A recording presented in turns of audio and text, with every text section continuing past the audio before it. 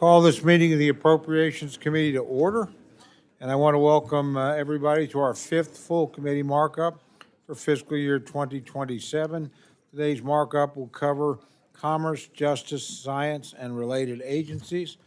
As with our previous markups, it's my intention that we'll complete our work on this measure today. So it's going to be a long, obviously, hearing. We have lots of amendments. That's fine.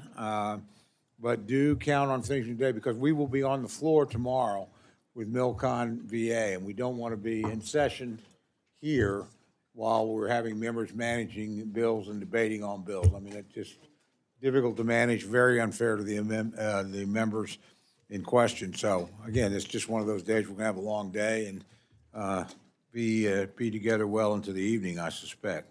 So with that, I will begin. Our first order of business today is consideration of the Commerce, Justice, Science, and Related Agencies Appropriations Bill for fiscal year 2027. I'll now recognize Chairman Rogers to present the bill.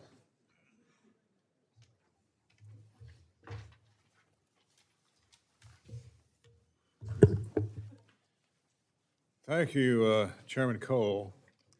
We would not be taking up this bill without your leadership. The hard work and focus that you bring to this committee is commendable. It's a long process. 12 bills through each respective subcommittee, then on to full committee. That's no easy task, and you do it, sir, with expertise.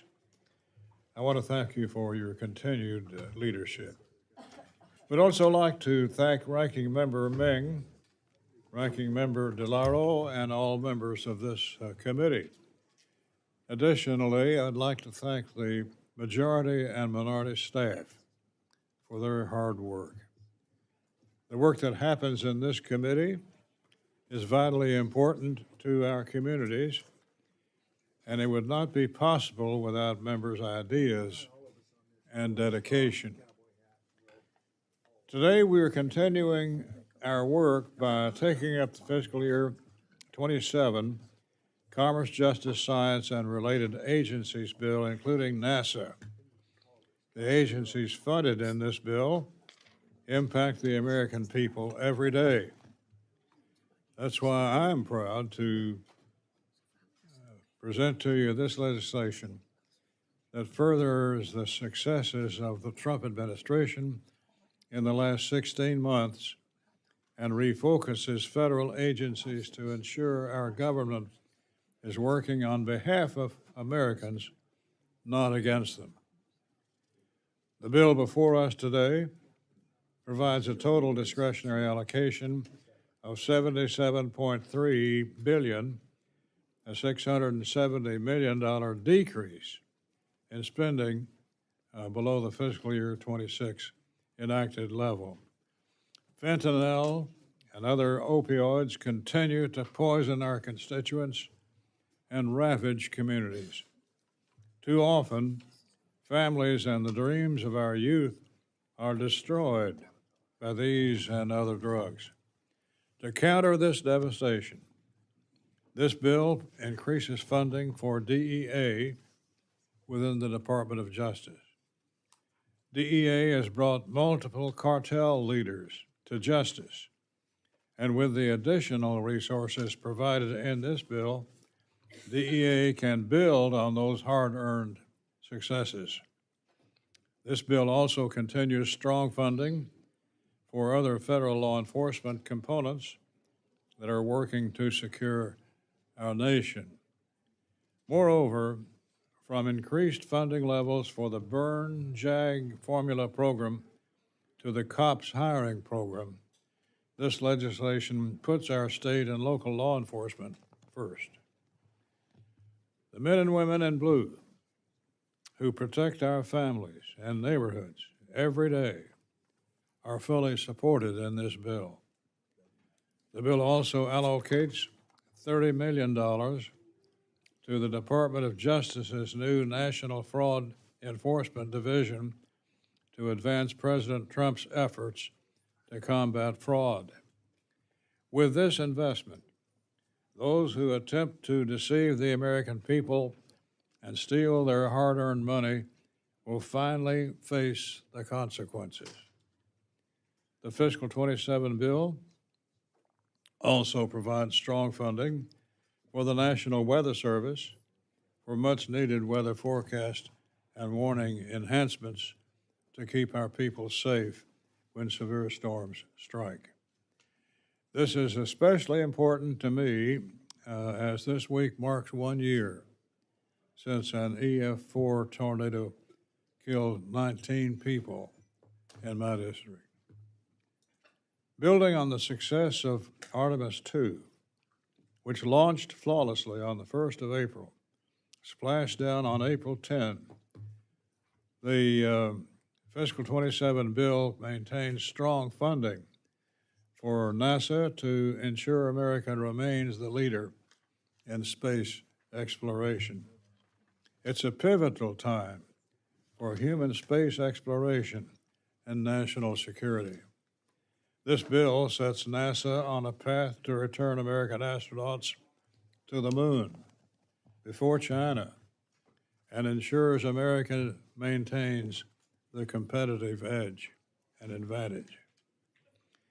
The legislation also protects and restores constitutional rights, including by reining in and refocusing the ATF and fully supporting the Department of Justice's new Second Amendment section. Overall, the provisions and funding levels in the bill protect everyday Americans and ensure our nation can thrive. Importantly, as we continue to celebrate National Police Week on Capitol Hill, there's no better bill to advance through full committee, and that's what we're going to do today.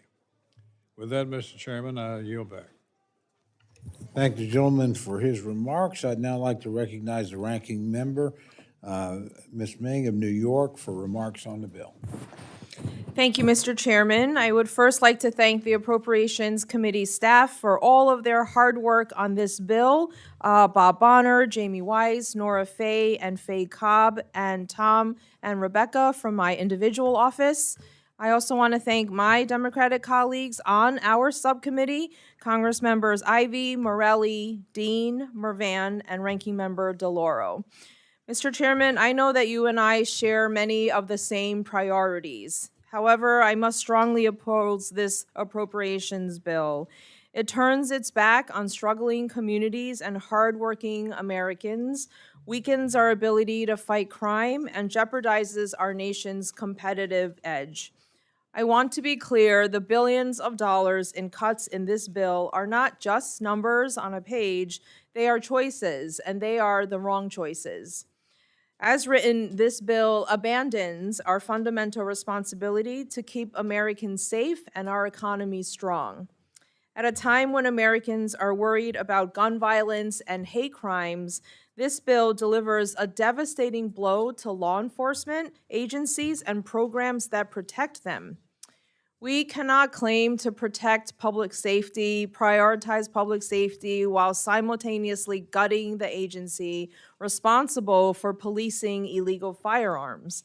Yet the bill before us today decimates funding for the Bureau of Alcohol, Tobacco, Firearms, and Explosives, which would lose more than 1,000 personnel who work with our state and local law enforcement to keep illegal guns off our streets, catch dangerous criminals, and prevent gun crimes.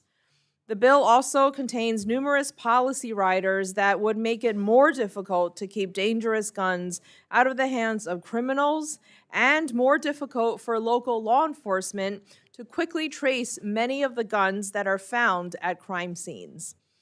The legislation before us today leaves our communities more vulnerable to violence by zeroing out community violence intervention and prevention grants, as well as hate crime prevention and prosecution grants. And the Justice Department's Community Relations Service, which for more than 60 years has worked honorably to help mediate and end community conflicts across our country, is eliminated. I believe that all of this is the wrong approach for the CJS appropriations bill. We should also be doing much, much more to address the cost of living crisis that is hurting American families. But this bill sharply cuts funding for the agencies and programs that create jobs, boost American small businesses, and advance our economy. Economic Development Administration grants are cut by 36%, abandoning rural and distressed communities desperately in need of economic help and well-paying jobs. The bill slashes funding for the Minority Business Development Agency, taking away opportunities from American entrepreneurs. It cuts funding for the International Trade Administration by nearly 25%, weakening efforts to help American businesses expand exports and fight unfair trade practices by other countries. Moreover, the Legal Services Corporation, which provides basic civil legal assistance to the poorest American families, seniors, and veterans, is cut by more than half. Under this funding level, nearly 3 million fewer people will receive help with their legal problems, including 6,400 in my district alone.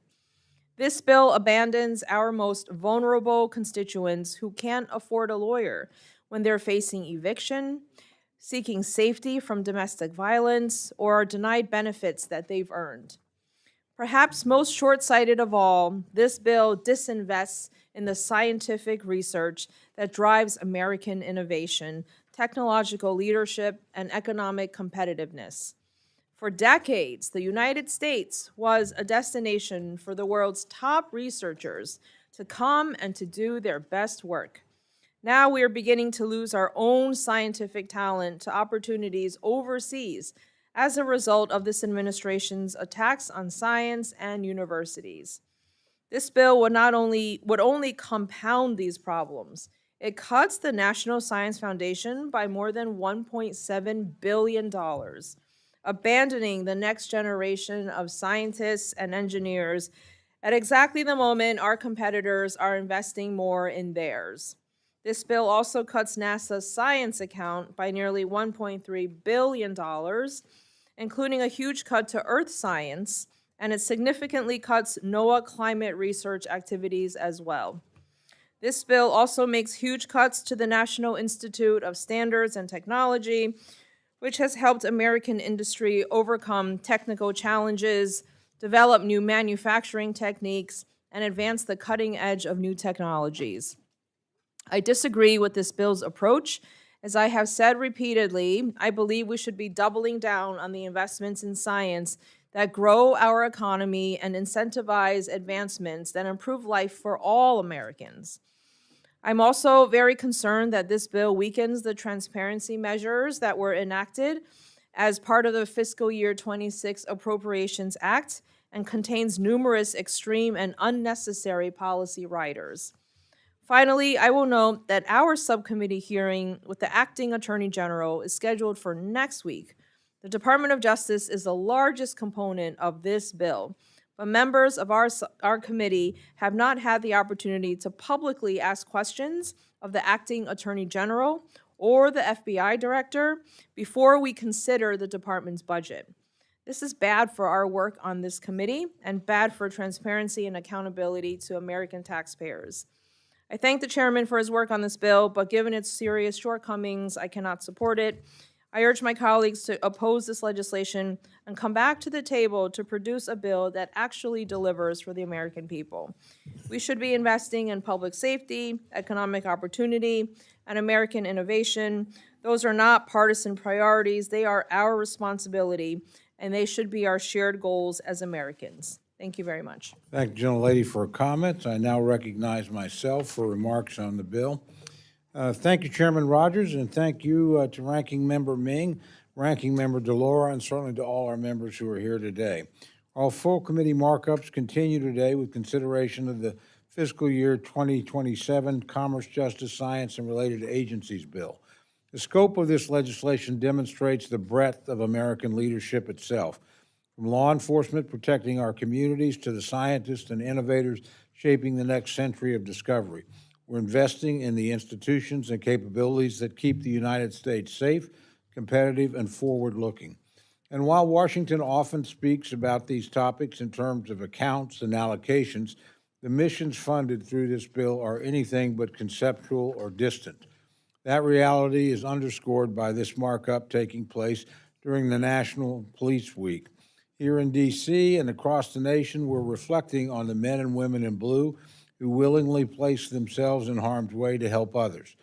This legislation reinforces their duty with targeted support for federal, state, local, and tribal law enforcement.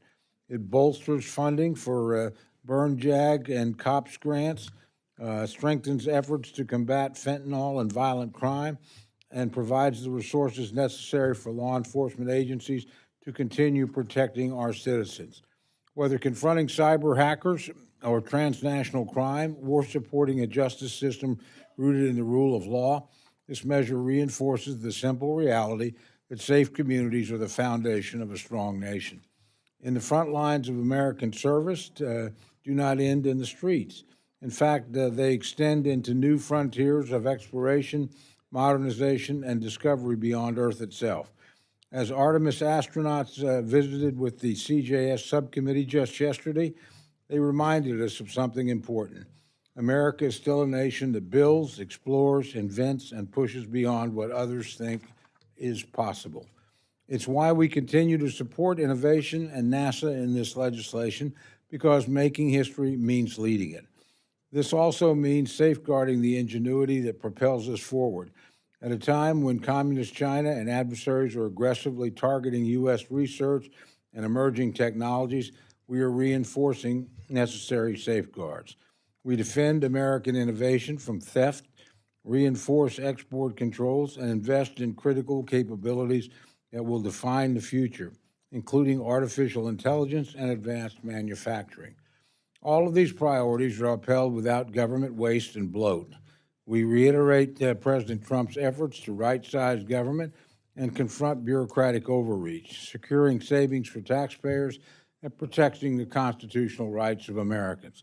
Each investment in this bill is tied to a clear purpose: safer neighborhoods, stronger institutions, and a more secure and competitive nation. Chairman Rogers has spent his career fighting for these objectives. And as we work to report this measure out today, we're reminded what it will ultimately deliver: a nation that backs law enforcement, a nation that leads in discovery, and a nation that fosters economic growth and community strength. I want to thank Chairman Rogers, Ranking Member Ming, and both the majority and minority staff for their hard work. I look forward to advancing this legislation today. With that, I yield back. I now recognize my very good friend, the Ranking Member of the full committee, Ms. Delauro of Connecticut, for her opening remarks. Thank you very much, Mr. Chairman, and Chairman Rogers and Ranking Member Meng. Thanks so much, and thanks for your work. Let me also say a thank you to the committee staff, to Bob Bonner, Nora Fay, Jamie Wise, Fay Kopp on the minority side, and their counterparts in the majority, Bob Yaver, Liz Porter, Chris Eckhart, Nick Mitchell, and Mai Miller. Thank you for your hard work. I oppose the bill we are considering today. It fails to meet the moment that Americans are facing. While American families struggle to afford basic goods and services, this bill weakens our economy, cuts off support for the middle class, for working class, and the vulnerable. While gun violence continues to terrorize our communities, this bill makes it harder to get illegal guns off the streets and hold those criminals accountable. And while other countries increase their investments in scientific innovation and the technology of the future, this bill pares back our commitments to develop, educate, and employ the next generation of American leaders through severe cuts to STEM education and science programs. This bill doubles down on the failed trade policies of the Trump administration. Since he took office, the president has imposed, withdrawn, reimposed, and then been forced to remove by the Supreme Court a series of haphazard, harmful, and extremely costly tariffs. Throughout 2025, these tariffs cost American families upwards of $1,700 in higher prices. These tariffs were imposed on American businesses for the sake of boosting domestic manufacturing in America. But from February of last year through February of this year, the United States lost over 88,000 manufacturing jobs. That's more than 100 manufacturing jobs per day, a fact, I might add, that Secretary Lutnick was unaware of when I asked him about it during his testimony last month. The Trump economy is hurting the working class, and this bill before us today does nothing to change the track of this country, the track that it's on. In fact, it would make our problems worse. By cutting $144 million in funding from the Economic Development Administration programs, this bill reduces investments that create jobs and revitalize distressed local communities, rural communities in particular. From 2018 to 2024, the EDA created or retained more than 727,000 jobs, spurred more than $80 billion in private investment. We should be increasing our investment in programs like this, not scaling back support when the American people need it most.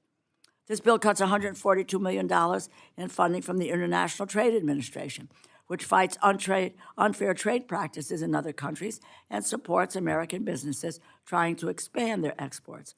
Unfair trade practices were another reason given for Trump's tariffs.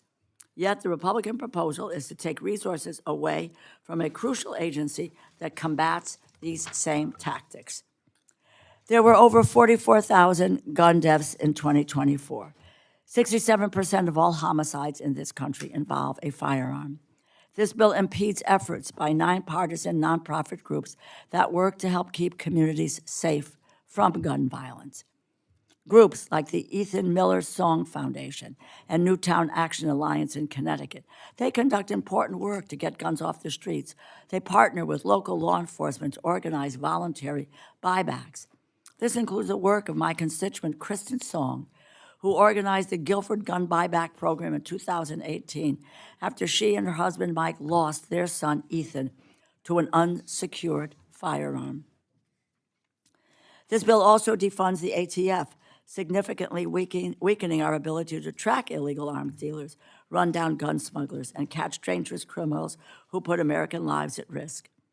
This bill proposes a more than $280 million cut to ATF's budget, which would force the agency to reduce their workforce by more than 1,000 positions. These officers work around the clock to keep us safe, but the Republican proposal is to put them out of a job. This bill undermines public safety by slashing critical Justice Department grant funding, including a $50 million cut to juvenile justice programs. It completely eliminates support for community violence intervention and prevention, hate crime prevention, law enforcement de-escalation, training, and police community relations grants.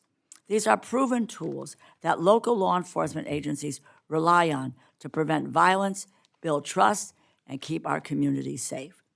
The bill also decimates the Legal Services Corporation, cutting its funding by more than half. The Legal Services Corporation their work helps veterans, seniors who are victims of financial exploitation, people with disabilities, renters who are facing eviction or living in unsafe housing conditions, and victims of domestic violence. Earlier this month, my Republican colleagues, alongside Democrats and the American people, celebrated the remarkable success of the Artemis mission.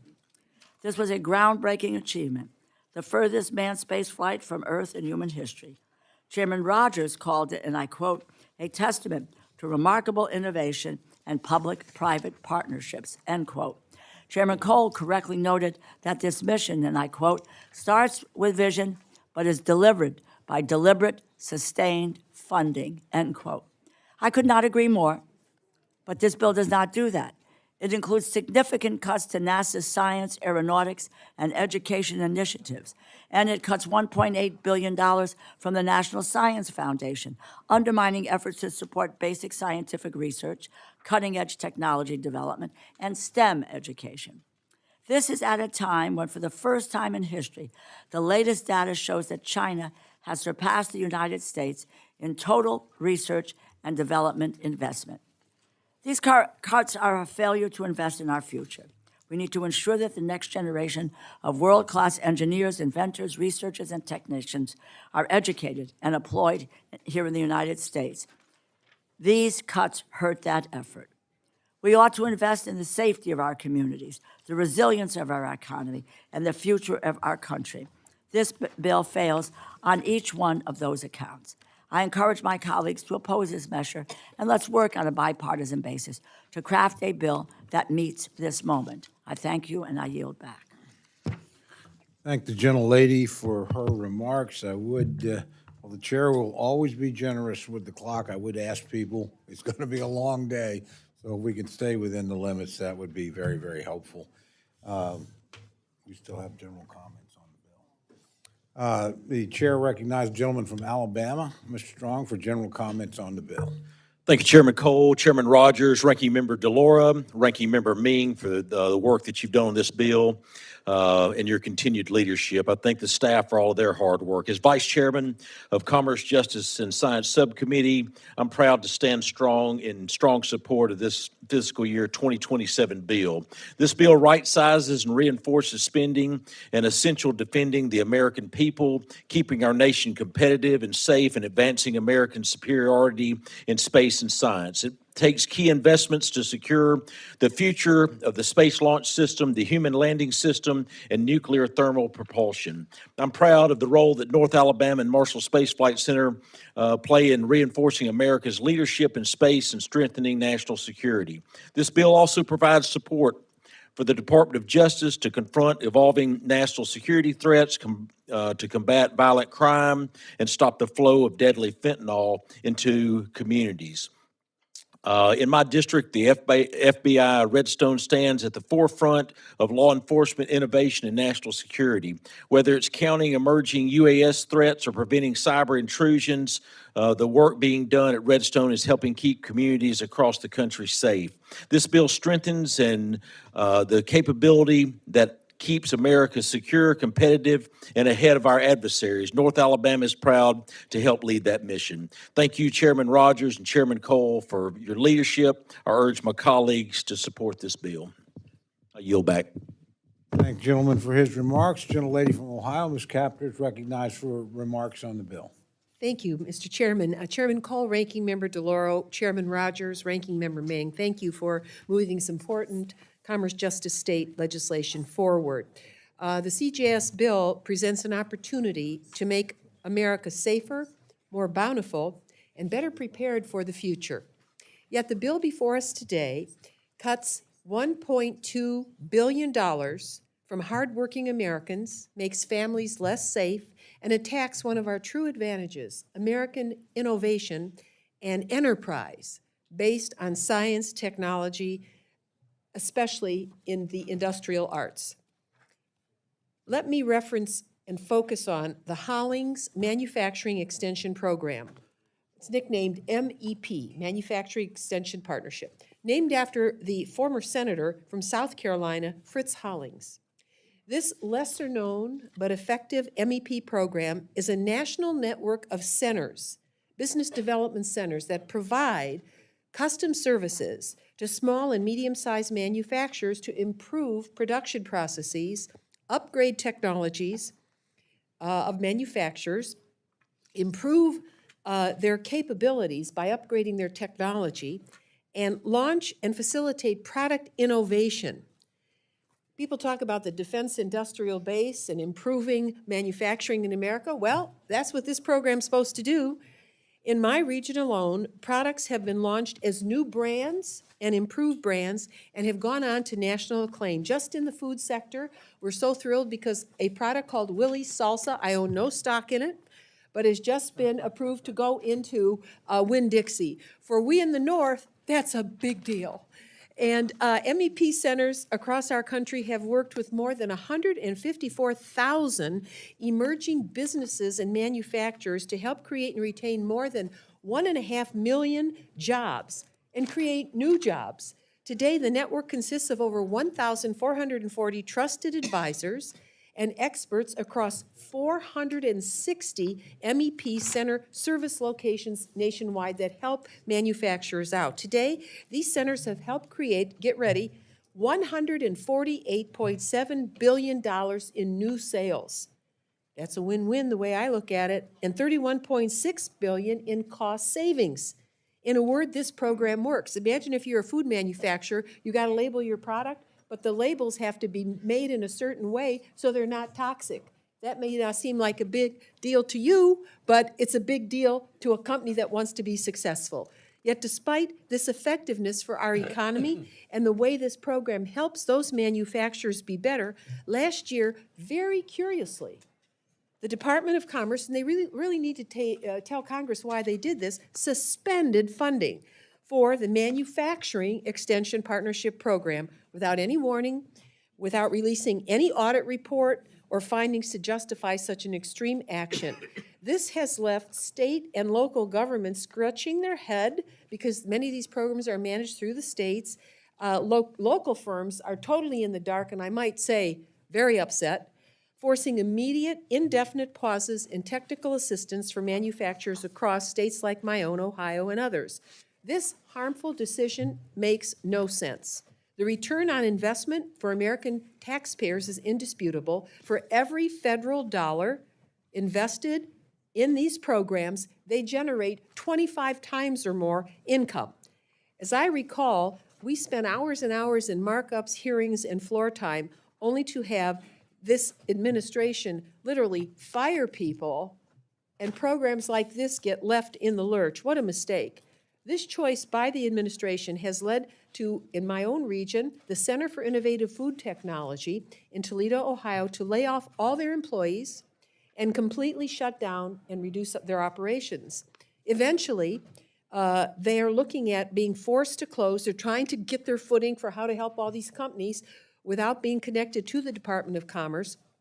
And we're losing budding manufacturers and new product development across our region. Stopping MEP funding was a draconian move. Boy, I could say plenty about who did it over there, Mr. Lutnick. He lost touch with the street. He lost touch. He was a big shot in New York City in one of those investment firms. But the effects on small business and success stories like Willie Salsa and Gertie's Barbecue Sauce, it really hurts these companies. These new brands came as a result of the Northwest Ohio's Collaborative Kitchen operated by SIFT, not only allowing these brands to grow and prosper, but to become shining examples of new businesses in places that desperately, believe me, need new businesses. It stifles creativity. What a mistake. We cannot permit the executive branch to impound appropriated funds simply because they think it'd be fun, I guess. This sets a dangerous constitutional precedent and undermines the important work being done in community after community after community, keeping people newly employed and promoting what we call the American dream. I have many other reasons I could complain about this bill, but I urge my colleagues to reconsider this, work instead for a bipartisan package that helps the American people. I cannot, in good faith, vote for this bill as it stands now, and I yield back. Thank you. Thank the gentlelady for her remarks. Gentleman from Indiana, Mr. Shreve, is recognized for remarks on the bill. Well, we'll give him another chance later, I guess. The gentleman from Georgia, Mr. Bishop, is recognized for remarks on the bill. Thank you, Mr. Chairman. Ranking Member Delauro, Chairman Rogers, Ranking Member Ming. I rise in opposition to the FY27 Commerce, Justice, Science, and Related Agencies Act. In a moment when working families are already facing rising costs, growing uncertainty, and shrinking support, this bill does not offer relief. It pulls the rug out from under them. The Constitution vests Congress with the power of the purse as part of our Article I responsibilities. It's our job to ensure that taxpayer dollars serve the public interest by protecting the vulnerable, advancing opportunity, and upholding justice. Unfortunately, the bill before us today fails those tests. While I'm pleased that the bill does not include the draconian cuts proposed by President Trump in his budget, it nevertheless includes provisions that I feel will make our streets less safe, prevent low-income Americans from having their day in court, and adversely impact local downtown revitalization and business development projects, and make our nation less competitive in science. For example, it makes little sense to slash funding for the ATF and juvenile justice grants when so many Americans all across the country are concerned about gun violence and crime in our communities.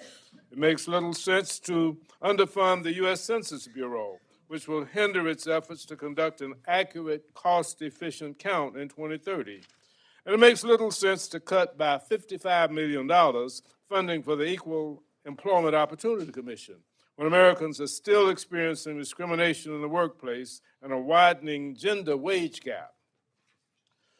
I'm especially concerned about the $272 million cut to the Legal Services Corporation.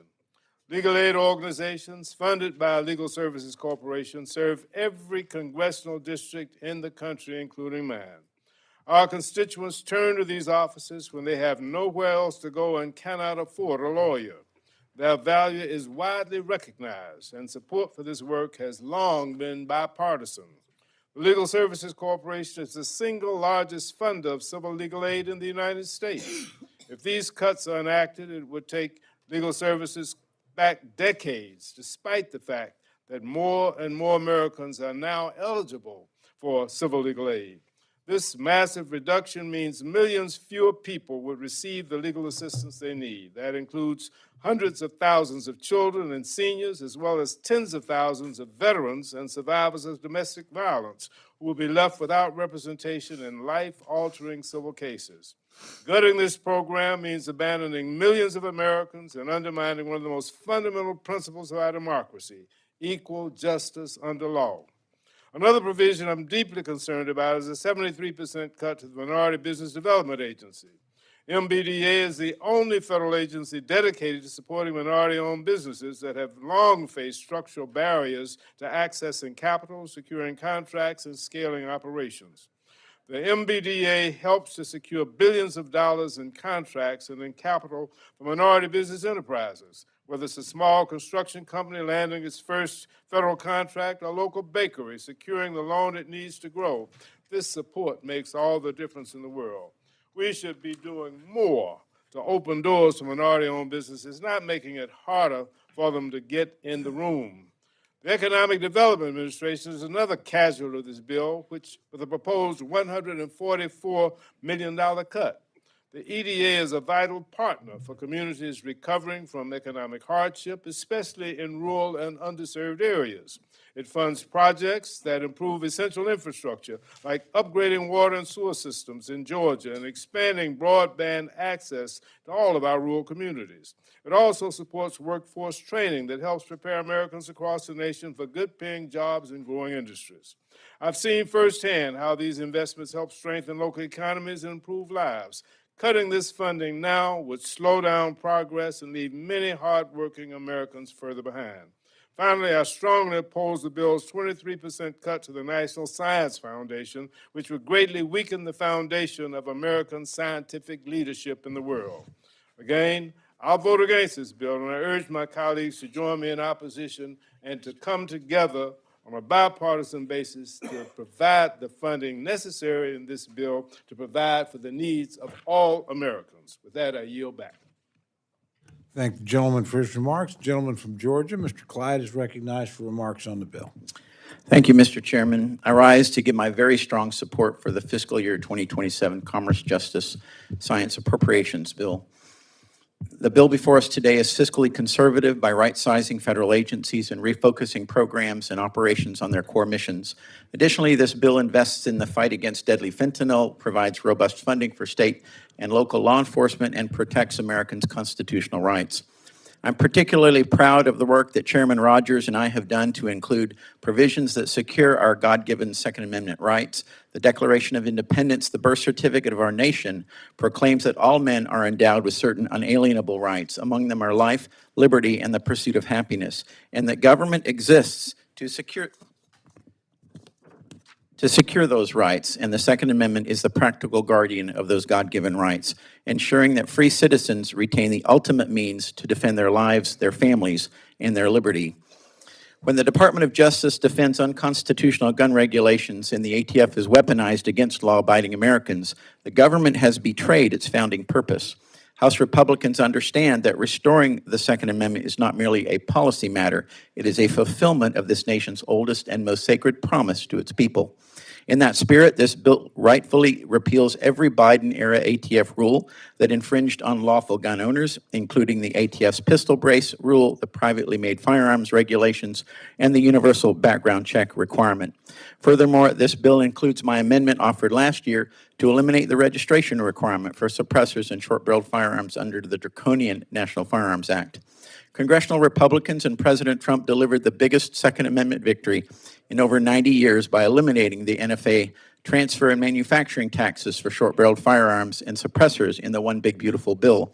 Now, our intent behind this action was to remove both the taxation and registration requirements for these firearms. After all, those two requirements are inseparably linked. Without the NFA tax, there is no foundation for NFA registration.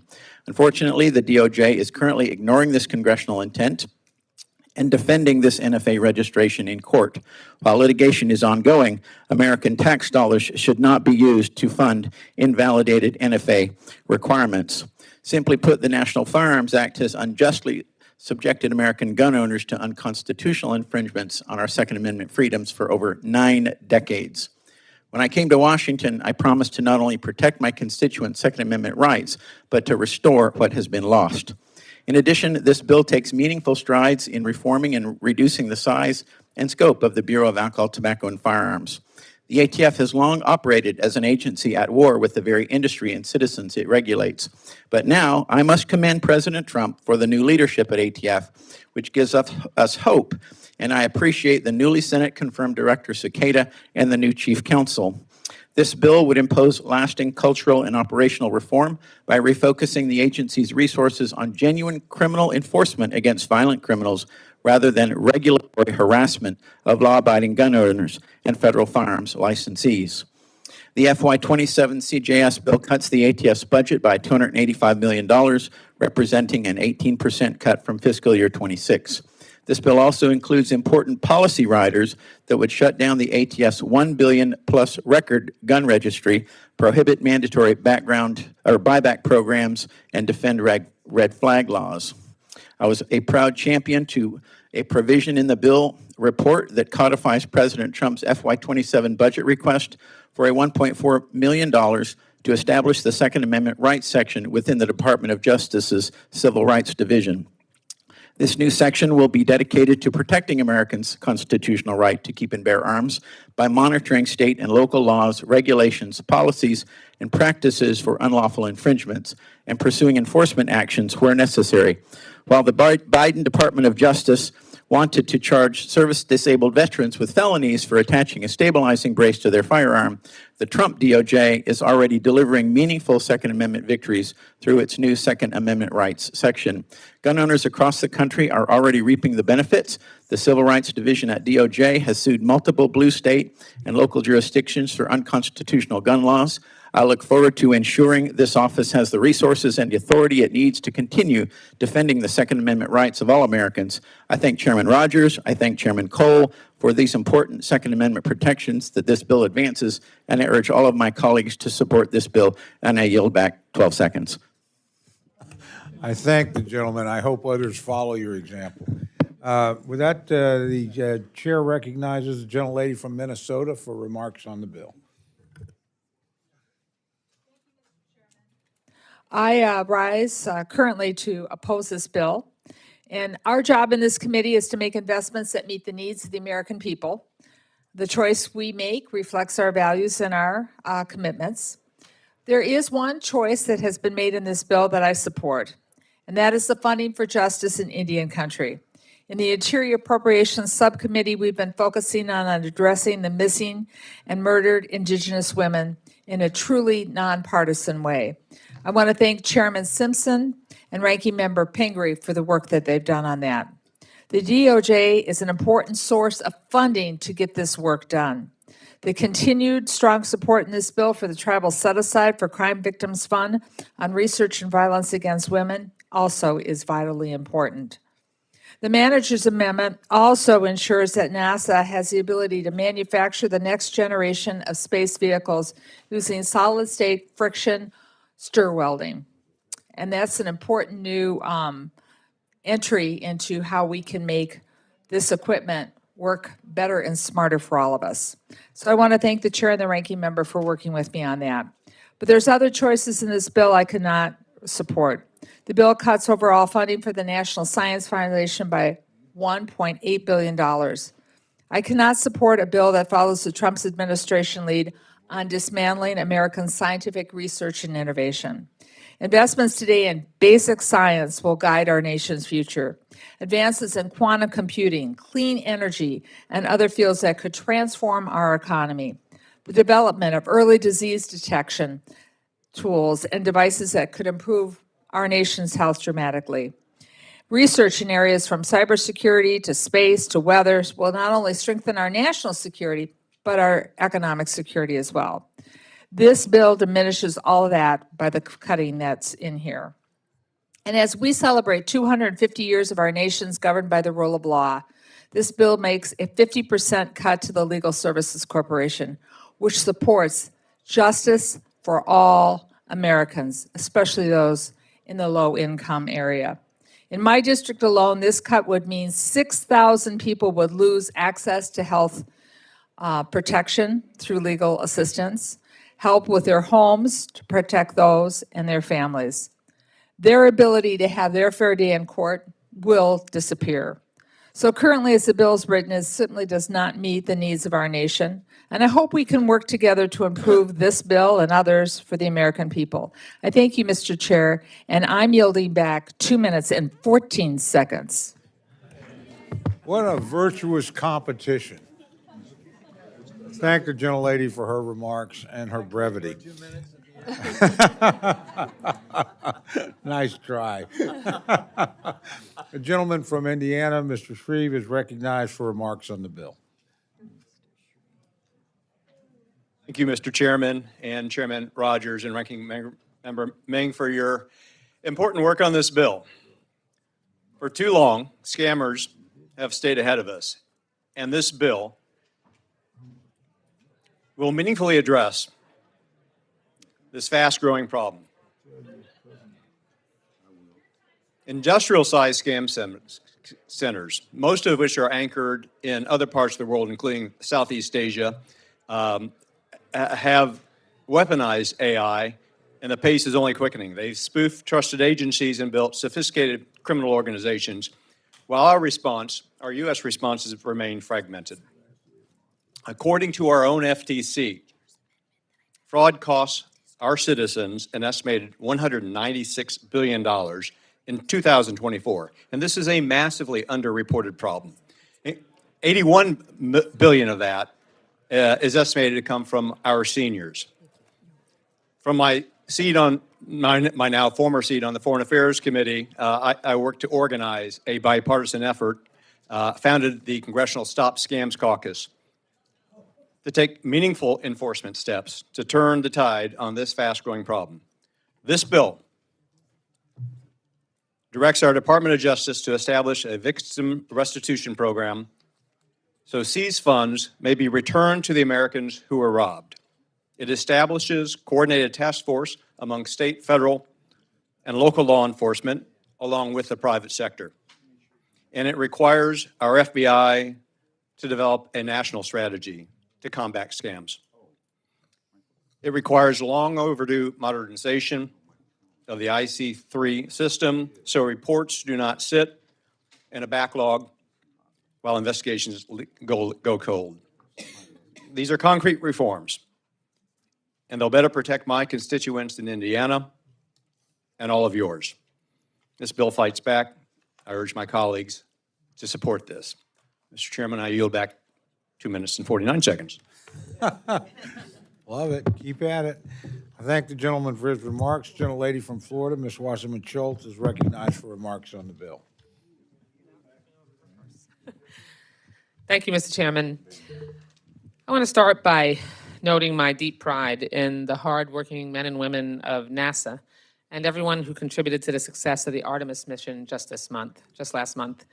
I'm proud that Florida is home to the Space Coast, a fast-growing aerospace industry, and the future of NASA missions to the moon, Mars, and beyond.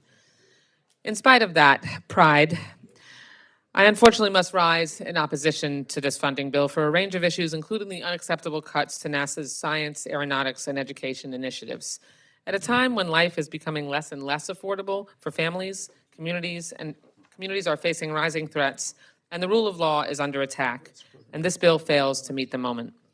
President Trump has destroyed the independence of the Department of Justice and inverted its mission. What was once the last line of defense against organized crime has become Trump's personal criminal defense team and personal vengeance lawyers. He has spent the last year and a half openly converting the DOJ into a political weapon against his opponents and a shield against accountability for his brazen corruption. He has pardoned transnational drug traffickers, crypto-terrorist financiers, and fraudsters who stole billions from seniors and teachers. He put over 1,000 January 6 terrorists back on American streets, dozens of whom have already been rearrested for violent crimes. Trump has seemingly sold many of these pardons, yes, sold them, to the wealthy and well-connected while overseeing the systematic dismantling of anti-corruption efforts at DOJ. Meanwhile, Trump, his family members, and his billionaire friends keep getting richer while everybody else suffers the consequences of Trump's failed economic policies. This bill does nothing to address Trump's tariffs, which are an illegal tax on the things that every American family buys. It does nothing to address the unsustainable cost of living. To the contrary, parts of this bill will genuinely make things worse for Americans. Small businesses kneecapped by Trump's tariff and gas price hikes now have to swallow cuts in this bill to the agencies that promote their products to global markets. Make it make sense.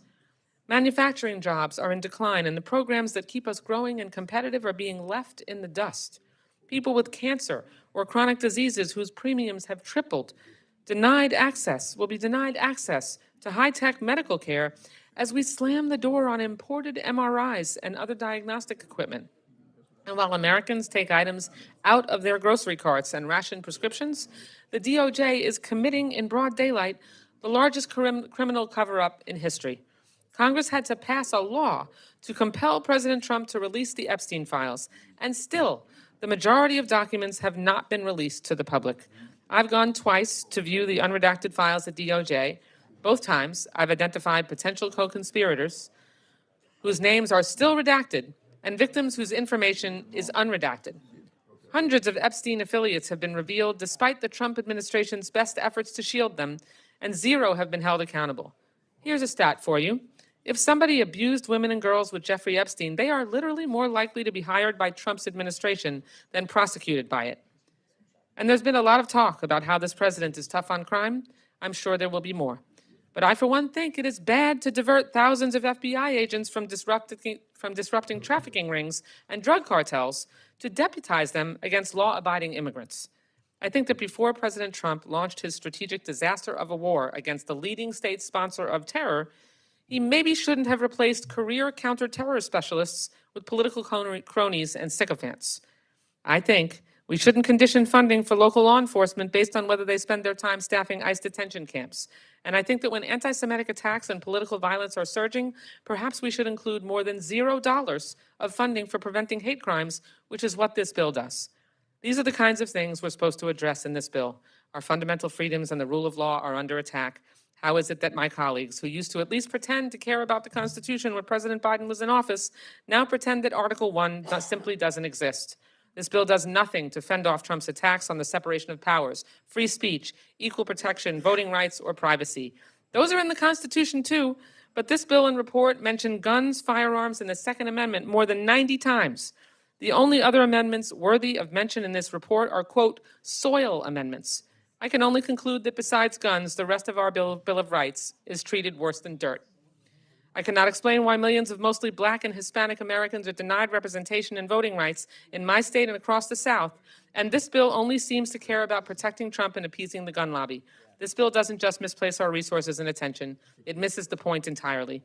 The Trump administration treats our laws and our Constitution with venomous contempt, and the Supreme Court is more interested in disenfranchising my constituents than putting a check on these abuses. It's up to us as appropriators. We must step in and hold the line, and this bill does nowhere near close enough. In its current form, I cannot support this bill, and I yield back.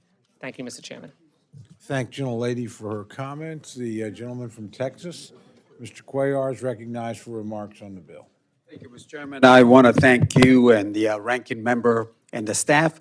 In particular, I want to thank Chairman Rogers and the ranking member, Ms. Meg, also, and their staff for working on this bill. Look, we do understand this bill needs a little bit more work to do, and at the end of the time, it will be a bipartisan bill. We all know the drill here. But I do want to talk about a couple of provisions that I worked with the chairman and the ranking member and other members that I think will be good. The first one has to do with fighting organized crime, cargo, and retail theft.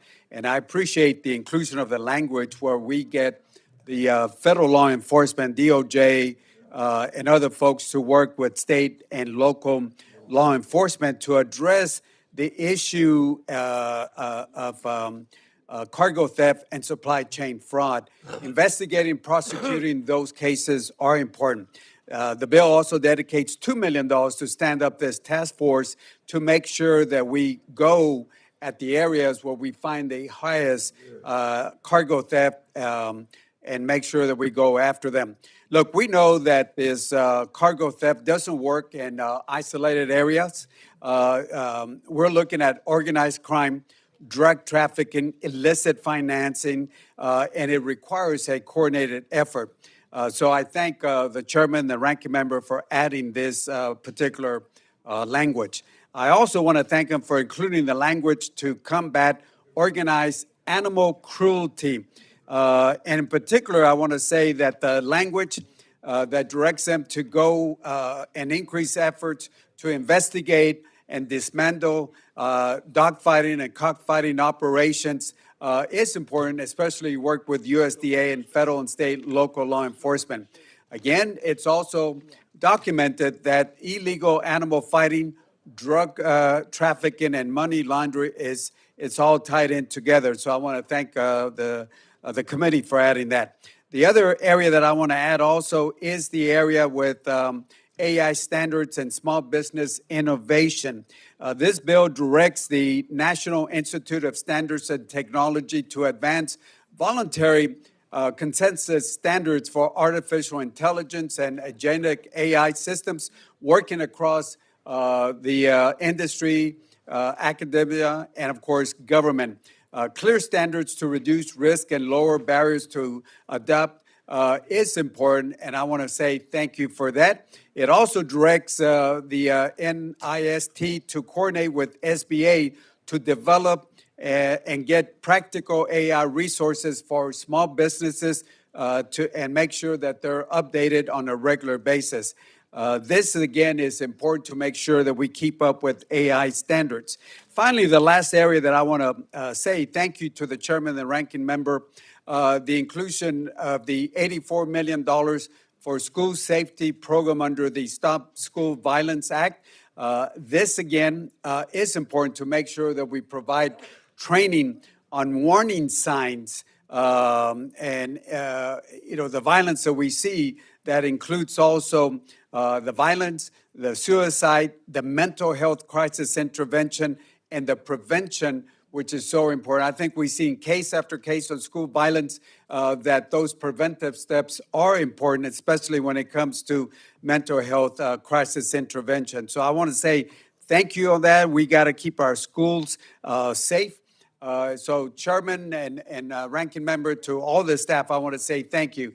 We need a little bit more work to do. It'll be a bipartisan bill, but I want to thank you for this first step. So with that, I yield the back of my time. Thank you, Mr. Chairman. Excuse me, I thank the gentleman for his remarks. Just quickly, so I think probably everybody knows, but there is lunch available across the hall. Thank you, Mr. Chairman, for the hearty meal you would expect to get through a long markup. 5 guys, hamburgers and fries, pretty good stuff. With that, the gentlelady from New Jersey, Ms. Watson-Coleman, is recognized for remarks on the bill. Thank you, Mr. Chairman. I rise in opposition to this bill as it's currently configured. This bill kneecaps the Department of Justice from doing what it's supposed to do, protecting the American people from criminals. Yet again, we have Trump priorities, increasing hardship and decreasing protections for everyday Americans. Thanks to proposed funding cuts, it will be harder for law enforcement to prevent gun and drug trafficking, and transnational crime. It will also be harder for the underserved to access legal services. Instead, money is being poured into a war that Americans did not ask for, that Congress did not approve. It is incredibly misguided. In the first quarter of this year, all 50 states experienced shooting deaths, and the nation faced 94 mass shootings compared to 69 in quarter one in 2025. Meanwhile, federal drug prosecutions have fallen to their lowest level in decades. But this is not because of more effective enforcement. No, it is because resources were shifted so that ICE can deport people. The result, thousands of people were wrongfully detained, families were torn apart, and people have died, all while drug trafficking continued and drug conspiracy charges fell. While I'm on this topic of immigration, this bill also eliminates funding for the Legal Orientation Program, which received $27.5 million last year and helps educate non-citizens facing immigration court proceedings regarding legal and courtroom processes. By intentionally not helping to educate non-citizens on the legal process, this only stifles their ability to have proper representation and defense, and it makes it easier for officials to prevent them from building a life here for themselves and their families and our communities. Judges have already ruled more than 10,000 times against ICE, a 9-to-1 ratio. It is not a secret that many of these cases were wrongful prosecutions. This funding cut is an abomination. Time after time, the GOP has claimed to stand for something while doing the opposite when it comes to step up to the plate. And since Trump took power, my Republican colleagues have sought to do the following: cut funding for traditional violence prevention programs, cut hundreds of law enforcement jobs, endorse or allow immigration officials to conduct violent and discriminatory operations, cut $200 million for legal services, and engage in specious discrimination complaints in the Equal Employment Opportunity Commission. These moves are not emblematic of a so-called law and order administration. Instead, they have caused chaos in our communities. So once again, I find myself asking, how do these moves make life better for the American people? I yield back. Thank you. I thank the gentlelady for her remarks. The gentleman from New York, Mr. Morelli, is recognized for remarks on the bill.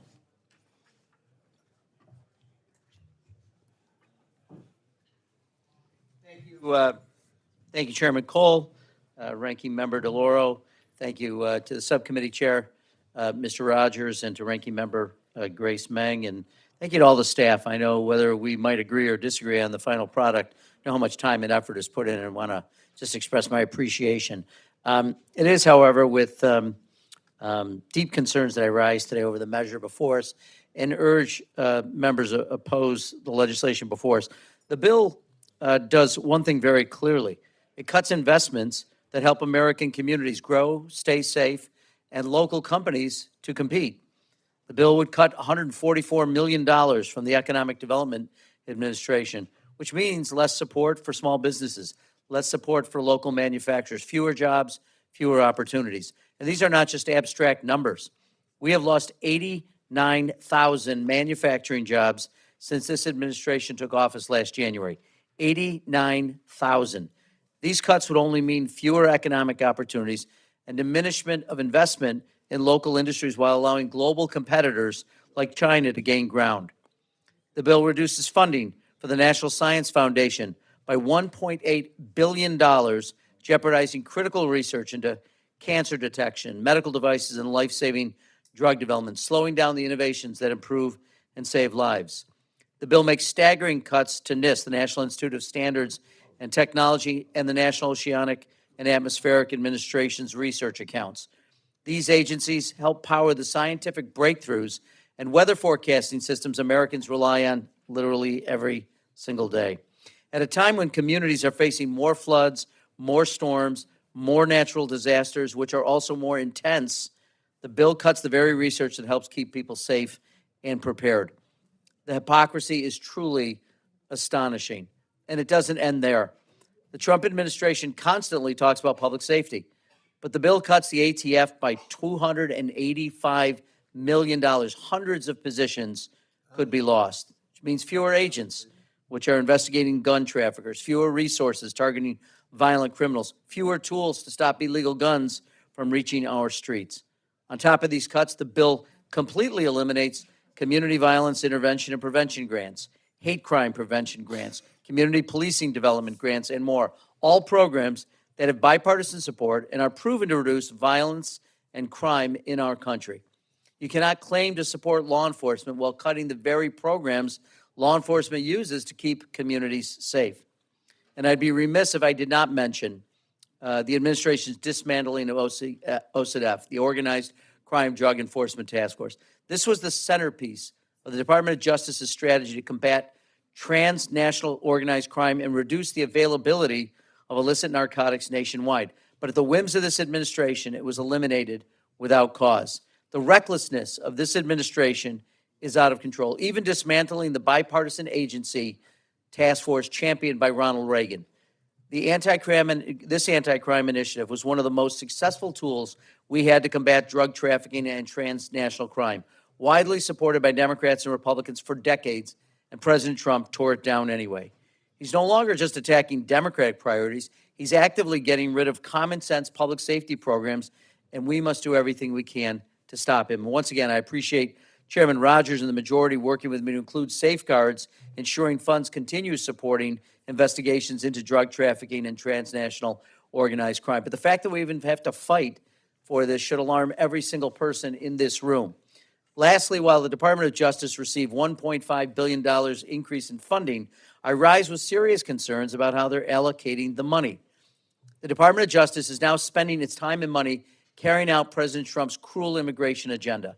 At the same time, the administration is diverting more than $100 million away from programs that help vulnerable Americans, including trafficking crimes and survivors of sexual assault. So while the administration endlessly touts reducing corruption, fraud, and waste, what they're really doing is creating more delays, more confusion, and more dysfunction. It's simply unacceptable, which is why I appreciate the committee's inclusion of oversight language requiring accountability for these delays in funding decisions, because Congress controls the power of the purse, not the administration.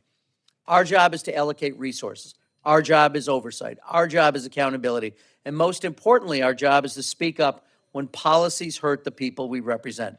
This bill cuts investments Americans rely on. It weakens public safety, it undermines innovation, and it moves this country in the wrong direction. I urge my colleagues to reject it. And Mr. Chairman, with that, I yield back, sir. I thank the gentleman for his remarks. The gentlelady from Pennsylvania, Ms. Dean, is recognized for remarks on the bill.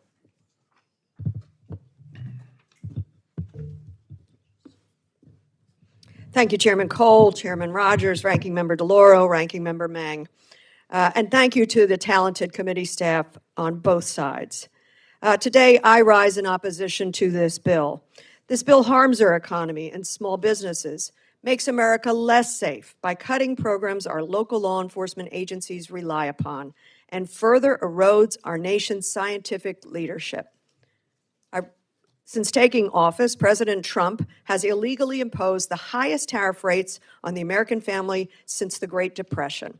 When the Supreme Court struck down his IEEPA tariffs as illegal, unconstitutional in February, President Trump continued imposing his illegal tariffs on Americans through Section 122 of the Trade Act, which just last week was ruled unlawful by the U.S. Court of International Trade. Every day, my constituents tell me about the affordability crisis these illegal tariffs have created. Americans are struggling to afford groceries, gas, rent, medicine. This is not the time to illegally impose Depression-era tariffs. I also hear from small businesses in my district about their struggles navigating the economic uncertainty these illegal tariffs have caused. Businesses need certainty and predictability. This chaotic tariff policy is everything but that. Instead of addressing the affordability crisis created by these tariffs, this bill guts programs that so many small businesses rely upon to keep prices down. This bill cuts the Economic Development Administration by $144 million below FY26 level, greatly reducing our investment in programs that creates jobs, help small businesses thrive, and revitalize distressed communities at the local level. This bill cuts the International Trade Administration by $142 million below FY26, reducing our investment in the primary agency tasked with promoting American exports and fighting the unfair trade practices of other countries. On science, this bill erodes our nation's leadership position in science by cutting programs designed to cultivate our next generation of scientists. For example, this bill cuts, inexplicably, NASA's STEM engagement program by $59 million below FY26 levels and eliminates 2 of NASA's 4 STEM initiatives, baffling to me. On safety, this bill makes America less safe by eliminating programs that so many of our local law enforcement agencies have relied upon. This bill cuts the Bureau of Alcohol, Tobacco, Firearms, and Explosives, the ATF, by $285 million compared with FY26. ATF works with local law enforcement agencies to prevent and prosecute violent crime and illegal gun trafficking. As is, this funding level would force ATF to reduce its already limited workforce by hundreds of positions. That makes our communities less safe and takes away our promise of life, liberty, and the pursuit of happiness. Crimes are inherently more violent when guns are involved, and this bill strips resources that local law enforcement agencies rely upon to keep illegal guns off our street. And at a time when anti-Semitism is rising, this bill completely eliminates funding for the hate crime preventions grants. At a time when we know that community violence intervention programs are working, this bill eliminates funding for community violence intervention and prevention grants, despite their evidence of efficacy. This bill actually defunds the police. Surprising to me, because that is not something this majority party likes to run on. On cruelty, finally, I'm disheartened to see the cruelty behind the massive cuts to the Legal Services Corporation, which provides legal assistance to the poor, to underserved communities without access to counsel. This bill funds LSC at $272 million below FY26, which was already too low. In closing, Mr. Chairman, Americans are struggling to afford groceries, gas, and rent, and this bill only exacerbates these problems. But we have only to listen to our president, who said yesterday, and I quote, as he was on his way to China, he said, I quote, "I don't think about Americans' financial situation at all. I don't think about anybody," end quote. I hope you all will join me in opposing this bill, and I yield back. Thank the gentlelady for her remarks. The gentleman from Maryland, Mr. Hoyer, is recognized for remarks on the bill. Thank you very much, Mr. Chairman. First, let me say the chairman says regularly and correctly that this is the first step. That's the good news. The good news is it's not the last step. And the good news is this bill will change very substantially before it is sent to the president, if in fact it is. And I want to thank the ranking member of our subcommittee, Ms. Ming, for her outstanding work. I want to thank Mr. Rogers for his leadership in so many critical areas, particularly dealing with drug abuse in our country that cost the lives of so many. Like most of the appropriations bills before this committee, this one shortchanges, though, critical national priorities, limiting the positive impact the federal government can have and should have on improving the lives of Americans. We'll hear a lot today about the effects of President Trump's illegal tariffs on our working families and how this bill makes dangerous cuts to the agencies that could help alleviate their pain. But I want to take a few moments first and make sure the committee fully understands the impact of cuts to science research at NASA in this bill. Very frankly, the extraordinary progress that we have made in the space program has led to extraordinary innovation and inventions and better technical abilities for not only America, but for the entire world. The crew that took Artemis around the moon inspired us just as the first step for mankind did when we first landed on the moon.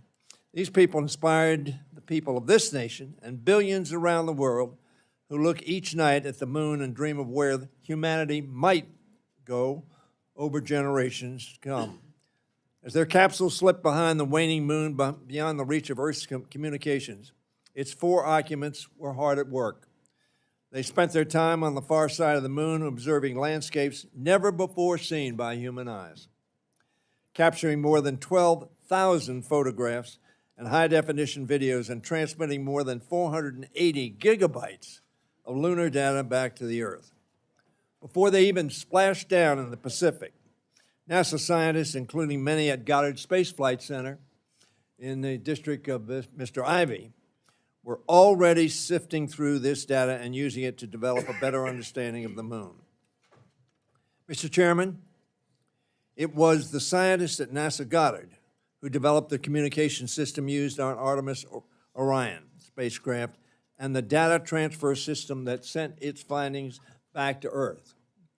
Now, that was for that mission, but the ramifications of the research and what we learned are for the entire world and for creating jobs here in America. Goddard also produced the James Webb telescope, which is sending us back jaw-dropping images of the universe back to the very almost beginning of time. This is part of America's unique contribution to advancing human knowledge and exploration. The cost of cutting this funding will be far greater than $1.3 billion.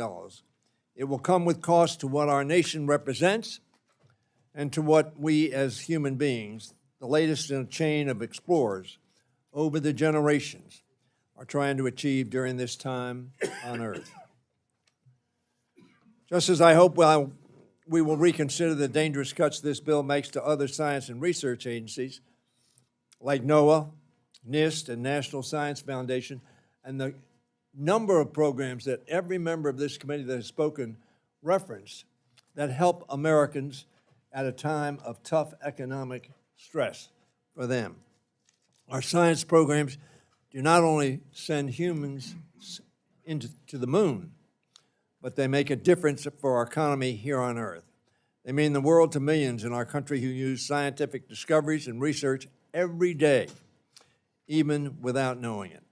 For NOAA in particular, whose National Center for Weather and Climate Prediction predicts predicts dangerous storms, other catastrophes that we are subject to by natural disasters. At the same time, this bill also removes critical tools for law enforcement. It's so interesting that we're cutting crime fighting, we're cutting getting after tax evaders, and we are cutting other regulatory agencies at a time when we talk about making sure people follow the rules. People follow the rules because the referee is on the field. You take the referee off the field, not so much. This bill slashes economic development assistance, particularly for rural communities, which is sorely needed to make the painful impacts of the Trump tariffs and rising gas prices from the president's war of choice, referred to by the gentlelady from New Jersey. So, Mr. Chairman, I believe that we must do better in this bill. The good news, ladies and gentlemen, is I want to congratulate Chairman Rogers. As he did last year, essentially, he and the committee rejected the draconian cuts proposed by the administration. And while this bill is not as good as I would like it, it is better than the administration proposed by far. And I have great confidence that Mr. Rogers, the chairman of this committee, and the ranking member, Ms. Ming, will reach, as the gentleman from Texas said, a bill that can and hopefully will receive bipartisan support. But at this point in time, Mr. Chairman, I'm going to oppose this bill because I think the cuts in it undermine America's competitiveness and undermine Americans' future. I yield back. Thank the gentleman for his remarks. Are there any other members wishing to make general comments on the bill? Seeing none, I would like to recognize Chairman Rogers to offer a manager's amendment. Thank you, Mr. Chairman. I have an amendment at the desk. Rogers, number 1. I would ask unanimous consent to dispense with the reading of the amendment. Without objection, the reading is dispensed with, and the gentleman is recognized to explain the amendment. Mr. Chairman, this manager's amendment contains technical and non-controversial changes to bill and report language agreed to by both sides of the aisle. I urge the adoption of this amendment, and I yield back. Thank the gentleman. The gentlelady from New York, Ms. Ming, is recognized to address the manager's amendment. I rise in support of the chairman's amendment. The amendment accommodates changes from both sides of the aisle and makes a number of technical corrections. I ask my colleagues to support this amendment, and I yield back. Thank the gentlelady. Do any other members seek recognition to speak to the amendment? Manager's amendment, Yes, the gentleman from Texas, Mr. Cuellar, is recognized. Yes, sir. Quickly, I just want to say, Mr. Chairman, thank you so much. 2 items. One has to do with immigration judges to make sure that we work on the backload. So I want to say thank you so much for putting that amendment. And then the second amendment has to do with the performance budgeting. As you know, Mr. Chairman, we've added this on different amendments. All we're trying to say, hey, let's look at rules and regulations that are outdated. Let's see how we can get the best bang for the dollar. So with that, Chairman, I want to say thank you, and I yield back to Thank the gentleman. Do any other members seek recognition to address the amendment? Seeing none, I recognize Chairman Rogers for 1 minute to close. Thank you, Mr. Chairman. I ask for favorable consideration of this amendment, and I yield back. I thank the gentleman. The question is now on the amendment. All those in favor say aye. Aye. All those opposed say no. The opinion of the chair, the ayes have it, and the amendment is adopted. Gentlelady from Connecticut, Ms. Delauro, is recognized for purposes of an amendment. Mr. Chairman, I have an amendment at the desk, and I ask unanimous consent that the reading of the amendment be dispensed with. Without objection, the reading of the amendment is dispensed with, and the gentlelady is recognized for remarks on her amendment. Thank you so much, Mr. Chairman. My amendment would provide $30 million for the Department of Justice Public Integrity Section, which was created in the wake of the Watergate scandal to prevent corruption by public officials and prosecute corruption when it does occur. The Public Integrity Section works hand in glove with federal prosecutors to advise them on corruption cases. That includes consulting on how best to pursue charges and build the strongest case, helping to write court filings and reviewing evidence. While they often assist other offices in their work, the Public Integrity Section has pursued charges independently, bringing cases all the way through to trial and conviction. They are career, nonpartisan prosecutors who are experts in their field and law enforcement who have brought public corruption cases, and those who have brought those cases have found their services to be indispensable. Last year, the Trump administration decimated the Public Integrity Section, reassigning the vast majority of their staff and forcing out career, nonpartisan attorneys who have prosecuted corruption by both Democrats and Republicans over the years. When the Trump administration took office, there were 36 attorneys dedicated full-time to investigating and prosecuting political corruption at the Public Integrity Section. By September of last year, there were only 2 left. That is a 94% reduction. Is that because there has been a 94% decline in political corruption? Or is it because this is not a priority for this administration? Might it be because they see an advantage in having fewer people looking into corruption at the highest levels of government? A key function of the Public Integrity Section was to prevent political appointees from pursuing politically motivated prosecutions. But the Trump administration has torn down those guardrails, and we are seeing the effects of that decision play out in real time. This administration has launched investigations and filed, in my opinion, meritless charges against several of the president's perceived enemies. They recently filed new charges against former FBI Director James Comey after their previous indictment fell flat. They filed damages against New York Attorney General Letitia James, whose charges were also dismissed. They even launched an investigation into Federal Reserve Board Chair Jerome Powell, an investigation which they also recently dropped. We learned from news reports over the weekend that President Trump personally ordered the Department of Justice to pursue investigations of his political opponents. It's a brazen abuse of power. It weakens the rule of law, and which countless post-Watergate reforms were designed to prevent. Reforms like the creation of the Public Integrity Section. The American people are sick and tired of a system where the rich and powerful get to play by a different set of rules than the rest of the country. They are right to be. Reviving the Public Integrity Section, providing the resources and staff necessary to prosecute political corruption, is a small but meaningful step toward earning back the trust that the American people have understandably lost in our political system. I encourage my colleagues to support this amendment. I thank you, and I yield back. Thank the gentlelady for her remark. The gentleman from Kentucky, Mr. Rogers, is recognized to respond to the amendment.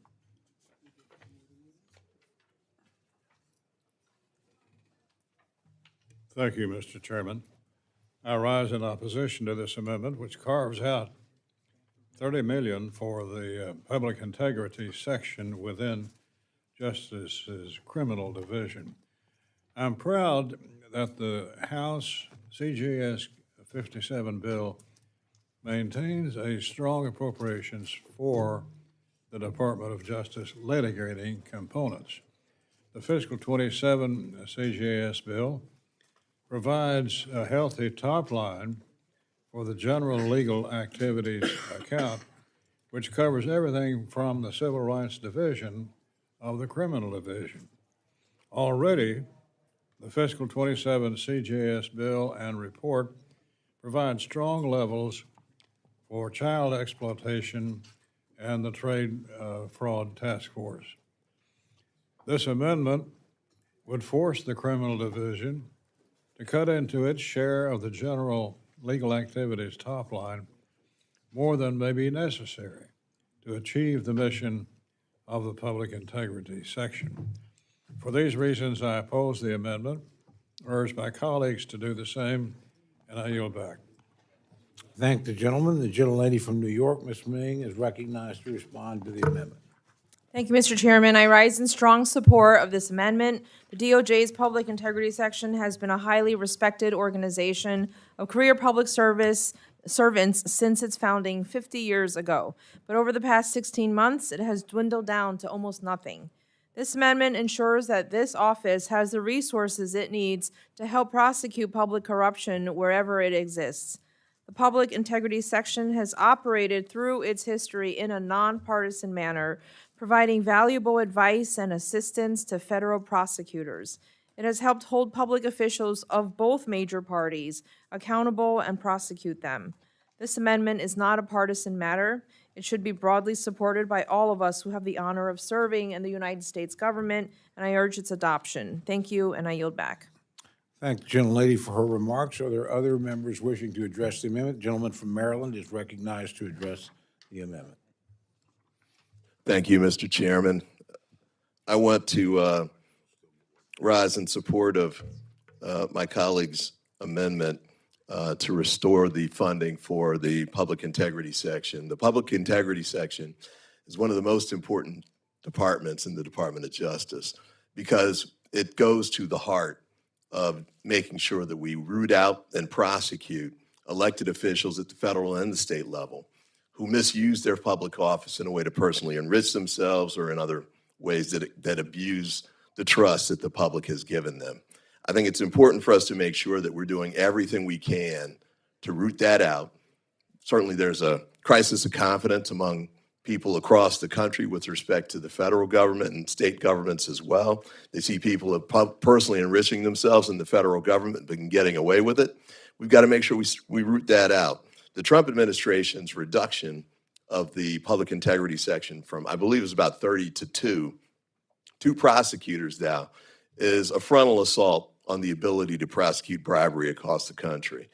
The section had been a warehouse or a storehouse actually of information, institutional knowledge, and the like, so that when there were offices, U.S. attorneys' offices who were in the 96 across the country, the districts across the country who spotted bribery by elected officials, they were able to seek out guidance and expertise from prosecutors who were in that section. And in some instances, those prosecutors came out and became parts of the teams that led those prosecutions. And that includes governors and senators and members of Congress. But it's also true for state and local officials as well who've crossed the line, because sometimes you have challenges with respect to putting prosecutions together at the state and local level. Local district attorneys' offices, for example, might not have the ability to put wiretaps in place. In fact, the vast majority of them do not. But you might need that to bring one of these cases and root out that kind of corruption. The public integrity section was the lead arm in doing that for the Department of Justice. So I think it's important for us to support this language. I know there's a challenge or questions about the funding issue, but $30 million is not that much for the people who were doing this work, and we need to bring them back so they can continue to do it. And then lastly, apparently the Department of Justice and the Trump administration need some kind of message from us that says we think it's important to prosecute bribery and corruption at the highest levels of government and make sure that people are held accountable. And that includes incarceration where it's appropriate.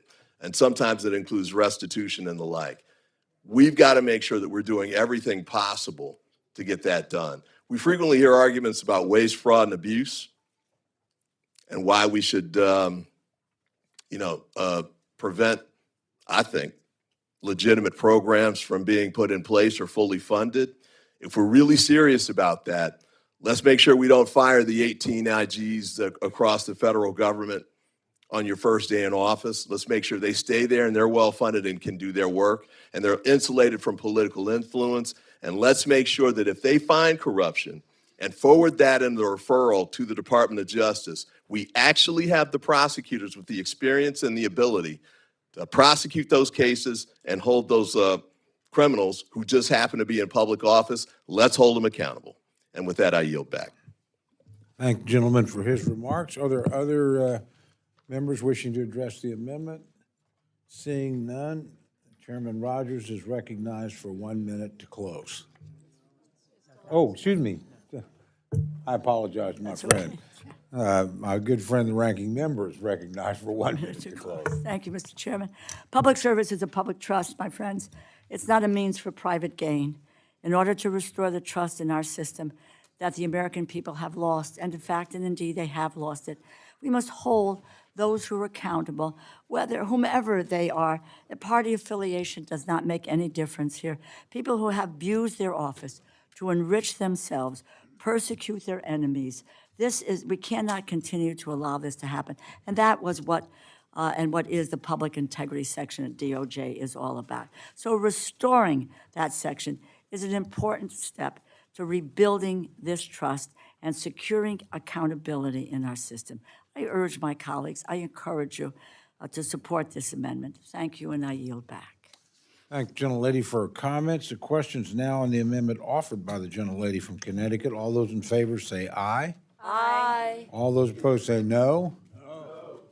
Opinion of the chair, the noes have it. Roll call is requested.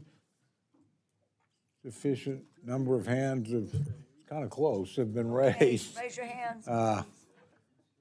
But actually, it is not enough technically, but I don't want to, we're going to have this vote. I don't want to delay it. So, but if you would, please get more of your members here so we can move quickly because it's going to delay the roll call. With that, seeing sufficient show of support, clerk will call the roll. Mr. Adderholt. Mr. Aguilar. Mr. Alford. Mr. Alford, no. Mr. Amadei. Mrs. Bice. Mrs. Bice, no. Mr. Bishop. Yes. Mr. Bishop, aye. Mr. Calvert. Mr. Calvert, no. Mr. Carter. Mr. Carter, no. Mr. Case. Mr. Siscomani. Mr. Siscomani, no. Mr. Klein. Mr. Klein, no. Mr. Cloud. Mr. Clyburn. Mr. Clyburn, aye. Mr. Clyde.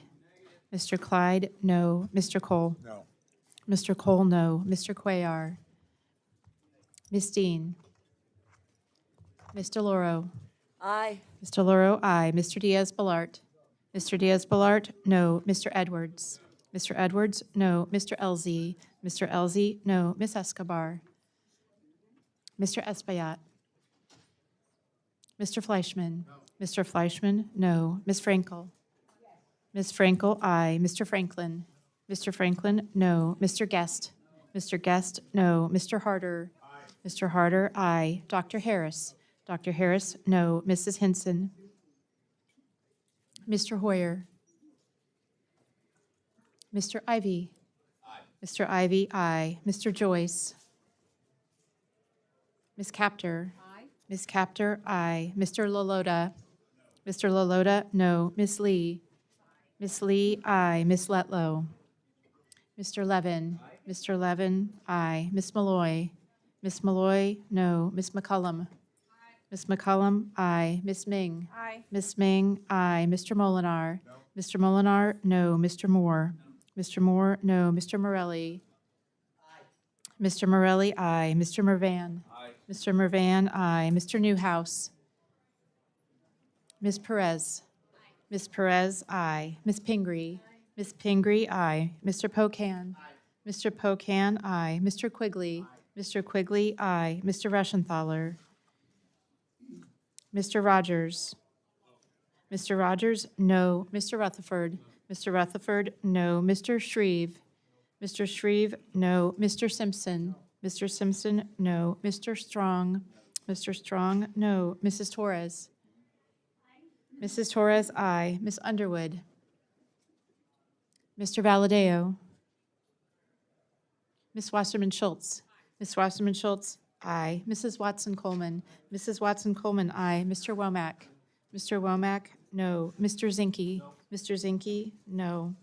Are there members wishing to vote or change their vote? Gentleman from Alabama?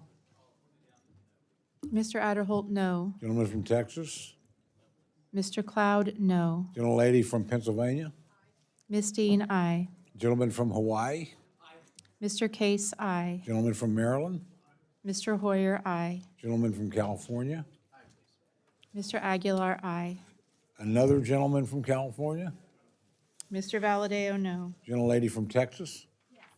Ms. Escobar, aye. Are there other members wishing to vote or change their vote? Seeing none, the clerk will tally.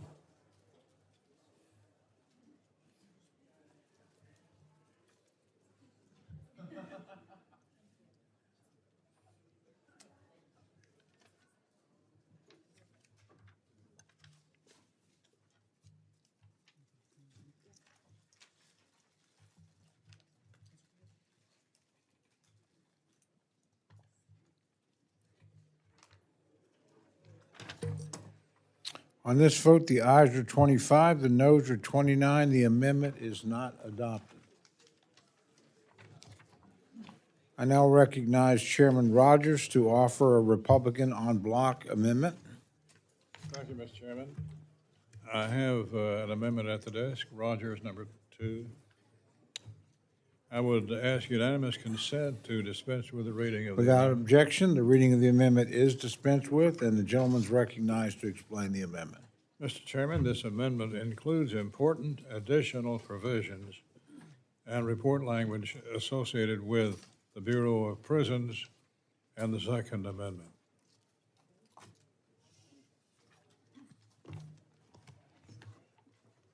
I would like to thank my Republican colleagues for working on these additional items, and I urge the adoption of this amendment, and I yield back. Thank the gentleman. The gentlelady from New York is recognized to address the amendment. I rise in opposition to this amendment. Unfortunately, this amendment adds to the list of controversial provisions of this bill.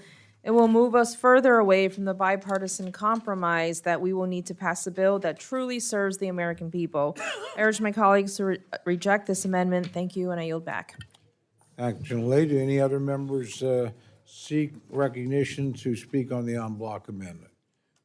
Seeing none, Chairman Rogers is recognized for 1 minute to close. Thank you, Mr. Chairman. I ask for favorable consideration of this amendment. Yield back. I appreciate that stirring. Close. Questions now on the amendment. All those in favor say aye. Aye. All those opposed say no. No. In the opinion of the chair, the ayes have it, and the amendment is adopted.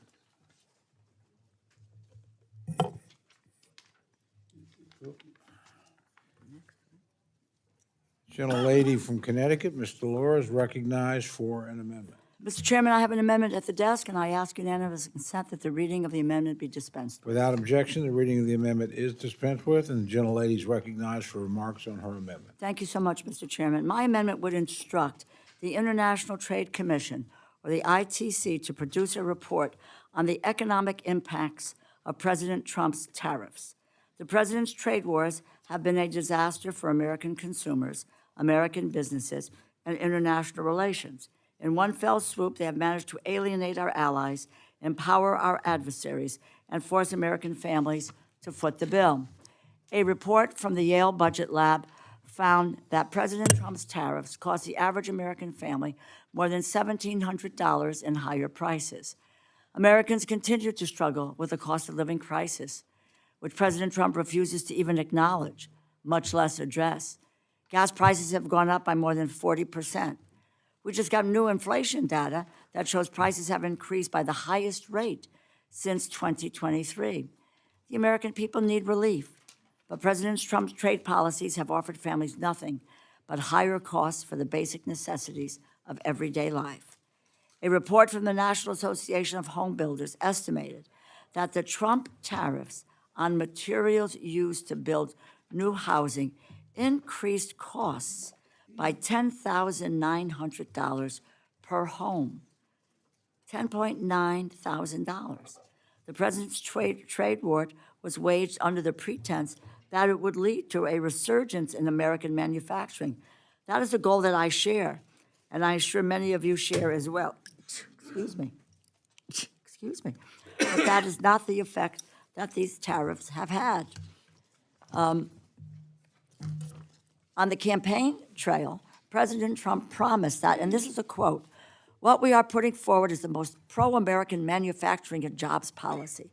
This plan will bring jobs and growth into our country at levels never seen before, creating millions and millions of new manufacturing jobs," end quote. In reality, between February of 2025 and February of this year, American manufacturers shed more than 88,000 jobs. That is more than 100 manufacturing jobs lost per day. But these are only scattered data points. We still do not know the full picture of the harm these tariffs have caused. The American people deserve transparency. This type of independent investigation, analysis, and report are part of the reason the ITC exists in the first place. It is one of its core statutory responsibilities. I believe that based on what we know so far, that President Trump's tariffs have had a disastrous impact on our economy. But I know that my Republican colleagues disagree, and maybe they are right. If they are confident in their assessment of the value of these tariffs, I do not see why they would oppose this amendment. If they are correct in their analysis, the report will reflect that. I encourage my colleagues to support this amendment. Thank you, and I yield back. I thank the gentlelady for her remarks. The gentleman from Kentucky, Chairman Rogers, is recognized to respond to the amendment. Thank you, Mr. Chairman. The House bill includes targeted funding increases for trade agencies to ensure the administration has the resources they need to enact a trade agenda that opens new market access for American producers of all sizes and reverses decades-long barriers to U.S. exports in international markets. The trade deficit has fallen 24% since last April, and we're seeing record investment in the U.S.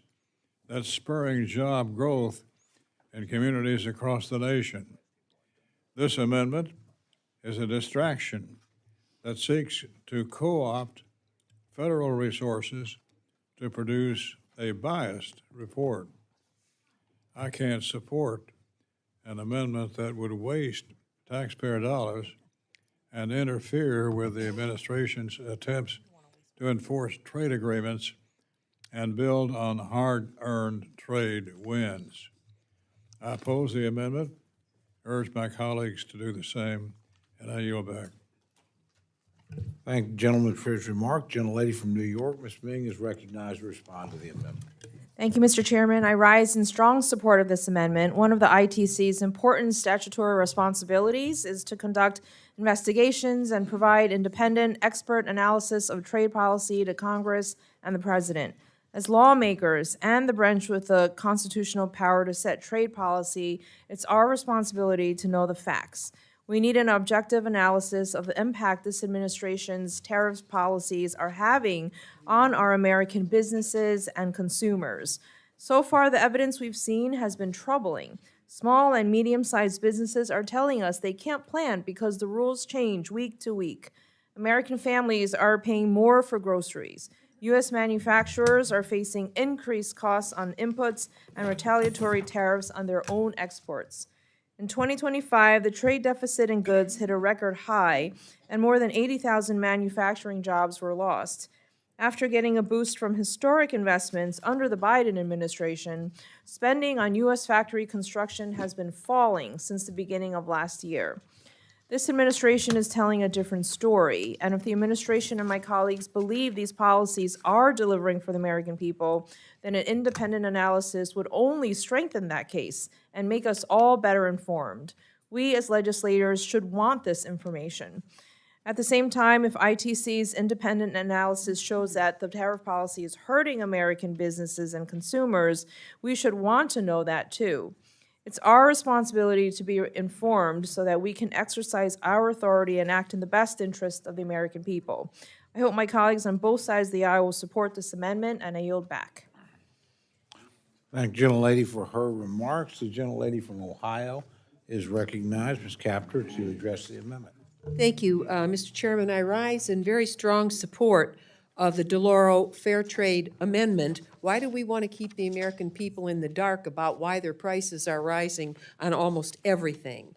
The tariff policy by the Trump administration is probably one of the most curious historical events ever to face the country. What we do know is tariffs have raised prices by about 7% above what might have been projected. And when we look at the related costs that families are paying just for gasoline, it's over $1,500 extra a year. It's a lot of money. And believe me, you don't want to come to my district and talk to all the truck drivers that have to buy diesel. It's skyrocketing. I just heard from a United States steel worker from a northwestern Ohio refinery, and that to import Canadian sour crude, they're now paying an extra 10% tariff. We are connected. The Canadian economy and the U.S. economy and the Great Lakes nation are connected. And when we sneeze, they have pneumonia and vice versa. We're directly connected. The president is knowingly passing the 10% tax, though he fails to admit it, along to consumers at a time when our gas and diesel prices are already skyrocketing.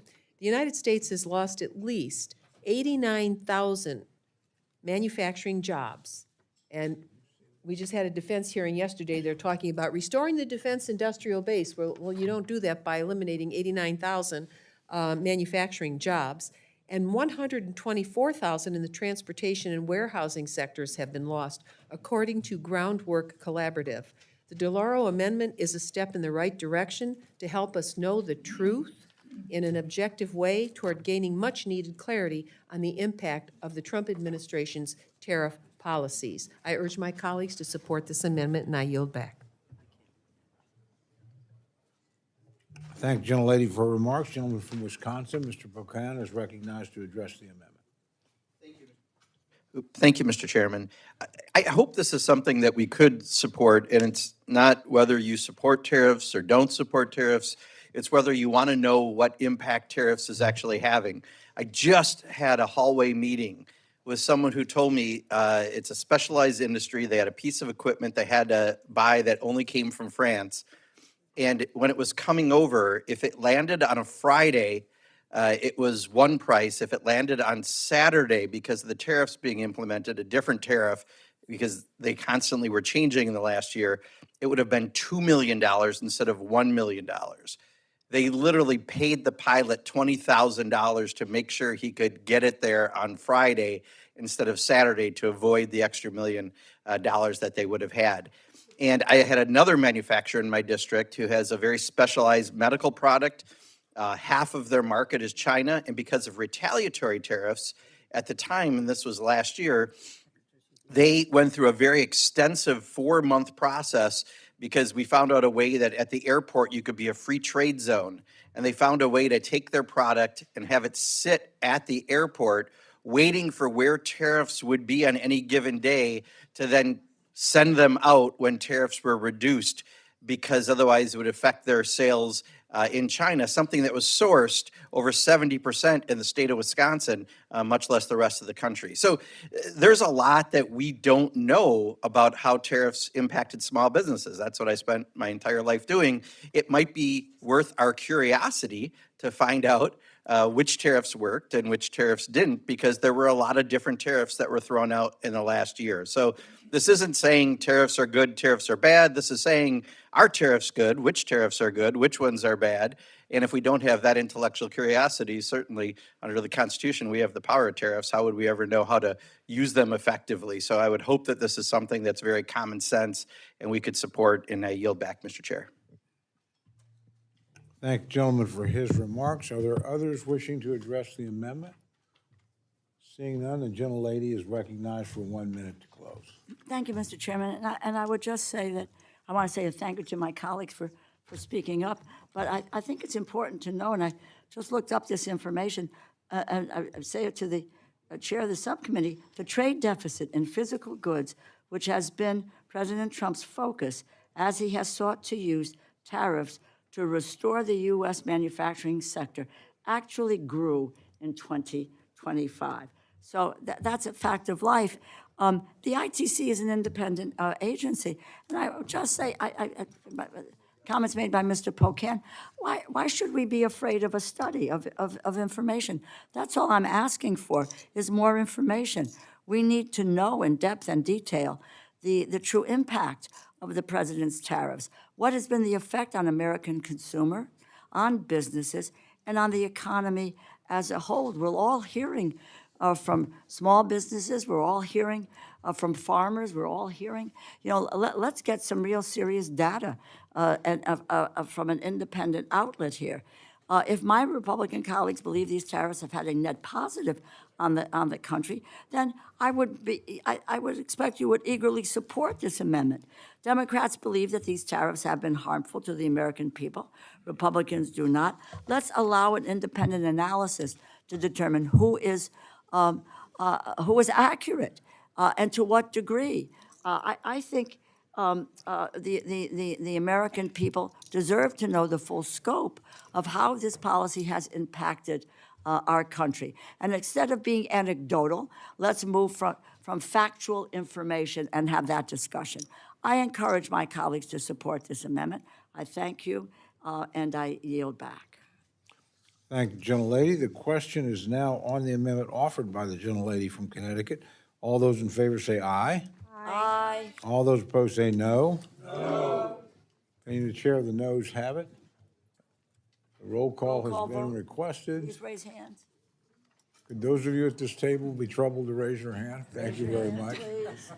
Seeing sufficient support for the amendment, the clerk is ordered to call the roll. Mr. Adderholt. No. Mr. Adderholt, no. Mr. Aguilar. Aye. Mr. Aguilar, aye. Mr. Alford. Mr. Alford, no. Mr. Amade. Mrs. Bice. Mrs. Bice, no. Mr. Bishop. Yes. Mr. Bishop, aye. Mr. Calvert. No. Mr. Calvert, no. Mr. Carter. Mr. Carter, no. Mr. Case. Mr. Case, aye. Mr. Siscomani. No. Mr. Siscomani, no. Mr. Klein. No. Mr. Klein, no. Mr. Cloud. Mr. Cloud, no. Mr. Clyburn. Mr. Clyburn, aye. Mr. Clyde. Negative. Mr. Clyde, no. Mr. Cole. No. Mr. Cole, no. Mr. Cuellar. Ms. Dean. Ms. Dean, aye. Ms. Delauro. Aye. Ms. Delauro, aye. Mr. Diaz-Balart. Mr. Diaz-Balart, no. Mr. Edwards. Mr. Edwards, no. Mr. Elzey. Mr. Elzey, no. Ms. Escobar. Ms. Escobar, aye. Mr. Espaillat. Mr. Espaillat, aye. Mr. Fleischman. Mr. Fleischman, no. Ms. Frankel. Mr. Franklin. Mr. Franklin, no. Mr. Guest. Mr. Guest, no. Mr. Harder. Dr. Harris. Dr. Harris, no. Mrs. Henson. Mr. Hoyer. Mr. Ivy. Mr. Ivy, aye. Mr. Joyce. Mr. Joyce, no. Ms. Capter. Mr. Lalota. Mr. Lalota, no. Ms. Lee. Ms. Lee.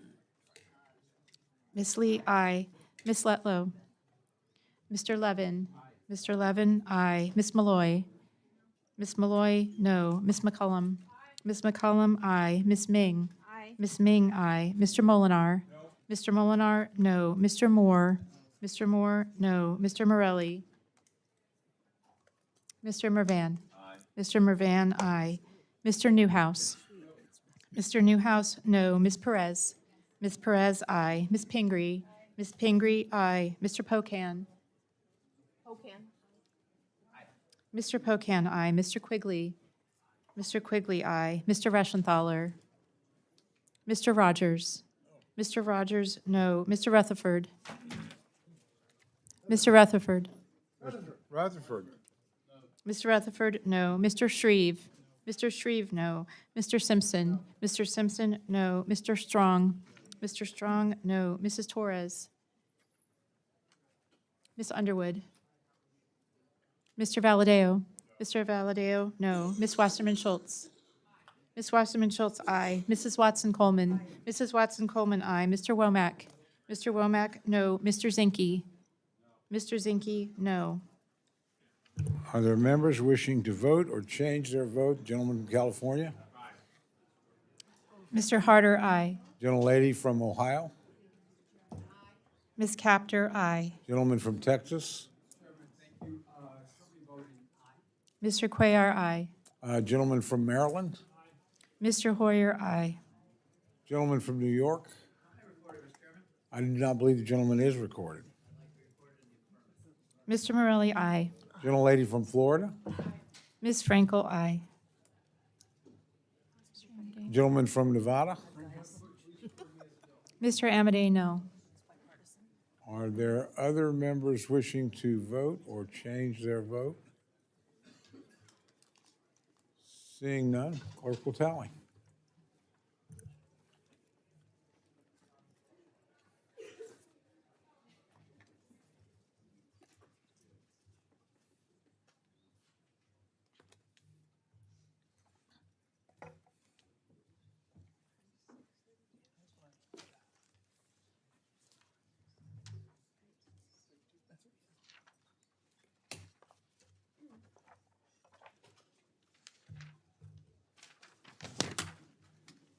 On this vote, the ayes are 26, the noes are 32. The amendment is not adopted. Gentlelady from New York, Ms. Ming, is recognized for purposes of amendment. Thank you, Mr. Chairman. I have an amendment at the desk. I request unanimous consent that the amendment be considered as read. Without objection, the reading of the amendment is dispensed with, and the gentlelady is recognized for remarks on her amendment. Thank you, Chairman Cole, Ranking Member Delauro, and Chair Rogers. I rise to speak in support of my amendment. In my district in Queens, New York, I have heard from numerous small business owners trying to navigate the IEPA tariff refund process. And I know I'm not alone. I believe small businesses in all of our districts across the country, they don't have lawyers on retainer or dedicated compliance teams like large corporations do, nor should they. So far, about a third of applicants have been denied their refunds due to technical errors when filing a claim. Many small businesses have reached out to my office to tell me that they don't know if they're eligible or where they would even file a claim. Our American small business owners work long days, nights, and weekends. It's often a struggle from one invoice to the next. They don't have the time or resources to navigate customs or trade law. To address this casework issue, my amendment very simply directs the Department of Commerce to strengthen engagement with our American small businesses and to conduct outreach and provide technical assistance and answer questions to those that may be entitled to refunds of duties or import surcharges. Some may say that Customs and Borders Patrol, not the Commerce Department, should provide this assistance. But the Commerce Department has existing connections to American businesses through the Office of Public Engagement, the International Trade Administration, and other bureaus. Small businesses already turn to Commerce on trade and tariff issues, and we should ensure that Commerce is engaging with them to address any tariff-related questions they may have. I will also share that I hope to work with my colleagues to provide even more direct assistance to small businesses through CBP and the Homeland Security Appropriations Markup. I think we should be taking every measure we can to help make our small businesses whole. I urge my colleagues to support this amendment, and I yield back. Thank the gentlelady. The gentleman from Kentucky, Chairman Rogers, recognized to respond to the amendment. This amendment would utilize the existing knowledge of the Commerce Department and its bureaus in working with small businesses. Small businesses are the backbone of our communities, and this bill makes it easier for them to succeed and grow. I urge a yes vote on this amendment. I yield back. Thank the gentleman. Are there others wishing to address the amendment? Seeing none, the gentlelady is recognized for 1 minute to close. Thank you, Mr. Chairman. I was going to say I appreciate the thoughtful debate, but I'll just say thank you. I urge my colleagues to vote yes and look forward to working together to getting constituents the help that they may need. Thank you. I yield back. I thank the gentlelady. A win is always better than a thoughtful debate. Questions now on the amendment offered by the gentlelady from New York. All those in favor say aye. Aye. All those opposed say no. In the opinion of the chair, the ayes have it, and the amendment is adopted.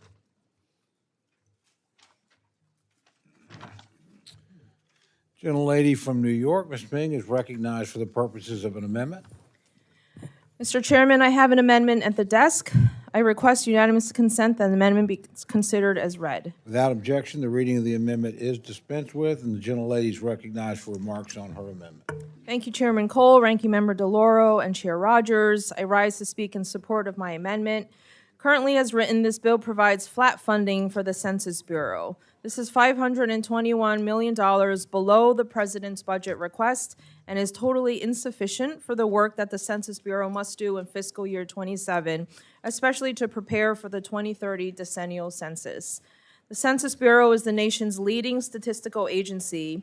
It collects and publishes demographic and economic data that informs key decisions made by the executive branch and Congress, as well as the private sector and academic researchers. It ensures the equal representation of every person. To do this work in fiscal year 27, the Census Bureau needs more resources, not less. It needs resources to modernize, improve counts, and reach historically hard-to-reach populations, including young children, Native Americans, and people whose first language is not English, amongst others. In the year 2030, our Census Bureau should be able to achieve this. My amendment would increase funding for the Bureau simply to match the President's budget request and provide the Bureau with the resources they've told this committee that they need. I will not be calling for a vote on this amendment. As I said in my opening statement, I'm opposed to the deep cuts this bill makes across agencies, and I'm opposed to the cut the majority has made to the Census Bureau to pay for other priorities of theirs. This bill is not only short-sighted and inefficient, but it would also be disastrous for our government and for every person who trusts the government to allocate funding for safe roads and bridges, first responders, healthcare, veterans programs, and for schools. The importance of a complete and accurate census cannot be overstated. This committee must provide the Census Bureau with the resources it needs. Thank you, and I yield back. Thank the gentlelady. I just want to clarify, is the gentlelady withdrawing the amendment, or? Yes, I am. Okay, I thank the gentlelady, and we'll move to the next amendment.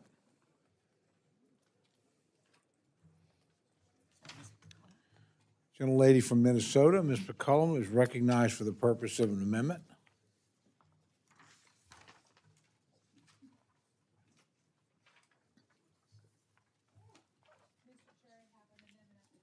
and I ask that the reading be dispensed with. Without objection, the reading of the amendment is dispensed with, and the gentlelady is recognized for remarks on her amendment. Mr. Chair, I'm offering this amendment to confront how a relationship between federal law enforcement and our state and local law enforcement in Minnesota has deteriorated during Operation Metro Surge. This amendment would simply prohibit federal agencies from blocking state law enforcement access to the scene of a potential state crime when crimes involve a federal agent. It would require that our state law enforcement officials be allowed to conduct joint investigations and collect the evidence that they need. It would not prohibit federal agents from collecting all the same evidence and being right there alongside the state investigators. This would restore the best practice of a collaboration that ensures that we can pursue justice for our communities at both the federal and the state level. And this was standard operating procedure. This is from the state of Minnesota lawsuit filed in March against the Department of Justice about withholding evidence. Quote, for decades, federal and state authorities have cooperated in significant criminal investigations. Before January 2026, when serious incidents occurred in Minnesota that affected both state and federal interests, state agents and federal investigators worked collaboratively, sharing information, coordinating investigation steps, and ensuring that both sovereign rights had access to evidence, evidence necessary to fulfill their respective responsibilities. This included in the investigations of the shooting by federal officers, and the cooperation is not merely customary. It reflects the basic structure of American federalism, under which the states retain primary authority to investigate and enforce violations of their own criminal law. Now, the Bureau of Minnesota Apprehensions, referred to as the BCA, led investigations recently in 2019 and 2020 with federal officers involved in shootings with the total cooperation of the federal authorities. Local, state, and federal law enforcement agencies have worked closely together on investigations ranging from federal RICO prosecutions against gang members to the mass shooting that took place this August, where 2 children were murdered while attending Mass at the Church of Annunciation, their first day of school. The routine practice is there to conduct cooperative investigations, which is important. It's important for the victims, and it's important for all of us.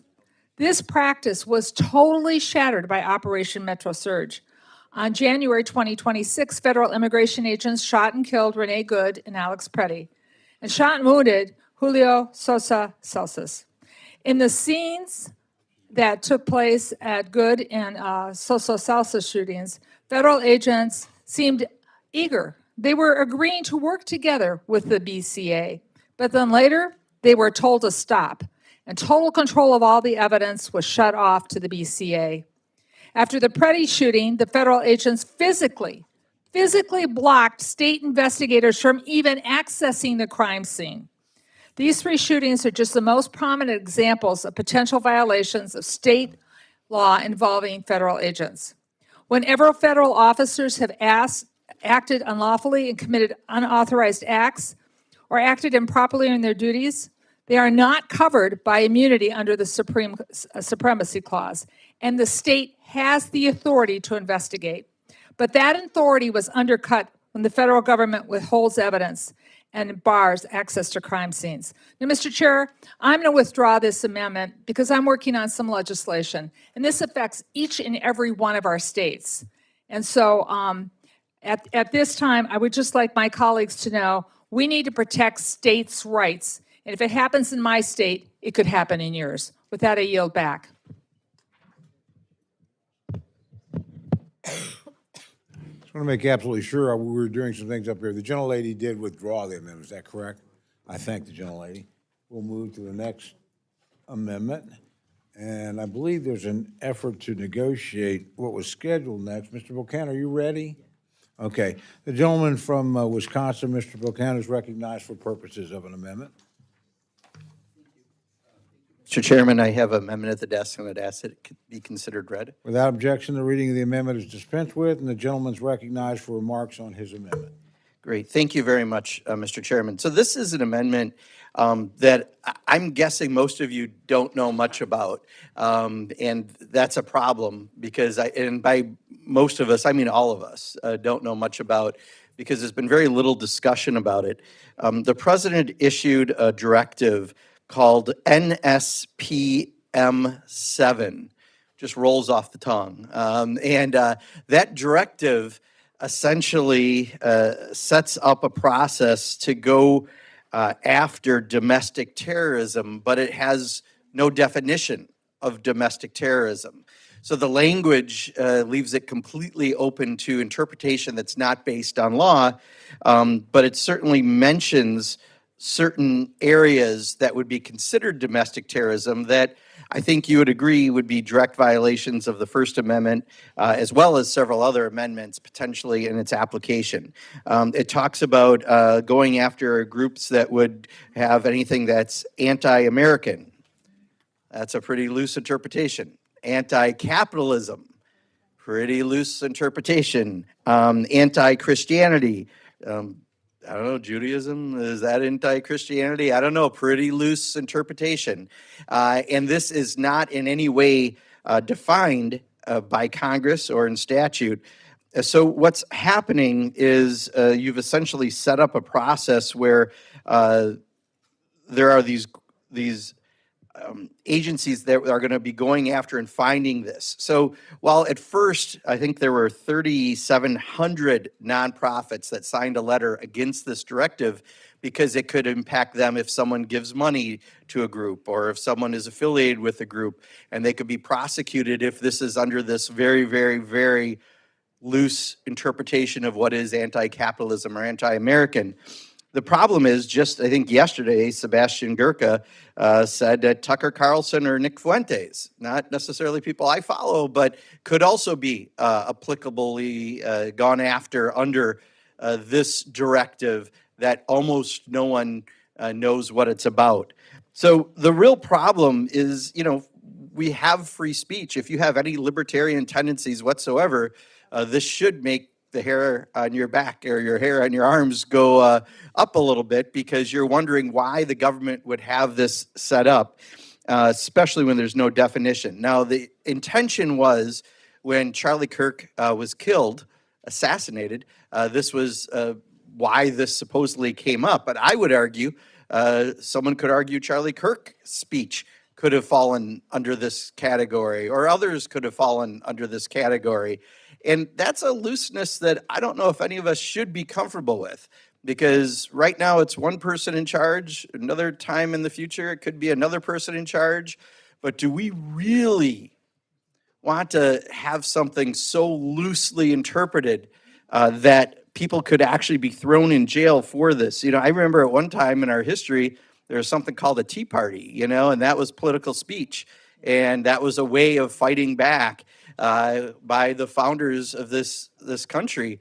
And for us to now say that that could be anti-American or anti-capitalism or whatever else is a real slippery slope that I think we should be very, very careful about. So we simply are asking very simply that no funds be allowed to use this based on First Amendment rights, to go after someone on their First Amendment rights.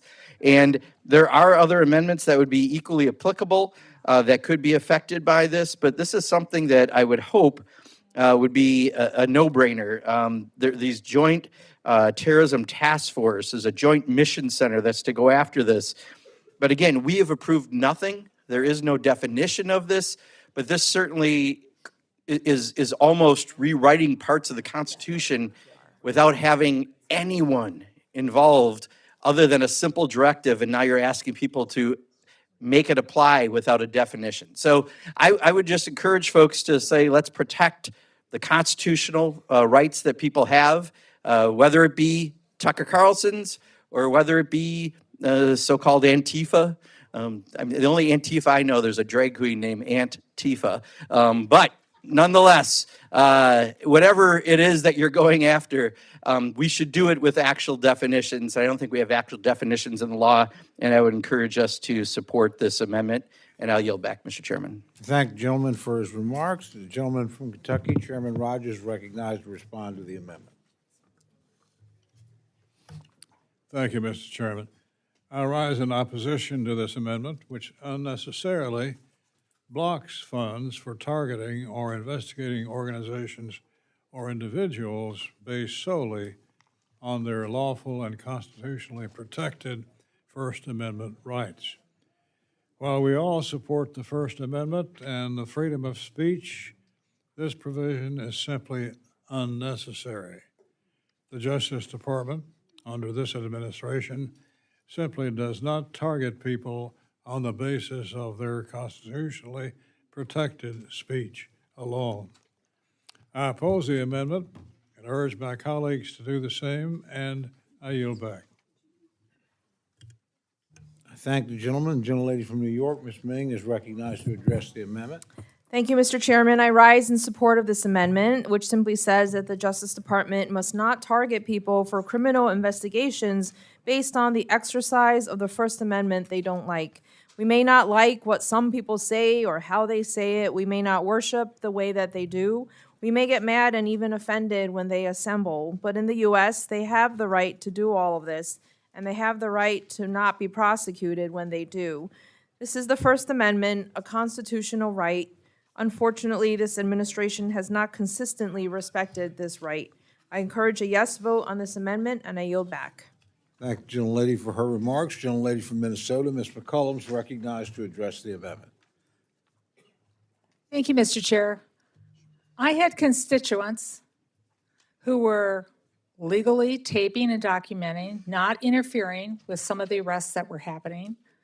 I had grandmothers and grandfathers who were volunteering outside of schools because parents and kids were afraid to bring their kids to school. The kids were afraid. There'd sometimes be people dressed in full fatigues with rifles on them outside of a school, a grade school. And if someone didn't like what they were doing, one of our federal agents, they would come up, they would take their picture, and they would say, "I've got your picture. You're a political terrorist. I know where you live, and we're watching you." So I support the gentleman's amendment because I think we all want law enforcement to be able to do their jobs effectively, but we want them to do it the right way. And when we have constituents out there just making sure that law enforcement, whether it's state, local, federal, county, I don't care, is doing their job the right way and recording something, to be turned around and called a terrorist by someone, to say, "I know where you live, we're watching you," I support the gentleman's amendment.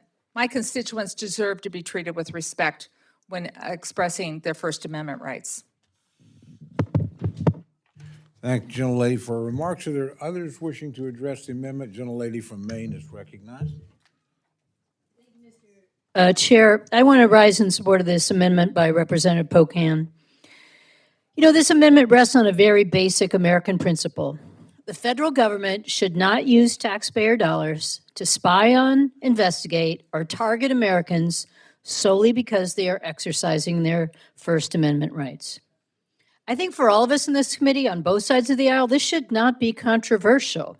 The First Amendment is critically important. It protects our right to speak, to protest, to organize, to worship, to associate with others, to observe government activity, and criticize those in power.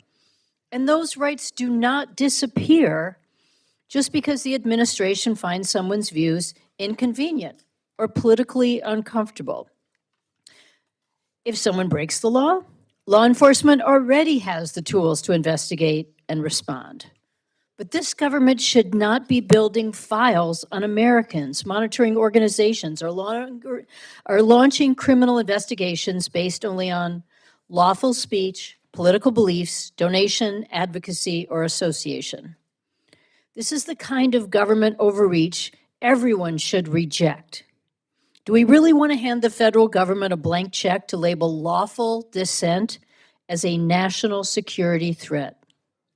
Civil liberties organizations and experts have warned that the administration's National Security Presidential Memorandum number 7 uses vague domestic terrorism language that could be used to target nonprofits, activists, donors, organizations based on speech and beliefs the administration does not like.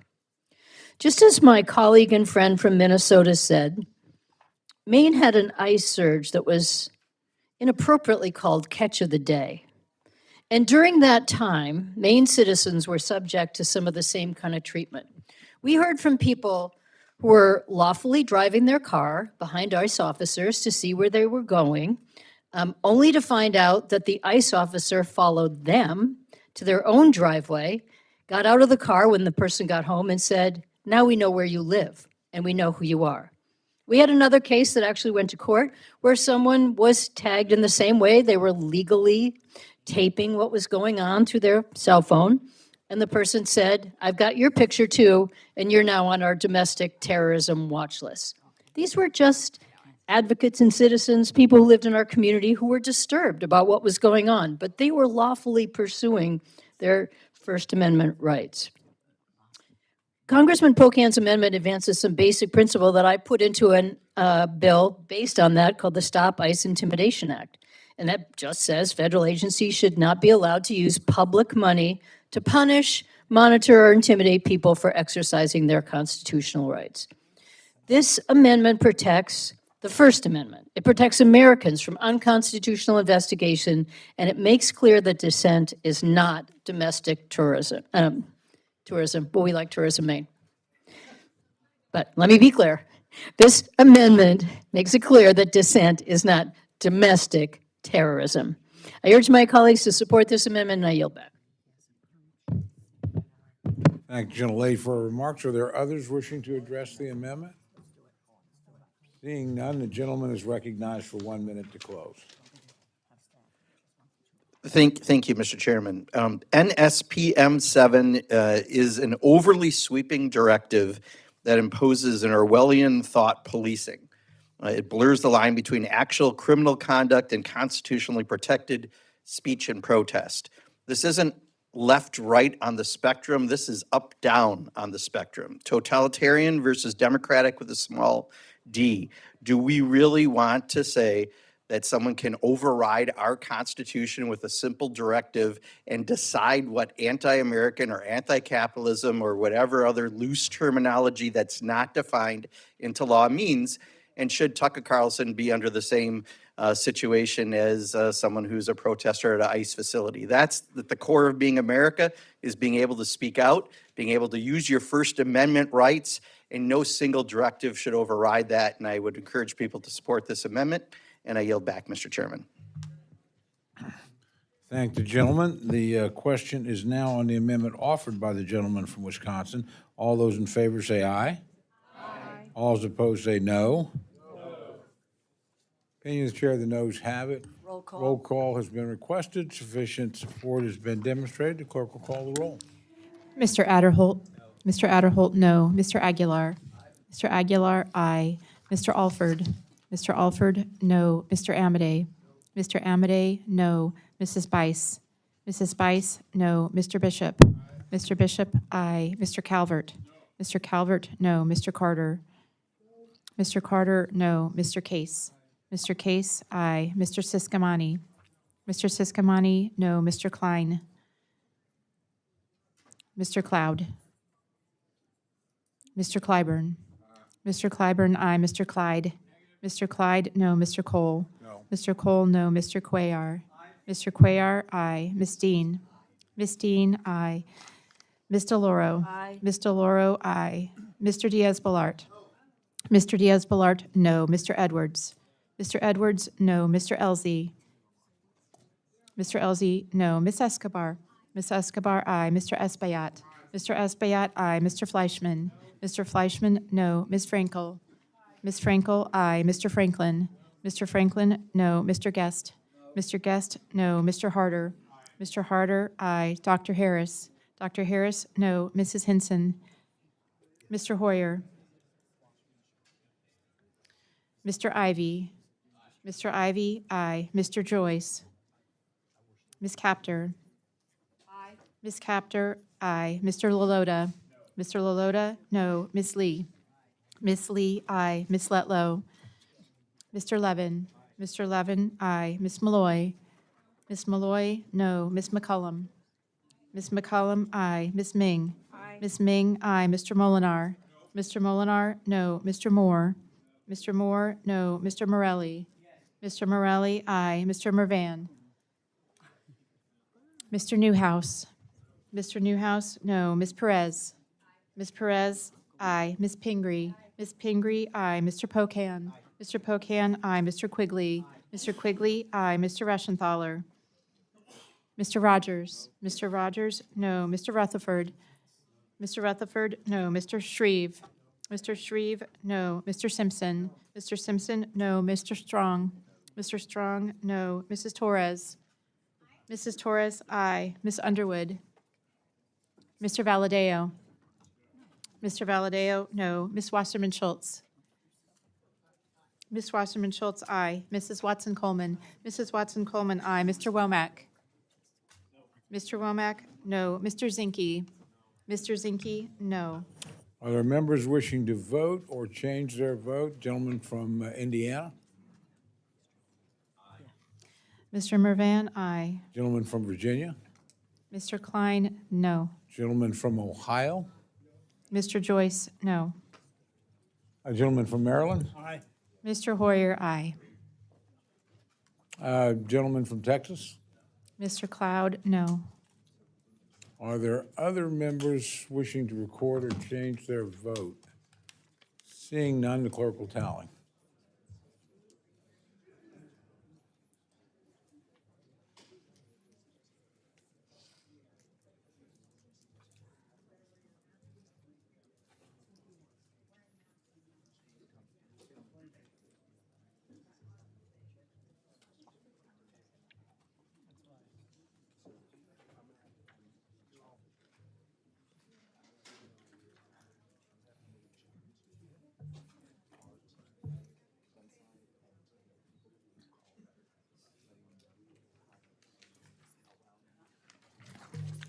On this vote, the ayes are 27, the noes are 32. The amendment is not agreed to.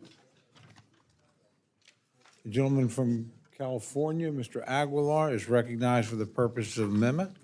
Mr. Chairman, I have an amendment at the desk and ask that the clerk dispense with the reading. Without objection, the reading of the amendment is dispensed with, and the gentleman is recognized for remarks on his amendment. Thank you, Mr. Chairman. I have an amendment here, and I do want to read a portion of it, but it will prohibit the Bureau of Prisons from spending $152 million to reopen Alcatraz Island. This is the actual Alcatraz Island, not another one that has been in the news and given that moniker. None of the funds available by the act or any other act may be used to plan, design, modify, demolish, construct, or revitalize for the use of Bureau of Prisons as a correctional facility or to transfer to the Department of Justice any facility on Alcatraz Island. The president has it in his head that we need a show to show that we are tough on crime. Mr. Chairman, this does nothing to meet that issue. This is turning a popular tourist attraction into a maximum security prison. The $152 million that the president's requested isn't even the full amount that will be needed to reopen Alcatraz beyond the year, nor will the administration give us the data that's necessary to figure out what the long-term costs will be. Not only would this transform and be an egregious waste of taxpayer dollars, it would take away much needed funding that the Bureau of Prisons needs to run and manage facilities that it has in its portfolio. The Bureau of Prisons right now, Mr. Chairman, has a $4 billion backlog of maintenance at its facilities across the nation. California currently has 12 facilities managed by the Bureau of Prisons. We don't need to spend tens of millions of dollars more turning a historical landmark into another prison, which closed in the 60s for real reasons. They had to barge in the 60s, they had to barge in 1 million gallons of water every day. That's one of the reasons why it closed. We already have overdue prisons that need repairs and upgrades. Let's spend these dollars more appropriately to upgrade what we have and to address the backlog that exists. This is a common sense amendment that would prevent $150 million from turning this tourist attraction into a prison. There are much more efficient ways to spend these dollars. I'm not concerned with addressing that. We can do this in a meaningful and reasonable way, and I think prohibiting the use of funds for Alcatraz would do just that and allow us to focus on the resources that desperately need attention within the BOP portfolio. Urge adoption of the amendment. Mr. Chairman, yield back. Thank the gentleman for his remarks. Gentlelady from New York is recognized to address the amendment. Mr. Chairman, I support this amendment, but am disappointed that it needs to be offered. The President's budget proposes $152 million just to start the planning and design work that would be needed to bring Alcatraz back into the federal prison system, even though it is not needed and the BOP cannot afford it. This is by no means the full cost of restoring Alcatraz to a maximum security facility. The actual cost of restoring the prison to a facility capable of feeding, housing, and detaining hundreds of prisoners will be substantially higher. The BOP has a $4 billion maintenance backlog. A third of BOP's institutions are over 50 years old. 2/3 are over 30 years old. Even after it spends the $2 billion provided in the reconciliation, BOP will not fully address this backlog. This maintenance backlog makes BOP facilities worse for the tens of thousands of correctional officers, health workers, educators, and others who earn their living doing difficult work in often dangerous conditions. They deserve our support so that they can get home safely to their families every night. Instead, we're spending hundreds of billions of dollars on reopening Alcatraz. From every angle, reopening Alcatraz makes no sense. I urge a yes vote on this amendment. Thank the gentlelady for her remarks. Are there others wishing to address the amendment? Seeing none, the gentleman is recognized for 1 minute to close. I want to thank Member Ming for her comments on this. This is pretty simple, colleagues, and I'm not going to belabor the point, but the fundamental question is, should we turn a tourist attraction into a prison when we have billions of dollars in backlogs? This amendment would simply prohibit that, would focus the resources on where it's needed, and to ensure that this tourist attraction stays a tourist attraction and all of you can visit with your families. It's a little bit of a novelty. It's cute, but it is not meant to be a functional prison. I appreciate the committee and the ranking members' support and would encourage an aye vote. Thank you, Mr. Chairman. Yield back. Thank the gentleman for his remarks. The question is now on the amendment offered by the gentleman from California. All those in favor say aye. Aye. All those opposed say no. Opinion of the chair, the noes have it.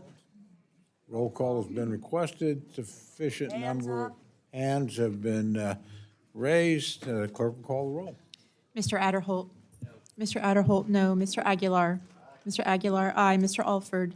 Mr. Alford, no. Mr. Amade. Mr. Amade, no. Mrs. Bice. Mrs. Bice, no. Mr. Bishop. Mr. Bishop, aye. Mr. Calvert. Mr. Carter.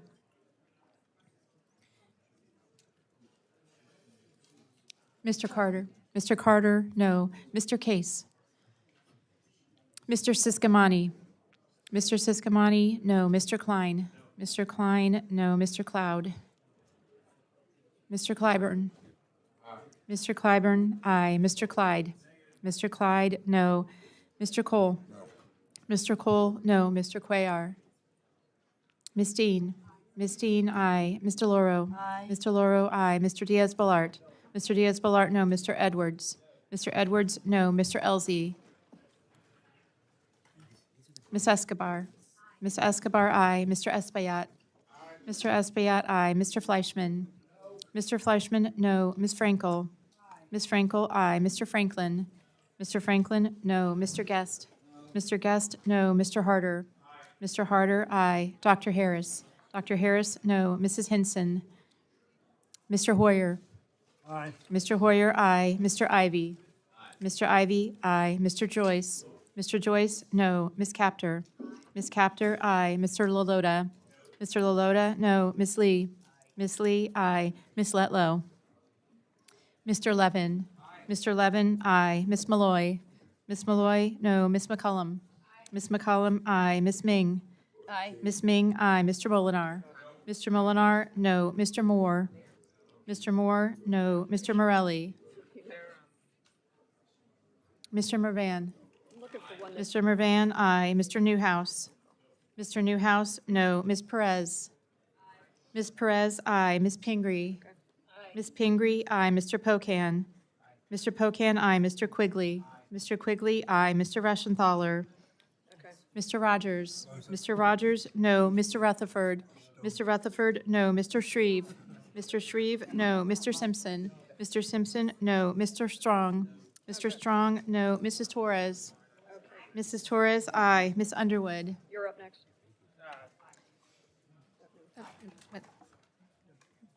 I just called Underwood. I'm sorry. I'll get to you in a second. Okay. Mr. Valadeo? Mr. Valadeo, no. Now, Ms. Wasserman Schultz? Ms. Wasserman Schultz, aye. Mrs. Watson Coleman? Mrs. Watson Coleman, aye. Mr. Womack? Mr. Womack, no. Mr. Zinke? Mr. Zinke, no. Are there any members wishing to vote or change their vote? Gentleman from California? Mr. Calvert votes no. Gentleman from Texas? I'll let you flip a coin.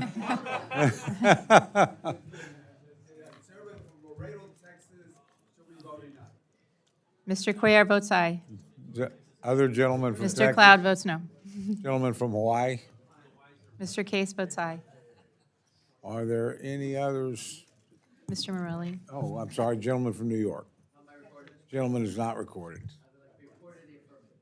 Mr. Morelli votes aye. Yes, he has. Are there any other members wishing to vote or change their vote? Seeing none, the clerk will tally.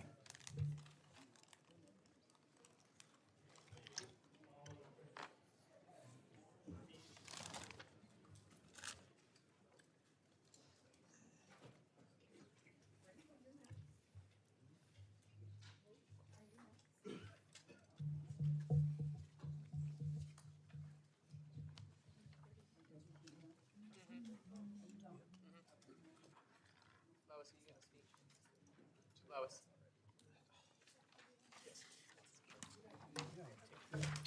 In this vote, the ayes are 27, the noes are 31. The amendment is not adopted. The gentlelady from Florida, Ms. Wasserman Schultz, is recognized for the purposes of an amendment. Thank you, Mr. Chairman. First, I want to thank Mr. Moore of West Virginia for working with me on revising this amendment so that we could really take a step forward on something that I think is important to us all, and that's ensuring that crime victims' rights are upheld. Gentlelady liked the amendment. But of course, I would first like to ask that the amendment be considered as Without objection. unanimous consent that it be considered as read. Without objection, the reading of the amendment is dispensed with. Jumped the gun on voting, jumped the gun on And the speaking. gentlelady is recognized for. I'm a little remarks wound on up her today. amendment. Thank you, Mr. Chairman. So again, I want to thank Mr. Moore of West Virginia for working with me to advance what I know is important to all of us, and that is to really make sure that we can allow victims of crime to have their rights enforced. The Crime Victims' Rights Act that passed in 2004 is one that has very express direction on how crime victims' rights should be handled, particularly when a decision is being made about plea deals, about the final outcome of crimes and sentencing. And so I'm rising today to offer this amendment that would begin to address those gaps in the current DOJ procedures and the legal ambiguities that denied Jeffrey Epstein's victims justice and let him walk free with a secret sweetheart plea deal, but without any opportunity for the victims to be afforded their day in court as the CVRA requires. Courtney Wild fought for years and continues to fight to make sure that what happened to the Epstein victims never happens to anyone again. She was sexually abused by Jeffrey Epstein in Florida when she was a 14-year-old girl. And when U.S. Attorney Alex Acosta and others gave Epstein a sweetheart plea deal in 2008, instead of throwing him in jail, Courtney was blindsided. That sweetheart deal allowed Epstein to plead to state prostitution charges, and he spent 13 months sleeping overnight in a cell, but returning to his penthouse for 12 hours a day.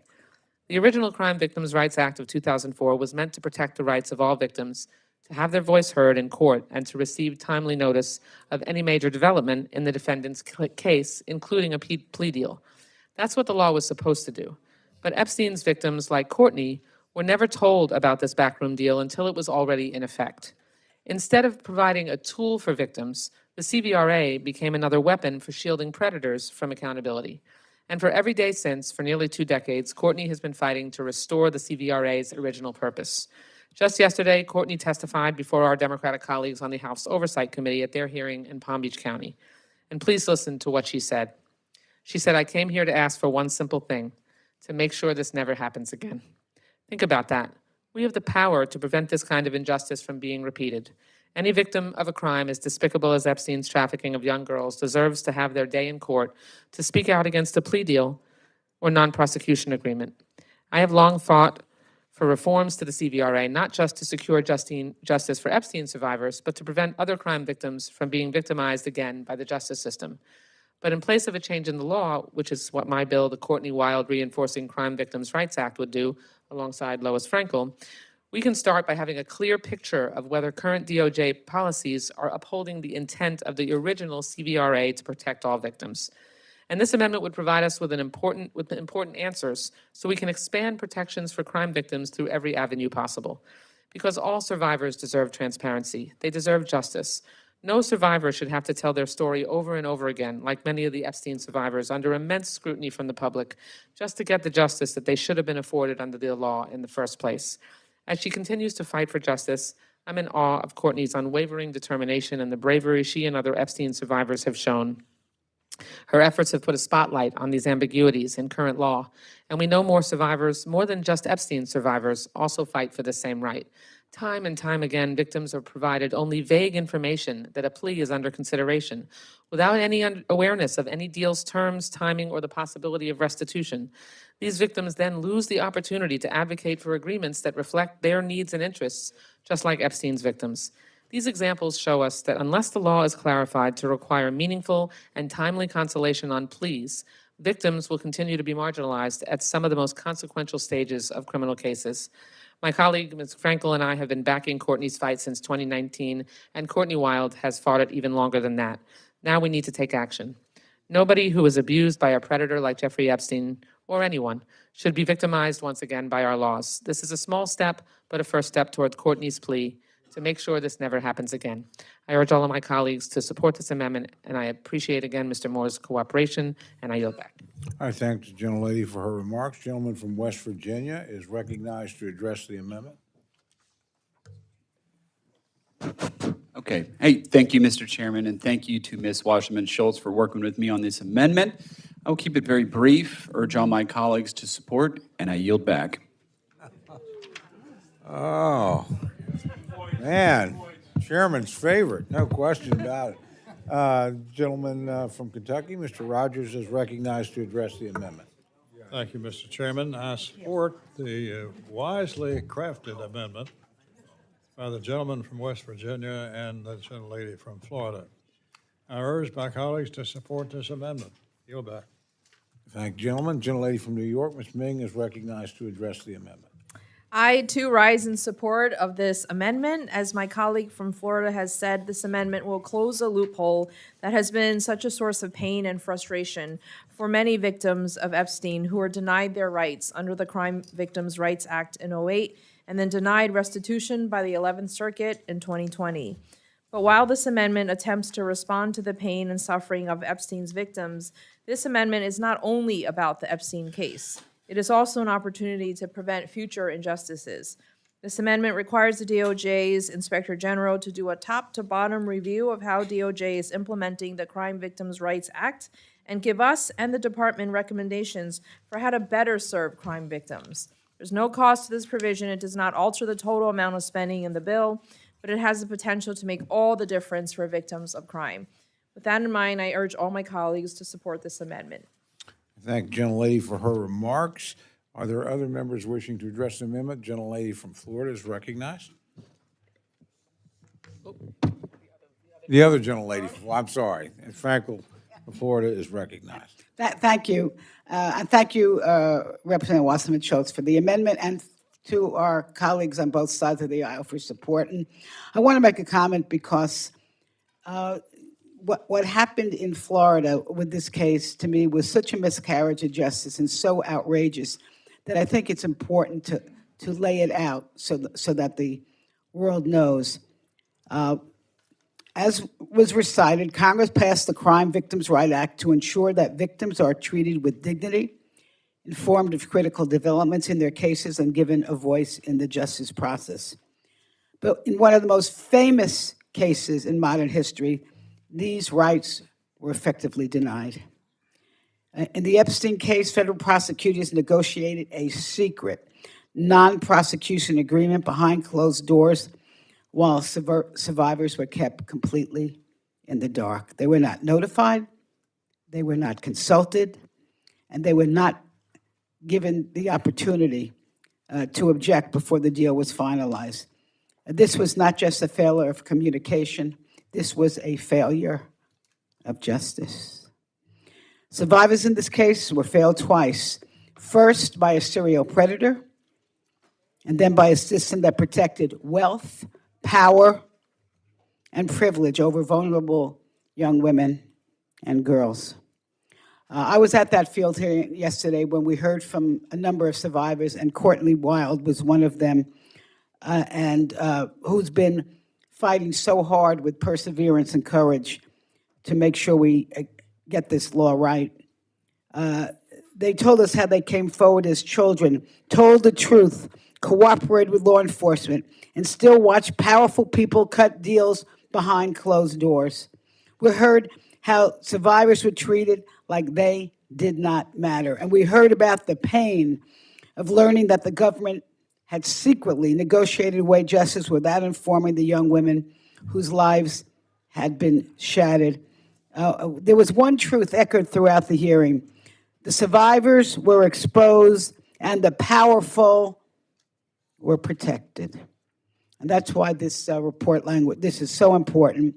And this directive, which has been explained by Representative Wasserman Schultz, because it addresses one of the most disturbing loopholes exposed by the Epstein cases when prosecutors negotiated pretrial agreements or non-prosecution deals before charges are formally filed. So I just want to say we can all together make sure that this never happens again. And I thank all my colleagues on both sides of the aisle for support of this amendment. I hope everybody here does that too. And I yield back. Thank the gentlelady for her remarks. Are there others wishing to address the amendment? Seeing none, the gentlelady is recognized for 1 minute to close. Gentlelady, oh, I'm sorry. I did, gentleman from Maryland wish to address him. An important mission, to be sure. Questions now on the amendment offered by the gentlelady from Florida. All those in favor say aye. Aye. Aye. All those opposed say no. The amendment is adopted. The gentlelady from Florida, Ms. Wasserman Schultz, is recognized with the purpose of an amendment. Thank you, Mr. Chairman. I ask unanimous consent that the amendment be considered as read. Without objection, the reading of the amendment is dispensed with, and the gentlelady is recognized for remarks on her amendment. Got it straight this time. Thank you, Mr. Chairman.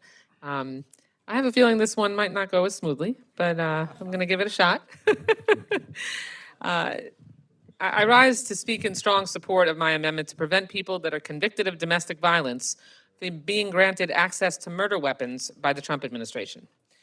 In a country where 1/3 of women and 1/4 of men are victims of intimate partner violence at least once in their lifetime, the issue of domestic violence cuts deeply. Every year, 556 women are killed by a partner with a gun, and that's an average of 1 woman every 15 hours. And that devastating total is at risk of rising. Instead of standing up for the most vulnerable among us, the Trump administration wants to make it easier, yes, easier for convicted violent criminals to own a firearm. Former Attorney General Bondi already restored gun rights to several people with violent criminal histories, including convicted domestic abuser Mel Gibson. Let me be absolutely crystal clear. Rearming convicted domestic abusers is as dangerous as it is nonsensical. These individuals have proven themselves to be willing to direct physical violence against their families and their partners. Allowing these convicted abusers to legally obtain extremely deadly weapons will turn more domestic violence incidents into murders. The mere presence of a firearm is a key factor that turns abusive partners into cold-blooded killers. When a male abuser has direct access to a gun, the likelihood the violence he commits against his partner will become fatal increases by over 1,000%. 1,000%. It's absolutely absurd to me that we would allow any policy choice that makes it 1,000% more likely, it sounds like an exaggeration, but it's not, that an abused wife will be shot dead in her home. Importantly, arming domestic abusers doesn't just endanger their family members or their friends, it puts us all at risk. According to a Secret Service threat assessment, 41% of people who carried out a mass attack had a history of domestic violence, and 60% of mass shootings over a 6-year period involved an aggressor with a history of domestic violence. The last thing we need is more guns and bullets in the possession of people predisposed to violence. And gun violence is not limited to just fatal interactions. Abusers frequently brandish their firearms to intimidate, silence, harass, or threaten their partner. That's the unfortunate reality for thousands of people across the country. And failure to take action now will make this a reality for thousands more. Access to firearms for dangerous criminals should not outweigh the safety of domestic violence survivors. The fact that we even need to have this conversation in the first place is utterly insane. My amendment is simple. It simply states that no funding from this bill may be used to restore the gun rights of individuals convicted of misdemeanor or felony domestic violence. We should not want our tax dollars spent on giving known violent criminals guns. Hopefully, we can agree on that. I urge my colleagues to stand by domestic violence survivors and prevent more women from being victimized by supporting this essential amendment. Thank you. I yield back the balance of my time. Thank the gentlelady for her remarks. The gentleman from Kentucky, Chairman Rogers, is recognized to address the amendment. Thank you, Mr. Chairman. The second amendment provides hallowed protections, and I oppose any infringement upon this constitutional right. I am proud that the U.S. House, the bill, maintains strong Second Amendment protections. I oppose the amendment, and I urge my colleagues to do the same. I yield back. Thank the gentleman. The gentlelady from New York, Ms. Ming, is recognized to address the amendment. I rise in strong support of this amendment. All of us should be able to agree unequivocally domestic abusers should absolutely not be allowed to own firearms. I commend my colleague and urge the adoption of her amendment. Thank you, and I yield back. Thank the gentlelady. Are there others wishing to address the amendment? Seeing none, the gentlelady from Florida is recognized for 1 minute to close. Thank you, Mr. Chairman. This simply says that if you have committed and been convicted of domestic violence, either a misdemeanor or a felony, that we aren't going to spend funds in this bill allowing DOJ to restore your right to hold have a firearm. That isn't an infringement on the Second Amendment. It is already against the law. Already against the law. But yet we have had DOJ officials restore the firearms access to the people who have been convicted of domestic violence, who we know have a much higher likely eventually killing a victim. Why would you do that? To suggest that that is a violation of the Second Amendment is so grossly exaggerated and overstated and outrageous, it's breathtaking to me. So I hope that cooler heads will prevail and we will protect victims of domestic violence from being eventually killed by their abusers, which happens far too often in this country. Thank you. I yield back. Thank the gentlelady for her remarks. The question is now on the amendment offered by the gentlelady from Florida. All those in favor say aye. Aye. All those opposed say no. The chair of the noes have it. Roll call has been requested. Sufficient support has been demonstrated. The clerk will call the roll. Mr. Adderholt. Mr. Adderholt, no. Mr. Aguilar. Mr. Aguilar, aye. Mr. Alford. Mr. Alford, no. Mr. Amadei. Mr. Amadei, no. Mrs. Bice. Mrs. Bice, no. Mr. Bishop. Mr. Bishop, aye. Mr. Calvert. Mr. Calvert, no. Mr. Carter. Mr. Carter, no. Mr. Case. Mr. Case, aye. Mr. Siscomani. Mr. Siscomani, no. Mr. Klein. Mr. Cloud. Mr. Clyburn. Mr. Clyburn, aye. Mr. Clyde. Mr. Clyde, no. Mr. Cole. No. Mr. Cole, no. Mr. Cuellar. Mr. Cuellar, aye. Ms. Dean. Ms. Dean, aye. Ms. Delauro. Aye. Ms. Delauro, aye. Mr. Diaz-Balart. Mr. Diaz-Balart, no. Mr. Edwards. Mr. Edwards, no. Mr. Elzey. Mr. Elzey, no. Ms. Escobar. Ms. Escobar, aye. Mr. Espaillat. Mr. Espaillat, aye. Mr. Fleischman. Ms. Frankel. Ms. Frankel, aye. Mr. Franklin. Mr. Franklin, no. Mr. Guest. Mr. Guest, no. Mr. Harder. Mr. Harder, aye. Dr. Harris. Dr. Harris, no. Mrs. Hinson. Mr. Hoyer. Aye. Mr. Hoyer, aye. Mr. Ivy. Mr. Ivy, aye. Mr. Joyce. Mr. Joyce, no. Ms. Capter. Ms. Capter, aye. Mr. Lalota. Ms. Lee. Ms. Lee, aye. Ms. Letlow. Mr. Levin. Mr. Levin, aye. Ms. Malloy. Ms. Malloy, no. Ms. McCullum. Ms. McCullum, aye. Ms. Ming. Mr. Molinar. Mr. Molinar, no. Mr. Moore. Mr. Moore, no. Mr. Morelli. Mr. Morelli, aye. Mr. Mervan. Mr. Newhouse. Ms. Perez. Ms. Perez, aye. Ms. Pingree. Ms. Pingree, aye. Mr. Pocan. Mr. Quigley. Mr. Quigley, aye. Mr. Reschenthaler. Mr. Rogers. Mr. Rogers, no. Mr. Rutherford. Mr. Rutherford, no. Mr. Shreve. Mr. Shreve, no. Mr. Simpson. Mr. Simpson, no. Mr. Strong. Mr. Strong, no. Mrs. Torres. Mrs. Torres, aye. Ms. Underwood. Ms. Underwood, aye. Mr. Valadeo.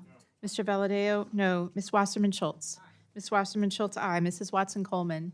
Mrs. Watson Coleman, aye. Mr. Womack. Mr. Womack, no. Mr. Zinke. Mr. Zinke, no. Are there any members wishing to vote or change their vote? Gentleman from Tennessee? Mr. Fleischman, no. Gentleman from Virginia? Mr. Klein, no. Gentleman from Texas? Mr. Cloud, no. Gentleman from Wisconsin? Mr. Pocan, aye. Gentleman from Indiana? Mr. Mervan, aye. Gentlelady from New York? Mr. Cormier, aye. Ms. Ming, aye.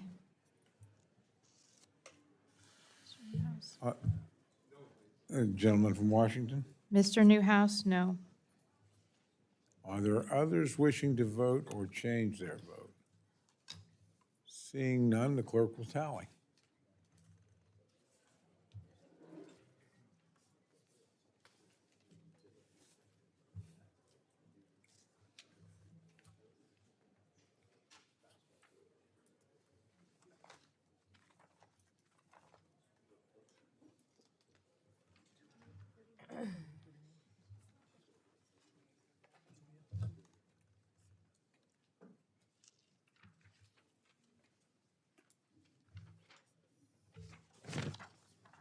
On this vote, the ayes are 28, the noes are 31. The amendment is not adopted.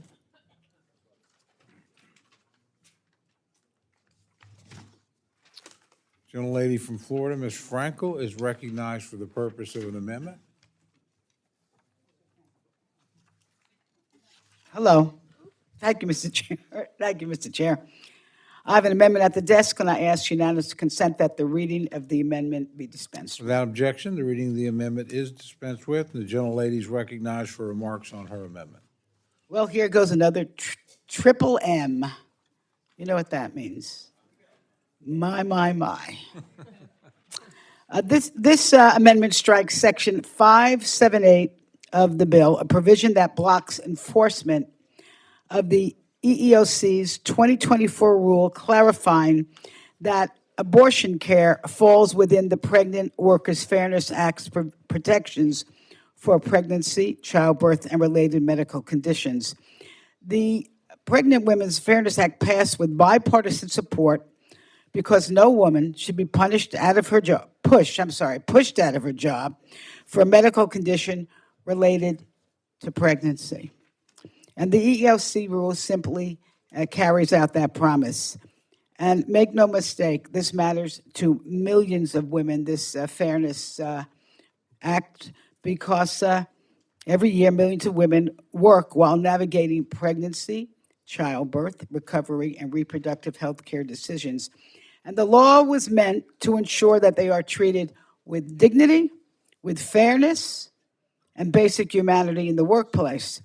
But Section 578 here creates a dangerous workplace exception. It singles out one category of medical care, and that is abortion, and says those workers deserve fewer protections, actually no protections, fewer rights, and less dignity on the job. And that is just plain wrong, because no woman, no person, should ever have to choose between their health and a paycheck. And no worker should fear losing her job because she needs time for medical care to recover. The law was designed for common sense accommodations. A water break, temporary lifting restrictions, time off for recovery, or flexibility for medical appointments. Yet this provision in this bill says that if the medical care involves abortion, suddenly those protections disappear. A woman could be denied leave, denied flexibility, or punished at work simply because someone disapproves of her personal decision, even if it is legal where she is. And we live in a democracy where we pride ourselves on personal freedom. So I ask my colleagues, do you really want to force women to continue pregnancies against their will, or punish them by ending one, by threatening their job and economic security? Because that's exactly what the provision in this bill does. And that is not workplace fairness. It is simply political punishment. And let's be clear, we've said this over and over again. Abortion is a medical procedure. Unlike any medical procedure, it can require follow-up care, recovery time, travel, or multiple appointments, especially in states where women are forced to travel long distances or navigate burdensome restrictions just to obtain legal care. And listen, this amendment doesn't require anybody in this room to agree with abortion. It doesn't require anyone to support abortion. At its core, it is about whether women can support themselves and their families without sacrificing their health, safety, and economic security. I urge my colleagues to support this amendment, and I yield back. Thank the gentlelady for her remarks. The gentleman from Kentucky, Chairman Rogers, recognized to respond to the amendment. Thank you, Mr. Chairman. The fiscal 27 House bill takes serious steps forward to protect unborn human life. The bill includes the longstanding Hyde-like amendment for the Department of Justice that prevent taxpayer funds from funding abortions. This amendment, which does not follow congressional intent, would strip a provision from the bill and take a step back from the progress that this bill makes in order to protect unborn lives. I oppose this amendment, urge my colleagues to do the same, and I yield back. Thank the gentleman. The gentlelady from New York, Ms. Ming, is recognized to address the amendment. Mr. Chairman, I strongly support this amendment. I support women and their right to make the health care decisions that are best for them. Women must be able to make these decisions with their doctors and loved ones in privacy. Through the Bipartisan Pregnant Workers Fairness Act, Congress put laws in place to prevent discrimination against pregnant women and ensure that their workplaces make accommodations for them and the various potential medical conditions related to pregnancy. Section 578 of this bill undermines that protection and is an insult to the American women Congress stood up to protect through the Pregnant Workers Fairness Act. I thank my colleague for offering this amendment to strike this harmful and unnecessary provision and urge a yes vote. I yield back. Thank the gentlelady for her remarks. Gentleman from Georgia, Mr. Clyde, is recognized to address the amendment. Thank you, Mr. Chairman, Chair Rogers. I rise to support Chair Rogers in opposition to this amendment. which seeks to preserve an unlawful abortion mandate imposed through an EEOC rule. Congress passed the bipartisan Pregnant Workers Fairness Act to provide support and accommodations for pregnant women in the workplace, not to create a federal abortion mandate. The legislation Congress enacted in 2022 did not include abortion. In fact, both Republican and Democrat sponsors made clear during consideration of the bill that abortion was explicitly not part of the legislation. Yet the Biden administration's EEOC ignored that clear congressional intent and issued a final rule requiring employers to accommodate employees seeking elective abortions. While the Pregnant Workers Fairness Act granted the EEOC authority to implement the law, it did not authorize the agency to rewrite it. Abortion was never included in the statute, and elective abortion is not a medical condition related to pregnancy. It is the intentional murder of an innocent unborn child. Mr. Chairman, Congress wrote this law, and now Congress must clarify what it intended. We cannot allow unelected bureaucrats to impose this illegal and deadly overreach that Congress never authorized. I urge my colleagues to oppose the amendment, and I yield back. Thank the gentleman for his remarks. Are there others wishing to address the amendment? Seeing none, the gentlelady is recognized for 1 minute to close. Thank you, Mr. Here's an idea. I got a good idea. How about keeping women alive? How about allowing women who go to work to be able to support themselves and their families without compromising their health? That's what this is about, because when you fail to accommodate a woman for a personal medical decision, you could be leading to her morbidity or to her death. This is a very common sense amendment that I have here. Let's support the women of America. Let's keep them alive, and let's keep them healthy, and let's keep them able to support themselves and their families. And with that, I urge the support of this amendment. I yield back. I thank the gentlelady for her remarks. Questions now on the amendment offered by the gentlelady from Florida. All those in favor say aye. Aye. All those opposed say no. No. Opinion of the chair, the noes have it. Recorded vote. Recorded vote has been requested. Sufficient support has been demonstrated. The clerk will call the roll. Mr. Adderholt. No. Mr. Adderholt, no. Mr. Aguilar. Aye. Mr. Aguilar, aye. Mr. Alford. Mr. Alford, no. Mr. Amadei. Mr. Amadei, no. Mrs. Bice. Mrs. Bice, no. Mr. Bishop. Mr. Bishop, aye. Mr. Calvert. Mr. Calvert, no. Mr. Carter. Mr. Carter, no. Mr. Case. Mr. Case, aye. Mr. Siscomani. Mr. Siscomani, no. Mr. Klein. Mr. Cloud. Mr. Clyburn. Mr. Clyburn, aye. Mr. Clyde. Mr. Clyde, no. Mr. Cole. No. Mr. Cole, no. Mr. Cuellar. Ms. Dean. Ms. Dean, aye. Ms. Delauro. Aye. Ms. Delauro, aye. Mr. Diaz-Balart. Mr. Diaz-Balart, no. Mr. Edwards. Mr. Edwards, no. Mr. Elzey. Mr. Elzey, no. Ms. Escobar. Ms. Escobar, aye. Mr. Espaillat. Mr. Espaillat, aye. Mr. Fleischman. Mr. Fleischman, no. Ms. Frankel. Ms. Frankel, aye. Mr. Franklin. Mr. Franklin, no. Mr. Guest. Mr. Harder. Dr. Harris. Dr. Harris, no. Mrs. Hinson. Mr. Hoyer. Aye. Mr. Hoyer, aye. Mr. Ivy. Mr. Joyce. Mr. Joyce, no. Ms. Capter. Ms. Capter, aye. Mr. Lalota. Mr. Lalota, no. Ms. Lee. Ms. Letlow. Mr. Levin. Mr. Levin, aye. Ms. Malloy. Ms. Malloy, no. Ms. McCullum. Ms. McCullum, aye. Ms. Ming. Ms. Ming, aye. Mr. Molinar. Mr. Molinar, no. Mr. Moore.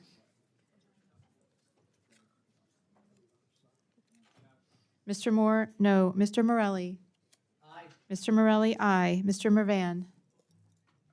Mr. Newhouse. Mr. Newhouse, no. Ms. Perez. Ms. Perez, aye. Ms. Pingree. Ms. Pingree, aye. Mr. Pocan. Mr. Pocan, aye. Mr. Quigley.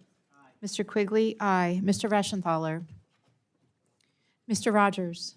Mr. Rogers, no. Mr. Rutherford. Mr. Rutherford, no. Mr. Shreve. Mr. Shreve, no. Mr. Simpson. Mr. Simpson, no. Mr. Strong. Mr. Strong, no. Mrs. Torres. Mrs. Torres, aye. Miss Underwood. Miss Underwood, aye. Mr. Valadeo. Mr. Valadeo, no. Miss Wasserman Schultz. Ms. Wasserman Schultz, aye. Mrs. Watson Coleman. Mrs. Watson Coleman, aye. Mr. Womack. Mr. Womack, no. Mr. Zinke. Mr. Zinke, no. Are there any members wishing to vote or change their vote? Gentlelady from Iowa? Mrs. Henson, no. Gentleman from Mississippi? Mr. Guest, no. Gentleman from Virginia? Mr. Klein, no. Gentlelady from Nevada? Ms. Lee, aye. Gentleman from Indiana? Mr. Mervan, aye. Gentleman from Maryland? Mr. Ivy, aye. Gentleman from Texas? Mr. Cloud, no. Gentleman from California? Mr. Harder, aye.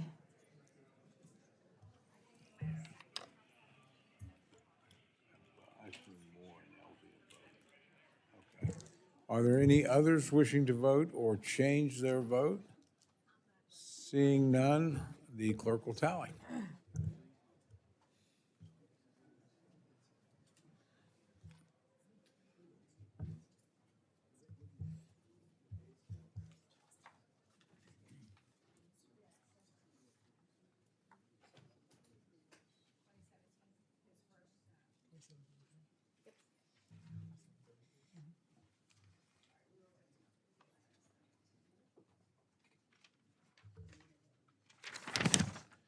On this vote, the ayes are 27, the noes are 33. The amendment is not adopted. A gentleman from New Jersey, a gentlelady, excuse me, from New Jersey, Ms. Watson Coleman is recognized for an amendment.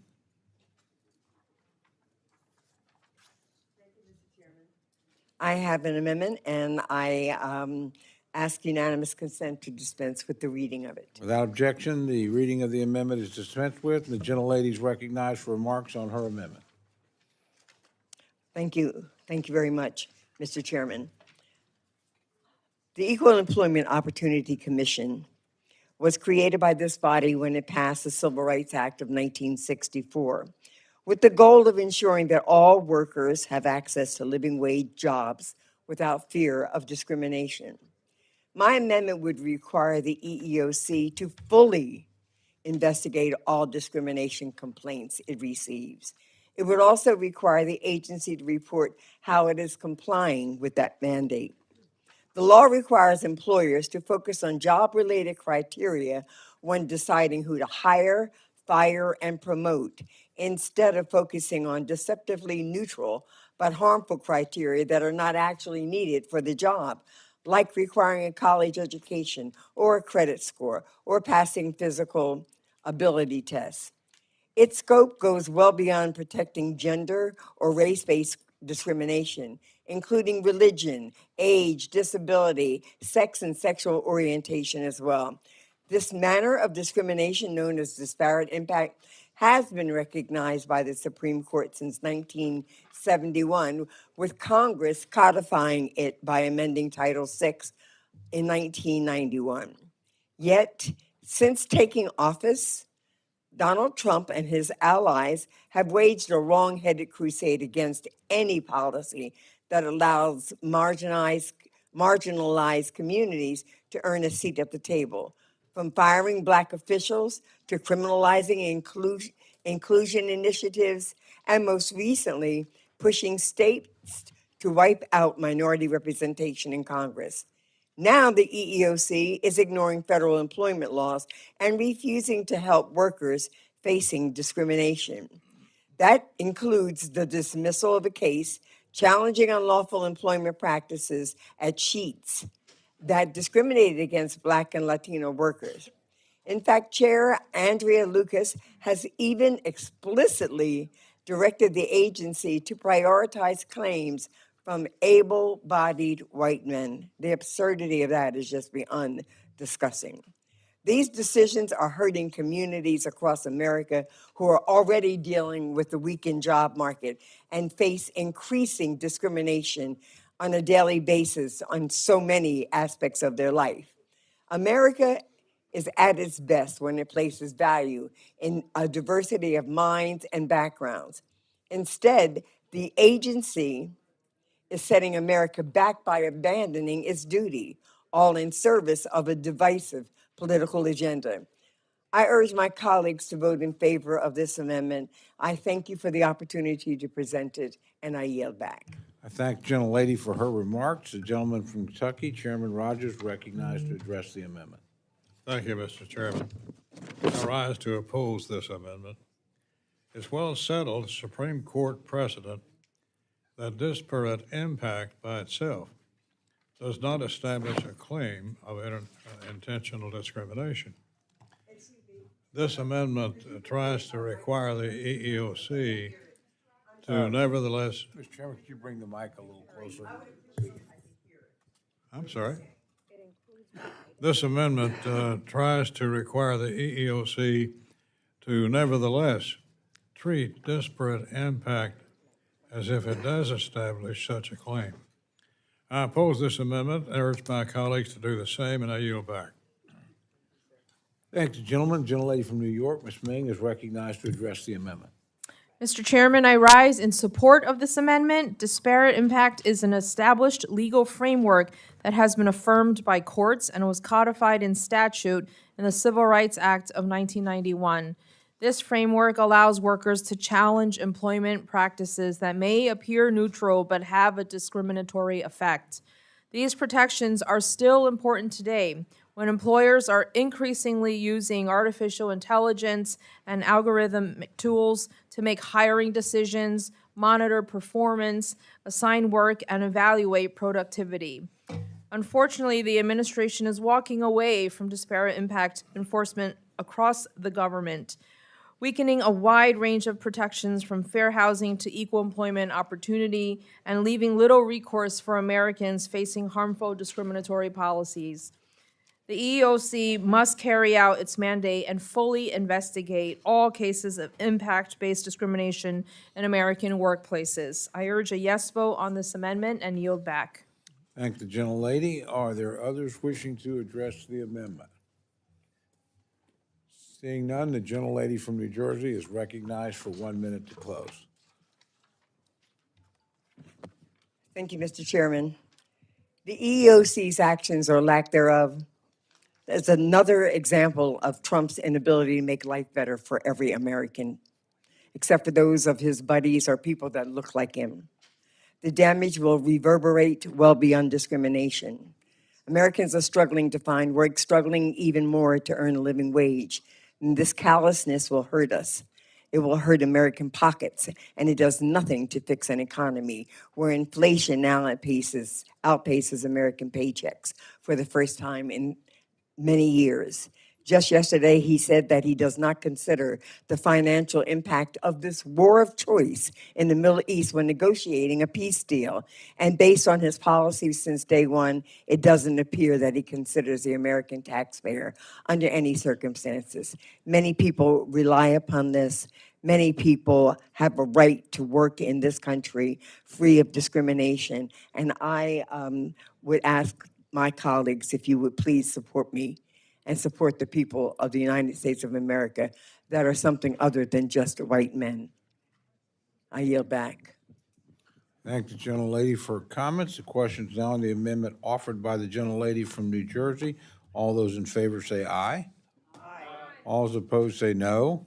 No. Opinion of the chair, the noes have it. Roll call has been requested. Sufficient support has been demonstrated. Clerk will call the roll. Mr. Adderholt. Mr. Adderholt, no. Mr. Aguilar. Mr. Aguilar, aye. Mr. Alford. Mr. Alford, no. Mr. Amadei. Mr. Amadei, no. Mrs. Bice. Mr. Bishop. Mr. Bishop, aye. Mr. Calvert. Mr. Calvert, no. Mr. Carter. Mr. Carter, no. Mr. Case. Mr. Case, aye. Mr. Siscomani. Mr. Klein. Mr. Klein, no. Mr. Cloud. Mr. Clyburn. Mr. Clyburn, aye. Mr. Clyde. Mr. Clyde, no. Mr. Cole. No. Mr. Cole, no. Mr. Cuellar. Ms. Dean. Ms. Dean, aye. Ms. Delauro. Aye. Ms. Delauro, aye. Mr. Diaz-Balart. Mr. Diaz-Balart, no. Mr. Edwards. Mr. Edwards, no. Mr. Elzey. Mr. Elzey, no. Ms. Escobar. Ms. Escobar, aye. Mr. Espaillat. Mr. Espaillat, aye. Mr. Fleischman. Mr. Fleischman, no. Ms. Frankel. Ms. Frankel, aye. Mr. Franklin. Mr. Franklin, no. Mr. Guest? Mr. Harder? Mr. Harder, aye. Dr. Harris? Dr. Harris, no. Mrs. Hinson? Mr. Hoyer? Aye. Mr. Hoyer, aye. Mr. Ivy? Mr. Joyce? Ms. Capter? Ms. Capter, aye. Mr. Lalota? Mr. Lalota, no. Ms. Lee? Ms. Letlow? Mr. Levin? Mr. Levin, aye. Ms. Malloy? Ms. McCollum? Ms. McCollum, aye. Ms. Ming? Aye. Ms. Ming, aye. Mr. Molinar? Mr. Molinar, no. Mr. Moore? Mr. Moore, no. Mr. Morelli? Mr. Morelli, aye. Mr. Mervan? Mr. Newhouse? Mr. Newhouse, no. Ms. Perez? Ms. Perez, aye. Ms. Pingree? Ms. Pingree, aye. Mr. Pocan? Mr. Pocan, aye. Mr. Quigley? Mr. Quigley, aye. Mr. Rushenthaler? Mr. Rogers? Mr. Rogers, no. Mr. Rutherford? Mr. Rutherford, no. Mr. Shreve? Mr. Shreve, no. Mr. Simpson? Mr. Simpson, no. Mr. Strong? Mr. Strong, no. Mrs. Torres? Mrs. Torres, aye. Ms. Underwood? Ms. Underwood, aye. Mr. Valadeo? Mr. Valadeo, no. Ms. Wasserman Schultz? Ms. Wasserman Schultz, aye. Mrs. Watson Coleman? Mrs. Watson Coleman, aye. Mr. Womack? Mr. Womack, no. Mr. Zinke?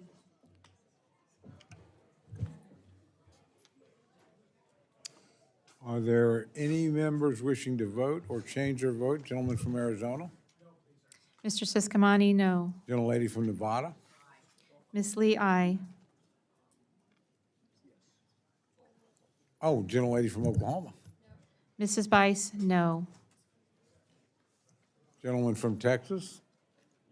Mr. Cloud, no. Are there others wishing to record or change their vote? Seeing none, the clerk will tally.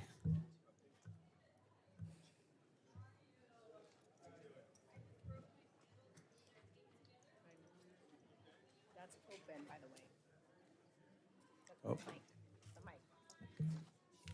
Gentlelady from Iowa? The gentlelady is not recorded. Mrs. Henson votes no. Gentleman from Mississippi? Mr. Guest votes no. Is the gentleman from Maryland recorded? Mr. Ivy votes aye. Those hamburgers from Five Guys are good. Gentleman from Ohio? Mr. Joyce votes no. Are there others wishing to record or change their vote? He's already recorded. Seeing none, again, the clerk will tally again.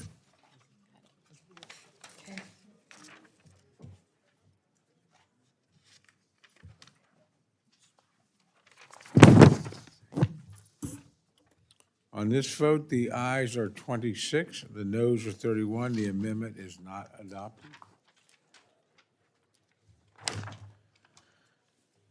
A gentlelady from New Jersey, Ms. Watson Coleman, is recognized for the purpose of an amendment.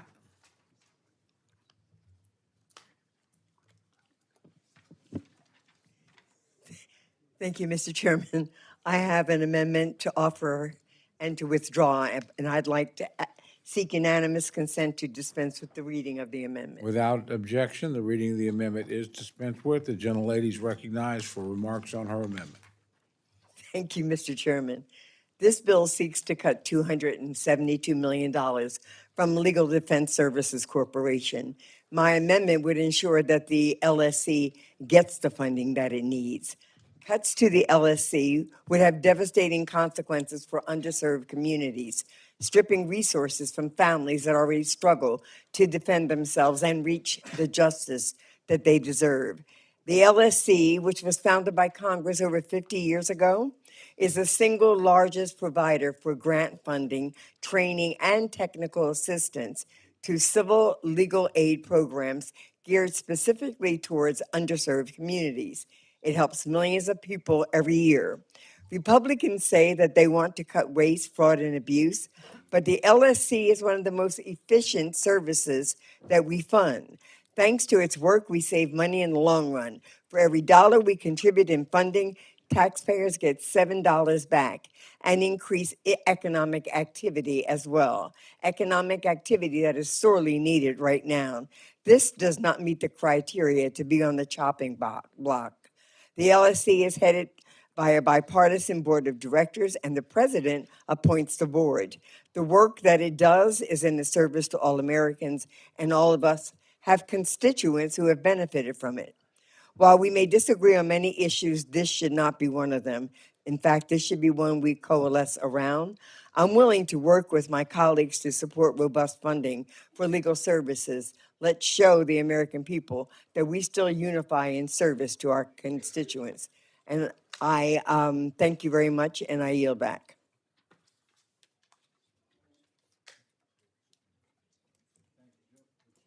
I thank the gentlelady. The gentleman from Kentucky, Mr. Rogers, is recognized to address the amendment.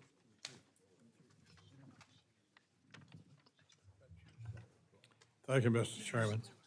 This amendment is performative and unnecessary. I oppose the amendment and urge my colleagues to do the same. I yield back. Thank the gentleman. Gentlelady from New York, Ms. Ming, is recognized to address the amendment. Mr. Chairman, I know that my colleague will be withdrawing this amendment, but I do want to express my support for restoring funding for the LSC. Legal services are fundamental to our justice system's integrity and the rule of law. They ensure low-income and working-class families can get help with the most basic civil legal problems. This is not performative. These issues are life-changing for so many of our constituents, and we know how important it is for them to have proper legal representation. The bill we're considering today cuts funding for LSC in half. In my community alone, that would mean 6,400 fewer people would get help, such as children facing instability at home, domestic violence survivors seeking legal protections to escape abuse, veterans struggling to access benefits, and seniors facing eviction. They would all go without assistance. The investment we make in LSC every year helps make sure that our most vulnerable constituents have a fair shot when faced with hardship. It also saves taxpayers money by resolving legal issues early and reducing the burden on shelters, healthcare systems, social services, and law enforcement. I thank my colleague for offering this important amendment, and I hope we can work together as this process continues to provide strong funding for LSC. Thank you, Mr. Chairman, and I yield back. Thank the gentlelady. The gentleman from Georgia, Mr. Bishop, is recognized to address the amendment. Thank you, Mr. Chairman. I rise in strong support of the amendment to restore funding for the Legal Services Corporation. As I noted earlier, the Legal Services Corporation plays a vital role in communities across the country, providing legal help to people who otherwise would not have access to it. By funding the program, we ensure that people can stay in their homes, that survivors of domestic violence can get the protection they need, that veterans can access the benefits they earned, and that seniors are not left to navigate housing or healthcare issues on their own. In Georgia's 2nd Congressional District, I've seen firsthand how deeply this cut would impact my constituents. Nearly 5,000 people would lose access to crucial legal services in my district alone. Among them are more than 1,300 children, over 400 survivors of domestic violence, and more than 100 veterans and their families. Without this funding, many will be left without the support they need to address critical legal challenges.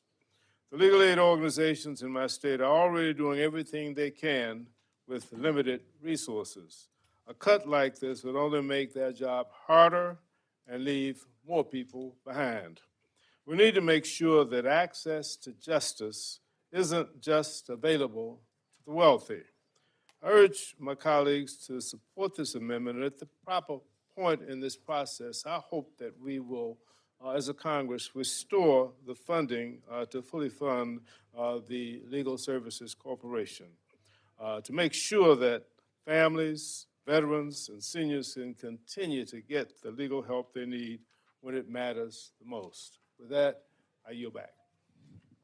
Thank the gentleman for his remarks. Are there others wishing to address the amendment? Seeing none, the gentlelady is recognized for 1 minute to close.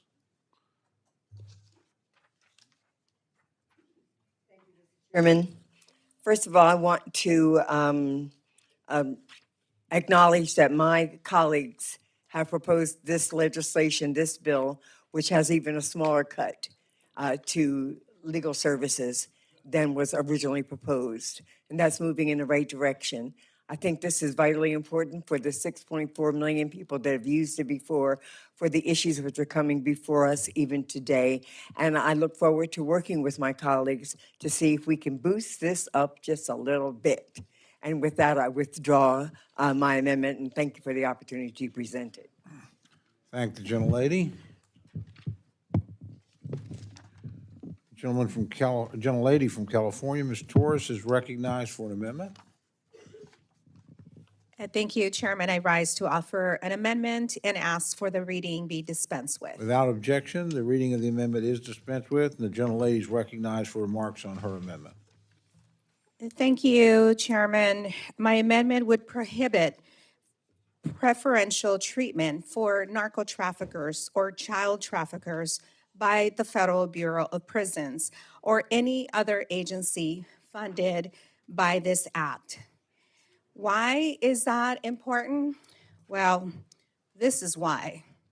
This, members, is a picture of former Honduran president, narco trafficker Juan Orlando Hernandez.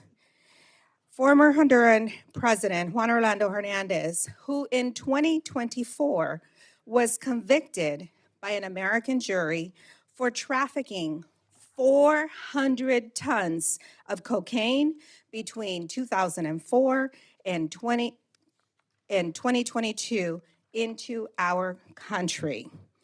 Juan Orlando Hernandez ran a violent cartel backed and an empire that trafficked hundreds of tons of cocaine into the U.S. He stole our taxpayers' dollars and terrorized communities across the U.S. and Central America. During his presidency, Hernandez turned the Honduran government into a tool of violence and complete corruption. Hernandez deployed police and military forces trained by U.S. forces to protect cocaine shipments, used death squads to intimidate opponents, and openly branded drugs with his initials while profiting from the deaths of Americans right here at home. Juan Orlando Hernandez turned Honduras again into a narco state. His violent regime is responsible for 1.1 million Honduran refugees fleeing to our southern border seeking protection. Donald Trump pardoned this narco trafficker, signaling to the world that power and money can shield criminals from justice and that American victims' lives do not matter. Adding insult to this great injury, after Hernandez was pardoned, the Federal Bureau of Prisons and the Trump administration rolled out the red carpet for him. On the day Hernandez was supposed to be released, as customary, ICE put a detainer on him. Hernandez was to be turned over for deportation as he is a convicted drug trafficker. But instead, the Federal Bureau of Prisons scrambled to stop his deportation.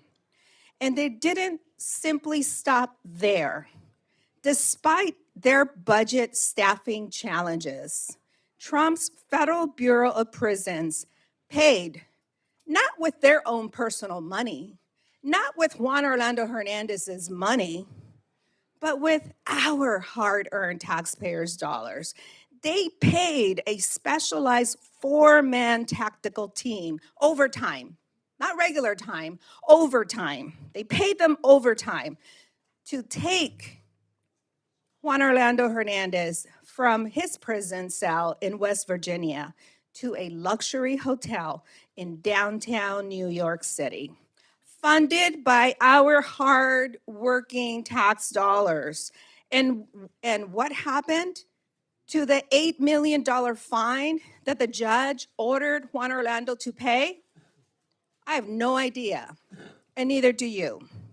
These actions can never be allowed to happen ever again.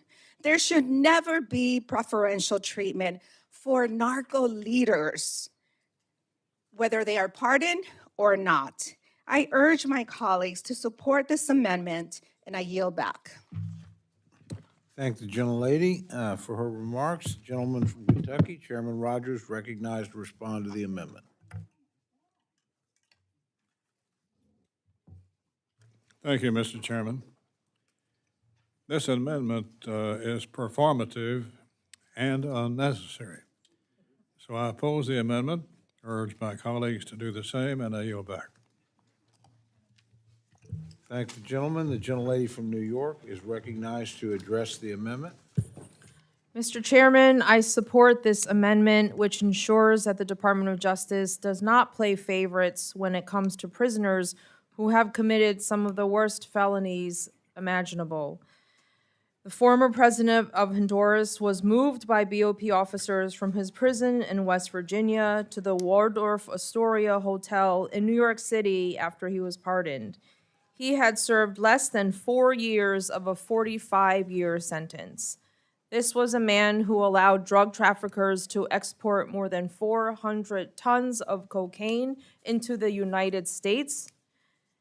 Yet he was pardoned and then driven over 350 miles at the expense of your constituents to a 5-star hotel on Park Avenue. We must put a stop to this egregious waste of taxpayer dollars. This is a great amendment. It is not performative. It is important. I encourage my colleagues to support this amendment. Thank the gentlelady. Are there others wishing to address the amendment? The gentleman from Maryland is recognized. I thank the gentlelady for her amendment.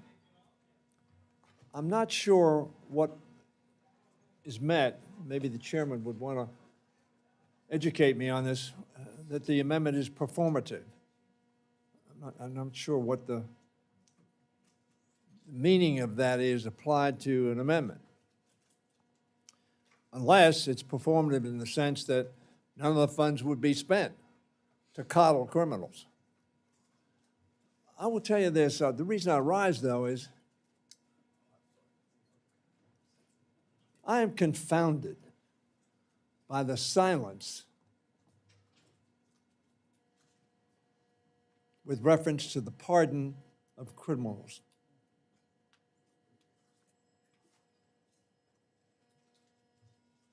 I don't understand why so many of us remain silent in the face of people who were responsible for the loss of life of policemen, and think that pardoning them is okay. Or coddling people who have committed crimes against teenagers are coddled. Mr. Chairman, I don't know why anybody would oppose this amendment. I think it speaks to a very important issue, and that is accountability. And here we have somebody who is a narco trafficker. I know the chairman of this subcommittee is very concerned, and I share his concern, and I share great admiration for all the work he has done to try to undercut drugs coming into this country and hurting and killing our children and our families.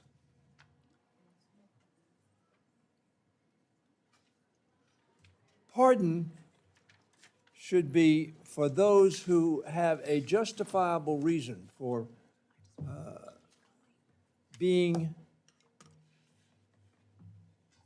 having lessened their penalty because they're sorry, they're wrong, they didn't mean it or whatever. I don't see a reason for this. And frankly, I don't see a reason for pardoning the perpetrators of crimes on January 6th. And that's why I rise, really. When 1,500 or 1,400 of them were pardoned, I saw no outcry from the party who claims to be the party of law enforcement, who claims to be the party of law and order, claims to be the party of strong reactions to crimes. And by the way, my presumption, unfortunately, is after the vote, I'm not going to understand that either. I yield back. Thank the gentleman. Are there others wishing to address the amendment? Seeing none, the gentlelady is recognized for 1 minute to close. Thank you, Chairman. I think that we can agree that the red carpet treatment that the Trump administration rolled out for Juan Orlando Hernandez should never be allowed to happen again. The only thing performative here today is that we failed to see the faces of our children, of our parents, of our neighbors, all of those American victims of overdose caused by this former president. He stole American lives. He stole American money. Today we have an opportunity to say no more. This is not your neighborhood drug dealer that sells a dime or a nickel of weed. This is a hardcore criminal. I urge you to vote in support of this amendment. Get our heads out of the sand and vote in support of this amendment, and I yield back. Thank the gentlelady. The question is now on the amendment offered by the gentlelady from California. All those in favor say aye. Aye. All those opposed say no. Opinion of the chair, the noes have it. Roll call has been requested. Sufficient demonstration of support. Clerk will call the roll. Mr. Adderholt. Mr. Aguilar. Mr. Aguilar, aye. Mr. Alford. Mr. Alford, no. Mr. Amedee. Mr. Amedee, no. Mrs. Bice. Mr. Bishop. Mr. Bishop, aye. Mr. Calvert. Mr. Calvert, no. Mr. Carter. Mr. Case. Mr. Case, aye. Mr. Siscomani. Mr. Siscomani, no. Mr. Klein. Mr. Cloud. Mr. Cloud, no. Mr. Clyburn. Mr. Clyburn, aye. Mr. Clyde. Mr. Clyde, no. Mr. Cole. No. Mr. Cole, no. Mr. Cuellar. Ms. Dean. Ms. Delauro. Aye. Ms. Delauro, aye. Mr. Diaz-Balart. Mr. Diaz-Balart, no. Mr. Edwards. Mr. Edwards, no. Mr. Elzey. Mr. Elzey, no. Ms. Escobar. Ms. Escobar, aye. Mr. Espaillat.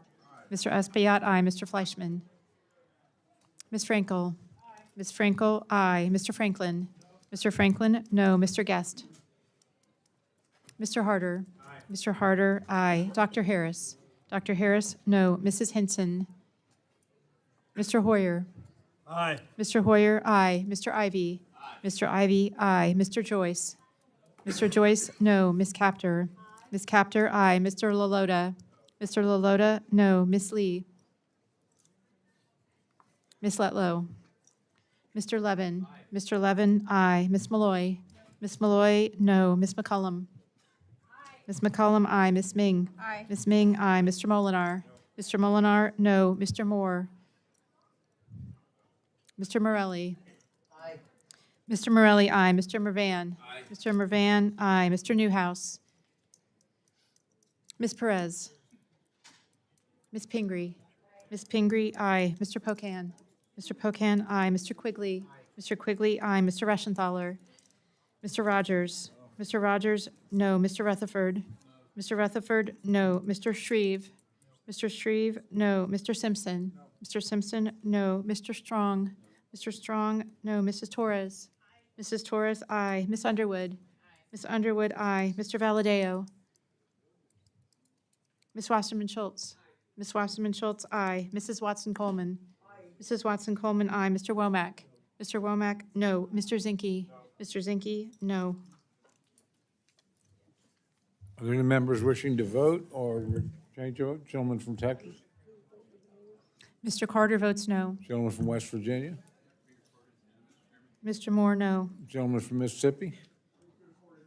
Mr. Guest, no. Gentleman from Alabama? Mr. Adderholt, no. Gentlelady from Nevada? Ms. Lee, aye. Gentleman from Virginia?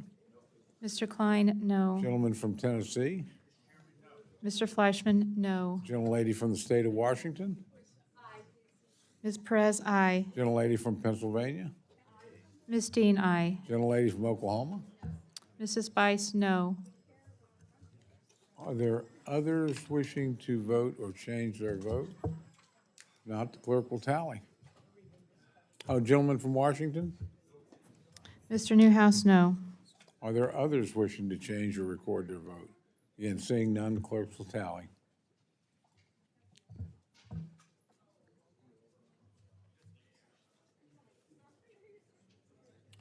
While we're waiting, it doesn't look like there's a stampede going to get to the floor right now. So we're going to try at least one more. If we have to suspend during, we will. But it's,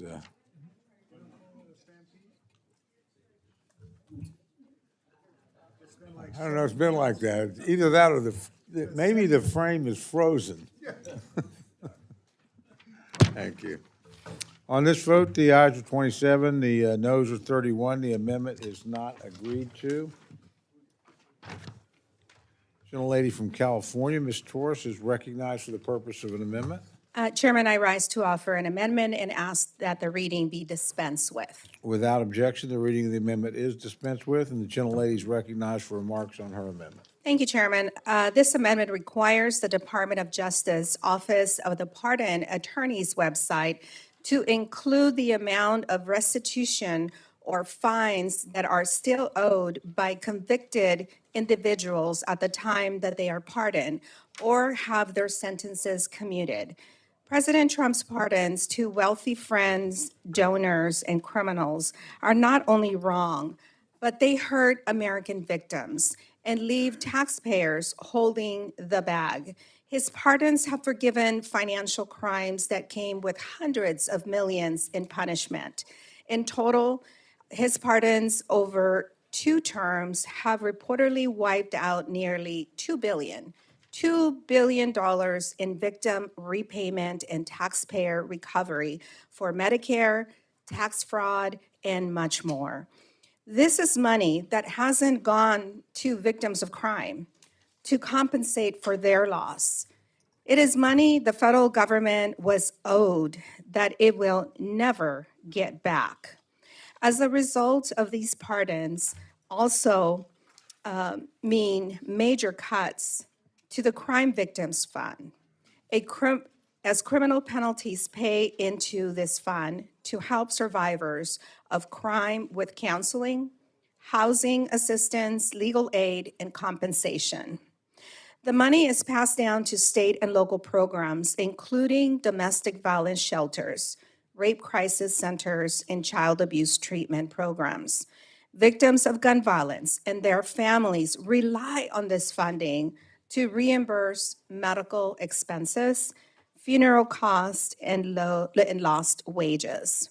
These pardons also give a signal to criminals and fraudsters that if you cozy up to the administration and the president, you will be free to victimize and steal money from hardworking American taxpayers.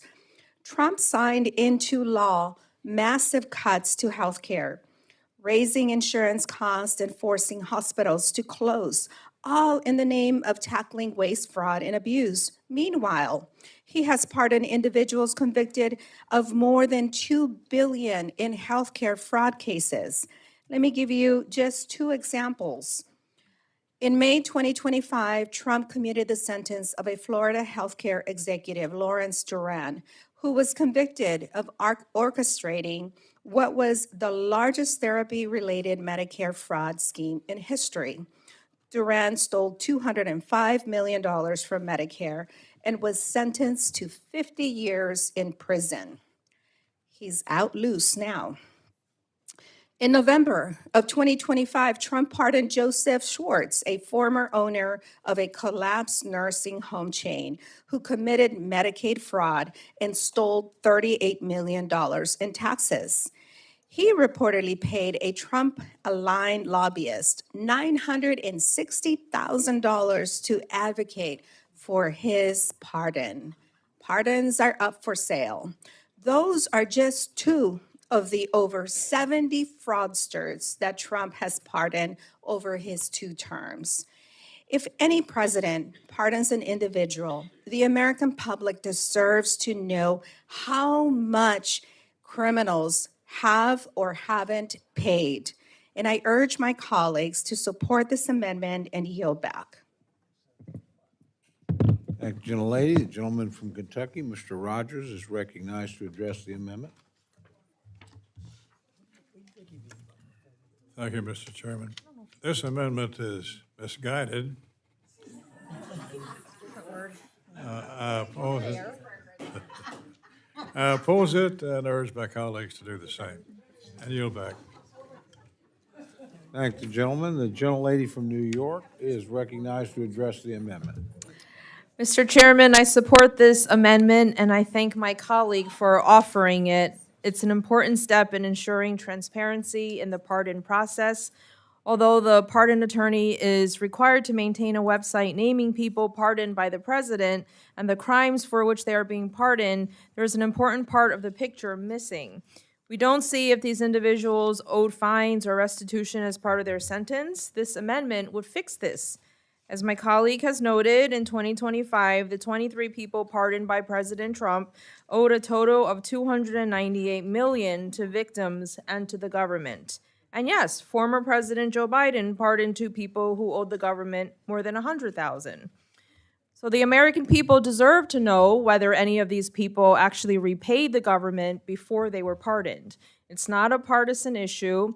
It is about transparency so that taxpayers have all of the information when powerful people who owe a massive debt to the government and or to their victims are granted a pardon.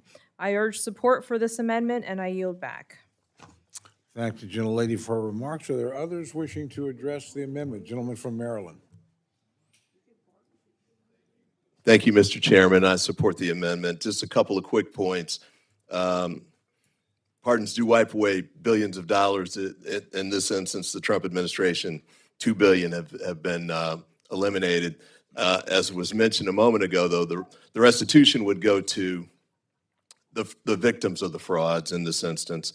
The fines would go to the American Treasury that is used for some of the things that we've just cut or are about to be cut in these bills that we'd like to finance, like supporting victims of crime. With respect to the argument that they can get the money in civil court, and Ms. Torres mentioned that Mr. Schwartz, who was pardoned, owed $39 million in fraud.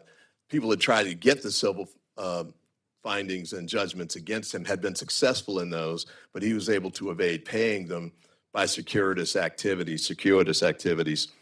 The beauty of criminal restitution is people can't duck that. And in order to have gotten out under normal circumstances, he would have had to pay the restitution in advance. Typically, the way this would go is the pardon office at the Department of Justice would have gone through these sorts of matters to make sure that, for example, restitution and fines had been paid. As you know, with the Trump administration, he skips that process entirely and issues the pardons. In some instances, the Department of Justice finds out about it in the media just like the rest of us do. But the bottom line is these people who were defrauded deserved the chance to get the money that was stolen from them. The way he's issued these pardons means they don't get it. The American people deserve to get the fines that these people were supposed to pay so we could use them for programs to protect and help survivors of crime. The way it's been done, they don't get it. At least let's make the information public so that they know the impact of what these pardons have done. I urge support of this amendment, and I yield back. Thank the gentleman for his remarks. Are there others wishing to address the amendment? Seeing none, the gentlelady is recognized for 1 minute to close.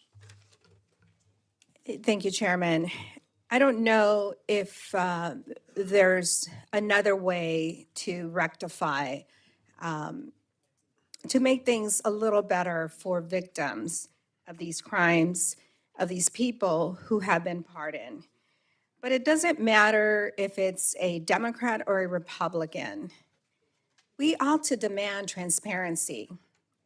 If we're going to allow for this behavior to continue and for these pardons to continue and for the hard work of our law enforcement officers to be erased with a signature, then at the very least, we should know what was the fine, how much has been paid, and how much do they owe to our government, to our victims.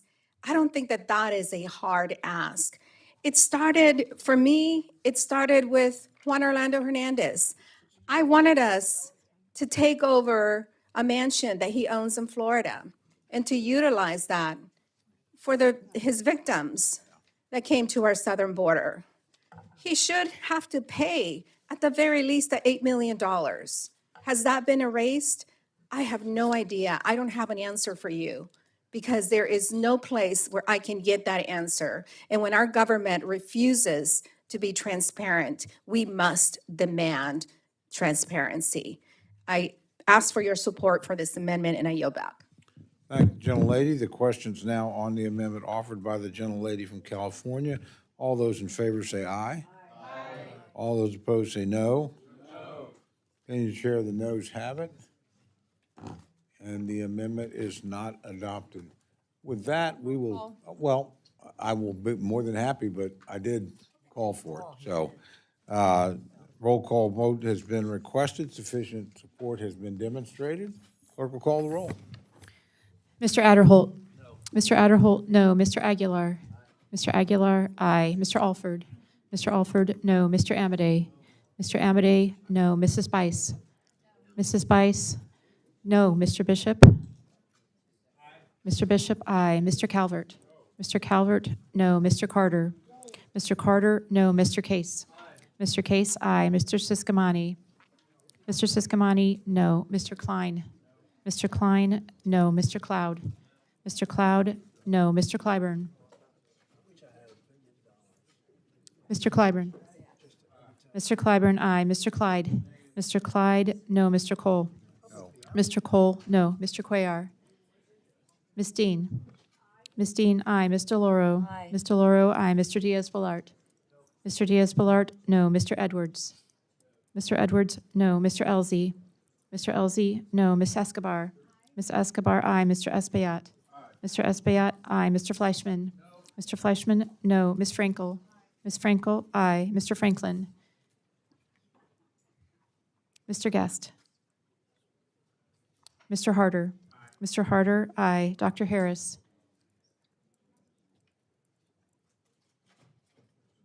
Dr. Harris? Dr. Harris, no. Mrs. Henson? Mr. Hoyer? Aye. Mr. Hoyer, aye. Mr. Ivy? Mr. Ivy, aye. Mr. Joyce?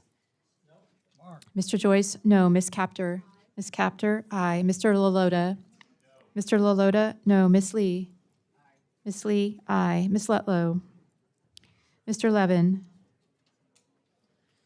Ms. Malloy?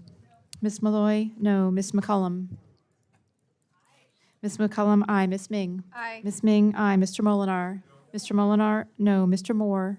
Mr. Moore, no. Mr. Morelli? Mr. Morelli, aye. Mr. Mervan? Mr. Mervan, aye. Mr. Newhouse? Mr. Newhouse, no. Ms. Perez? Ms. Perez, aye. Ms. Pingree? Ms. Pingree, aye. Mr. Pocan? Mr. Pocan, aye. Mr. Quigley? Mr. Quigley, aye. Mr. Reschenthaler? Mr. Rogers? Mr. Rogers, no. Mr. Rutherford? Mr. Rutherford, no. Mr. Shreve? Mr. Shreve, no. Mr. Simpson? Mr. Simpson, no. Mr. Strong? Mr. Strong, no. Mrs. Torres? Mrs. Torres, aye. Ms. Underwood? Ms. Underwood, aye. Mr. Valadeo? Mr. Valadeo, no. Ms. Wasserman Schultz? How many votes, Heather? Mrs. Watson Coleman? Mrs. Watson Coleman, aye. Mr. Womack? Mr. Womack, no. Mr. Zinke? Mr. Zinke, no. Are there any members wishing to record their vote or change their vote? Gentleman from Mississippi? Mr. Guest, no. Gentleman from California? Mr. Levin, aye. Gentlelady from Florida? Ms. Wasserman Schultz, aye. Mr. Are Franklin? there, gentleman from Florida? Mr. Franklin, no. Are there other members wishing to vote or change their vote? Seeing none, clerk will tally.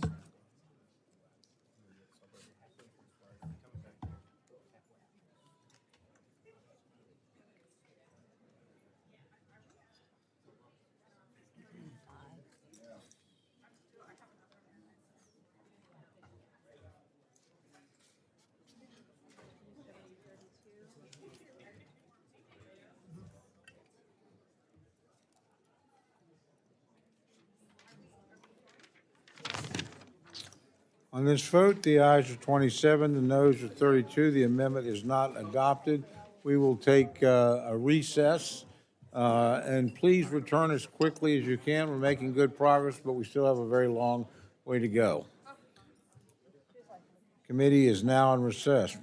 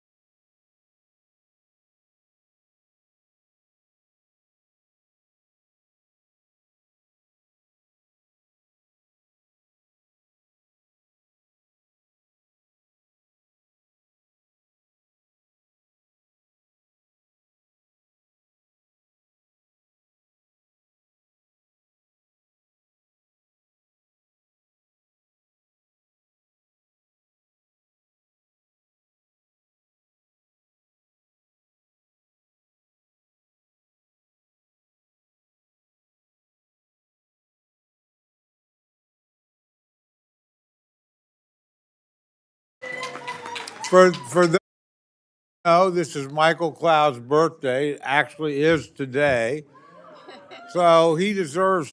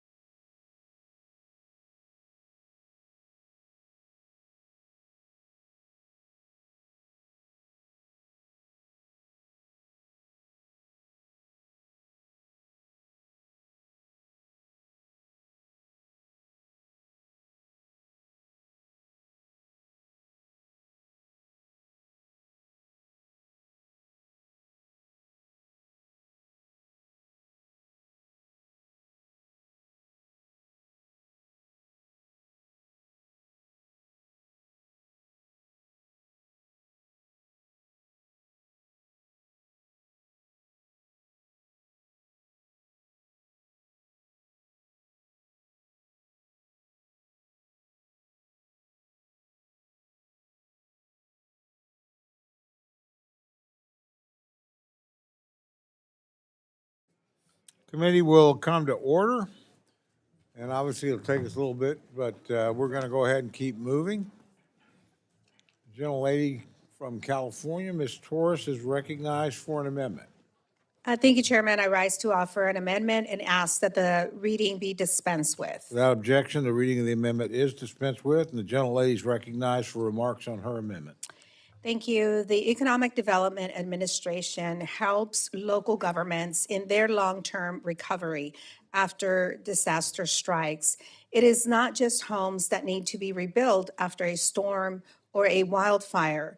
Businesses and local economies also need our assistance. My amendment would provide $4.3 billion in economic assistance through the EDA for states with major disaster declarations in 2025 and 2026, including my home state of California.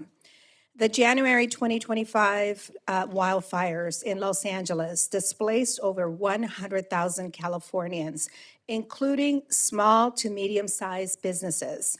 Independent estimates place total economic damage between 250 and 275 billion, far exceeding what insurance can cover. California's initial request was more than a year ago, and there have been 2 bipartisan letters signed by every member from the California delegation to leadership and the White House asking for help with recovery. Yet, we are still waiting. The administration has not brought up a single request for the over $34 billion that California needs, nor have they sent up a single supplemental request for the over 30 states, tribes, and territories with major disasters declared since January 2025. The only supplemental that I've been hearing about is for the president's war in Iran and funding for his ballroom. There shouldn't be a mention of any supplemental that does not include disaster aid for the Los Angeles wildfires and any other state that has suffered from a natural disaster. California is a generous donor state. We pay $275 billion more in federal taxes that it receives in federal funding. We never withhold our taxes to the federal government. And every program and agency in this government and in your communities that the federal government subsidizes is subsidized by California taxpayers. When Hurricane Harvey hit in 2017, I voted twice to fund disaster aid for Texas and other states that President Trump signed into law. Not a single Democrat voted against these measures. When Hurricane Helene and Milton hit in 2024, President Biden and Congress worked together to pass $100 billion in aid. And again, not a single Democrat voted against these measures. Natural disasters don't look at state boundaries or political parties. And when it comes to helping our fellow Americans, we shouldn't either. And while this amount is from California's request, the language in the amendment allows any community in any state that has had major disaster declaration in 2025 or 2026 use these funds. I urge my colleagues to support my amendment, and I yield back. Thank the gentlelady for her remarks. The gentleman from Kentucky, Mr. Rogers, is recognized to respond to the amendment. This amendment would increase the funding level of EDA by a staggering $4.3 billion. EDA is funded in this bill at around 323 million. Any increase, let alone one of this size, would violate the committee's allocation levels. And for that reason, I oppose this amendment, urge my colleagues to do the same, and I yield back. Thank the gentleman. The gentlelady from New York, Mr. Ming, is recognized to address the amendment. Mr. Chairman, I rise in support of this amendment. Congress last passed comprehensive disaster supplemental funding in '24. Since then, we have seen devastating disasters across the country, from wildfires in California to severe storms and tornadoes in Kentucky, West Virginia, and Washington, to winter storms in Tennessee and Montana. These communities are still waiting for Congress to do its job and help them. Disaster supplementals have long included funding for EDA disaster assistance. EDA disaster grants provide flexible funding to support longer-term economic recovery and resiliency efforts. Disasters are not partisan. This funding is needed by communities across the country. I urge my colleagues on both sides of the aisle to support this amendment, and I yield back. Thank the gentlelady for her remarks. Are there others wishing to address the amendment? Seeing none, the gentlelady's did somebody, okay, sorry. Seeing none, gentlelady is recognized for 1 minute to close. Thank you, Chairman. Families lost their homes, small business owners who worked their entire lives and put their entire savings into their stores lost everything.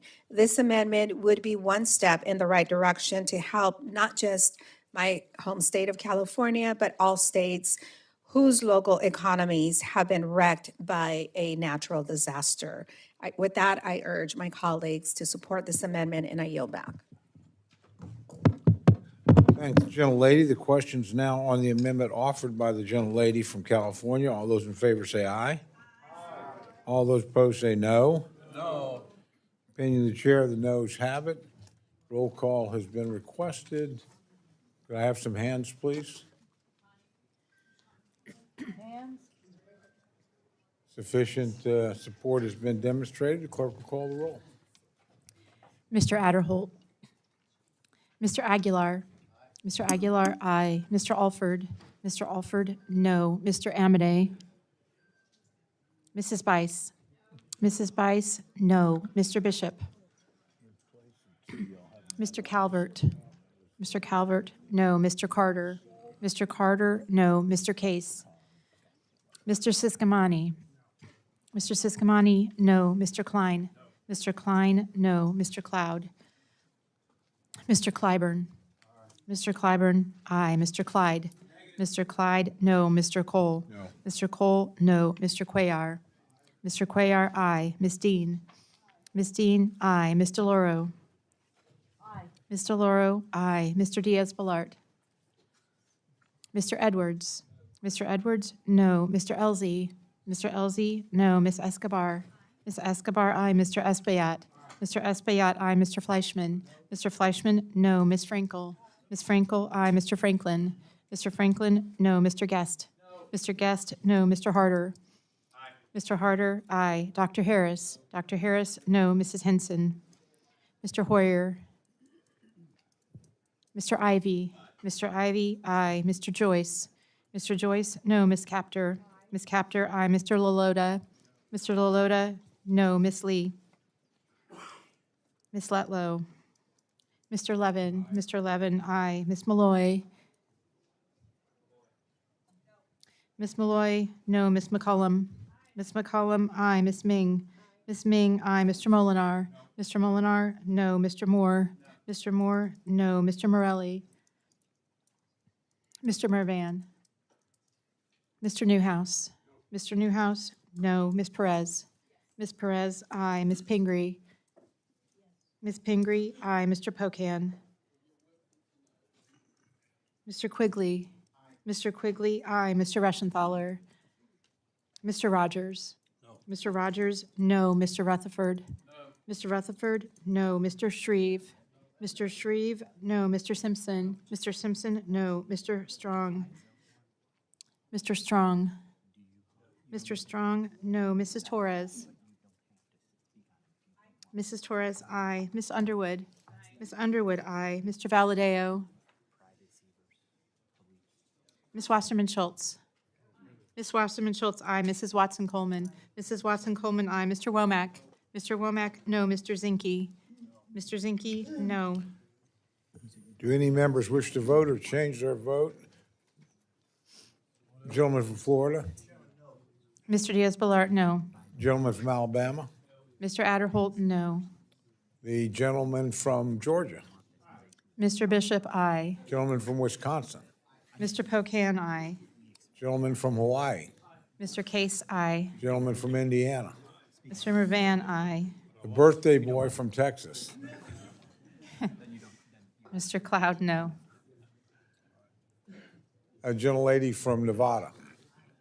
Ms. Lee, aye. Gentleman from Maryland. Mr. Hoyer, aye. Gentleman from Gentleman from California. Mr. Valadeo, no. Are there others wishing to vote or change their vote? Seeing none, the clerk will tally.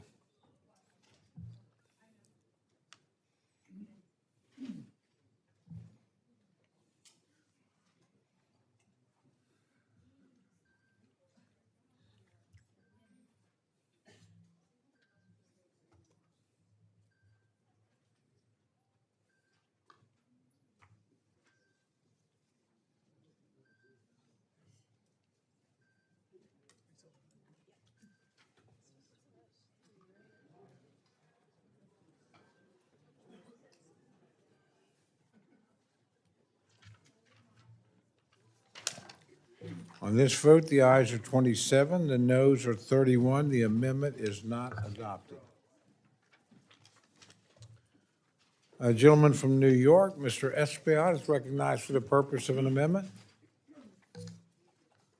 Chairman, I have an amendment in the desk and an ask to dispense its reading. Without objection, the reading of the amendment is dispensed with, and the gentleman is recognized for remarks on his amendment. Thank you, Mr. Chairman, Ranking Member. I am proud to offer this amendment, which strikes Section 543 from the legislation. As you know, Section 543 prohibits funds from being used to implement, administer, apply, or enforce the ATF's 2022 Ghost Guns rule. This 2022 rule was critical. It provided a definition to these unassembled firearms and framed a policy tracking and reporting structure.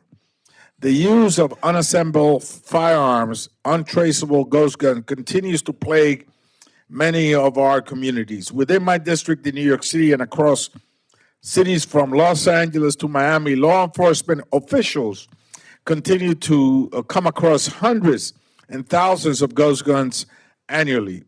Compared to regular firearm, ghost guns kits are very cheap and often cost only $100 to $200. They are also easy to get online. You know what that means? That means generally that kids and teens can find these kits. They can afford them. They're getting them, and they're killing each other and other folks with them. You go to a furniture store, you can assemble a dining set, but when you get one of these kits, you assemble a 9mm weapon that kills other people. I am proud to offer this amendment and encourage my colleagues to support it. Thank you, and I yield back. Thank the gentleman for his remarks. The gentleman from Kentucky, Mr. Rogers, is recognized to address the amendment. Thank you, Mr. Chairman. This amendment would undo serious efforts to protect and restore Second Amendment rights by instituting long overdue reforms to reverse Biden-era gun control. For that reason, I oppose this amendment, and I urge my colleagues to do the same, and I yield back. Thank the gentleman. Gentlelady from New York, Ms. Ming, is recognized to address the amendment. I rise in strong support of this amendment. Section 543 is an extreme policy rider that would make Americans less safe. It would prevent the ATF from regulating ghost guns, which are untraceable firearms that any member of the public can build from kits or separate pieces. Ghost guns have been used in school and mass shootings, acts of domestic violence, domestic terrorism, and police shootouts. This policy rider would endanger law enforcement. It would allow anyone to purchase all the pieces needed to easily assemble a gun. And because these guns can't be traced, they make it harder for police to solve crimes and catch criminals. I hope my colleagues on both sides of the aisle will join me to make this common sense change to protect our communities and strengthen our law enforcement. Thank you, and I yield back.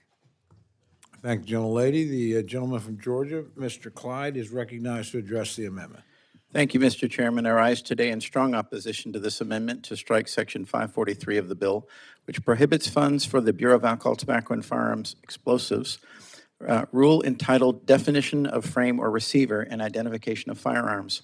I commend Chairman Rogers and Chairman Cole for including Section 543 to protect law-abiding gun owners from ATF's unlawful overreach and to defend the right of everyday Americans to manufacture their own privately made firearms, a right long recognized under the Second Amendment, which goes back over 250 years, literally to the very founding of our country. During the previous administration's gun-grabbing regulatory campaign, the ATF issued the frame or receiver rule, fundamentally redefining what constitutes a firearm and a frame or receiver under the Gun Control Act of 1968. Most troublingly, the rule's expanded definition of a firearm can now encompass unfinished parts that law-abiding Americans have traditionally used to manufacture, not assemble, but manufacture their own privately made firearms. Furthermore, ATF unilaterally broadened the definition of a frame or receiver to include almost any part that could become one, a firearm, a sweeping and unprecedented expansion that far exceeds the plain text of the statute. If you can redefine a definition, then you can do almost anything. ATF exceeded its lawful authority in promulgating this rule, unilaterally rewriting statutory definitions without additional congressional authorization. Moreover, this rule's practical effect would be to lay the groundwork for a de facto national gun registry, something the ATF is expressly prohibited from facilitating, both in the bill before us and under existing law, specifically the Firearm Owners Protection Act of 1986. My colleagues across the aisle frequently invoke our Article I authority and the importance of congressional oversight over the executive branch. Section 543 in the bill presents a clear and concrete opportunity to do exactly that, using the power of the purse to reject a regulation promulgated without clear statutory authority from Congress. Blocking this provision would be an abdication of that very oversight responsibility. I urge my colleagues to oppose this misguided amendment and stand up for our constitutional rights and that of their constituents. Vote no, and I yield back. Thank the gentleman for his remarks. Gentlelady from Florida, Ms. Frankel, is recognized to address the amendment. Thank you. Thank you, Mr. Chair. And I rise in strong support of this amendment, which is one of several amendments the Democrats have offered today to reduce gun violence. And let me just start by saying, what about the constitutional right for our children to stay alive? Gun is now the leading cause of death for children and teenagers in the United States. These are missed birthdays, they're missed graduations, futures are stolen, and families are shattered forever. Behind every headline is a parent who still sets the dinner table for somebody who will not ever come home again. And this is pain that's not limited to one city or one state. It's happening all across our country in schools and movie theaters, parking lots, neighborhoods, homes. And we know their names. Nicole Hockley lost her little boy, Dylan, murdered in his elementary school at Sandy Hook in Connecticut. Fred Guttenberg lost his daughter, Jamie, in the horrific high school shooting in Parkland, Florida. Melissa Wiley lost her daughter, Jennifer, in a mass shooting at school by her daughter's ex-boyfriend. And Sandy Phillips lost her daughter, Jessica, in the mass shooting at a movie theater in Aurora, Colorado. And our own colleague, Lucy McBath, lost her son, Jordan, who was shot and killed over loud music playing in a car.